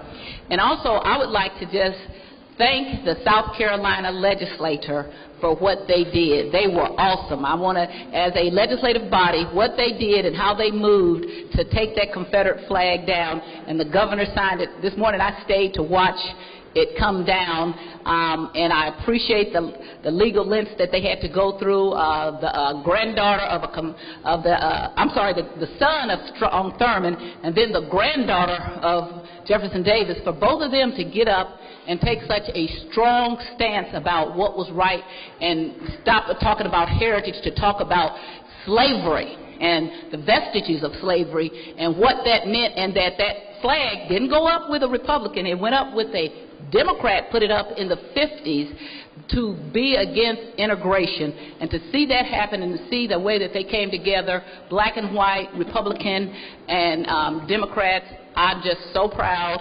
I watched the governor tear up. I watched the former governor, who was a Republican, who lost his seat about this issue, tear up. And they're not finished, because there's some other states that have some of the emblem in the flag. I have always not understood it to be a race thing. For me, it always about, that's treasonous. You were trying to tear the United States apart, and you didn't win. And I've never known the victor state or the victor country to fly the flag of someone who lost. I know it was between two parts of the United States, but you lost. And your reason that you wanted it was wrong. Slavery was wrong. And those flags that we still have, because I think down in our rotunda we are flying, we took a flag down, but there are several other, I've done my research, there's some others that we need to take down, and they're working on that in Congress. And I'm hoping that when I come back, I'm going to introduce, while we're out of session, something that we take down any flag that has anything to do with the fighting rebels, Confederate, or anything, because we are the United States of America. And I'm so proud. I want them all to be my special guests, because they did a fantastic job. All right, thank you. Thank you. Alderman from the 14th. Yes, Mr. President, I would like to invite everybody to come to the Bevo area at the Sebi Fountain 5000 Gravel at Morgan Ford tomorrow at approximately 3 o'clock to gather in a march to remember the atrocities that took place on July 11, 1995 in Srebrenica, Bosnia, where over 200 people were killed in a mass murder due to their belief in Islam. So that will be tomorrow. The march will start at 5 o'clock, and they'll be going down past Christie Park and gathering there to commemorate. It'll be a solemn march. Thank you. Thank you. Thank you. Alderman from the 7th. Thank you, Mr. President, members of the board. I'd like to invite you all down to historic Soulard this evening for Bastille Day's Gathering of the Mob. It begins at 5 p.m. and we'll be having a golf cart parade through the neighborhood, stopping at many of our fine establishments in both the 7th and 9th Ward. Hope to see you all there. 5 o'clock at Howard's at the corner of 13th and Lynch. Thank you. Thank you. Alderman from the 3rd. Mr. President, members of the board, I'd like to invite all of the alderpersons and anybody else that would like to come to Hyde Park. That'll be August the 1st. We had the only North St. Louis home tour in the entire city of St. Louis, and we started doing that years and years ago, and as a result of that, we have the 3rd highest number of building permits in the entire city of St. Louis because so many people came up and they're building now. If you check with the Recorder of Deeds' office and with the building commissioner, you'll find that we have the 2nd highest number of building permits in the entire city of St. Louis, and that's because I don't want none of these aldermen to move up there in my ward, but I like you to come. I know you got a house, but don't move up there because you might knock me off. But I would like very much to invite all of the alderpersons to come up there. We have the TV stations there, and it is really a fun day. Bring your kids up there because they got bouncies, and I have all kind of things there to get. Lots of food, but you have to pay for it. Bring your own food and have a great time. I've seen many of the aldermen up there on the family fun day, but I invite all of you to come up there, and in case you can't find it, you know where the McKinley Bridge is. If you come from South St. Louis coming over Jefferson to the McKinley Bridge, or if you come from Illinois over the McKinley Bridge going down south, you will see Hyde Park. So you all are invited to come over and have a great time on that day. All right, thank you. Alderwoman from the 6th. Thank you, Mr. President, members of the board. I would invite everyone to come out this Saturday and Sunday to slide the city. It's a 1,000-foot water slide. We'll start at Market and Jefferson, and hopefully will not end up in the river. All right, thank you. Any further announcements? Any further announcements? Alderman from the 18th, you recognize on the motion to excuse. All aldermen were present, Mr. President. You recognize on the motion to adjourn. Yes, Mr. President, members of the board, I move that the Board of Aldermen adjourns until Friday, September the 11th, 2015, 10 a.m. It's been moved by the Alderman from the 18th, seconded by the Alderman from 26. All in favor signify by saying aye. Opposed? Motion carries. Stand adjourned.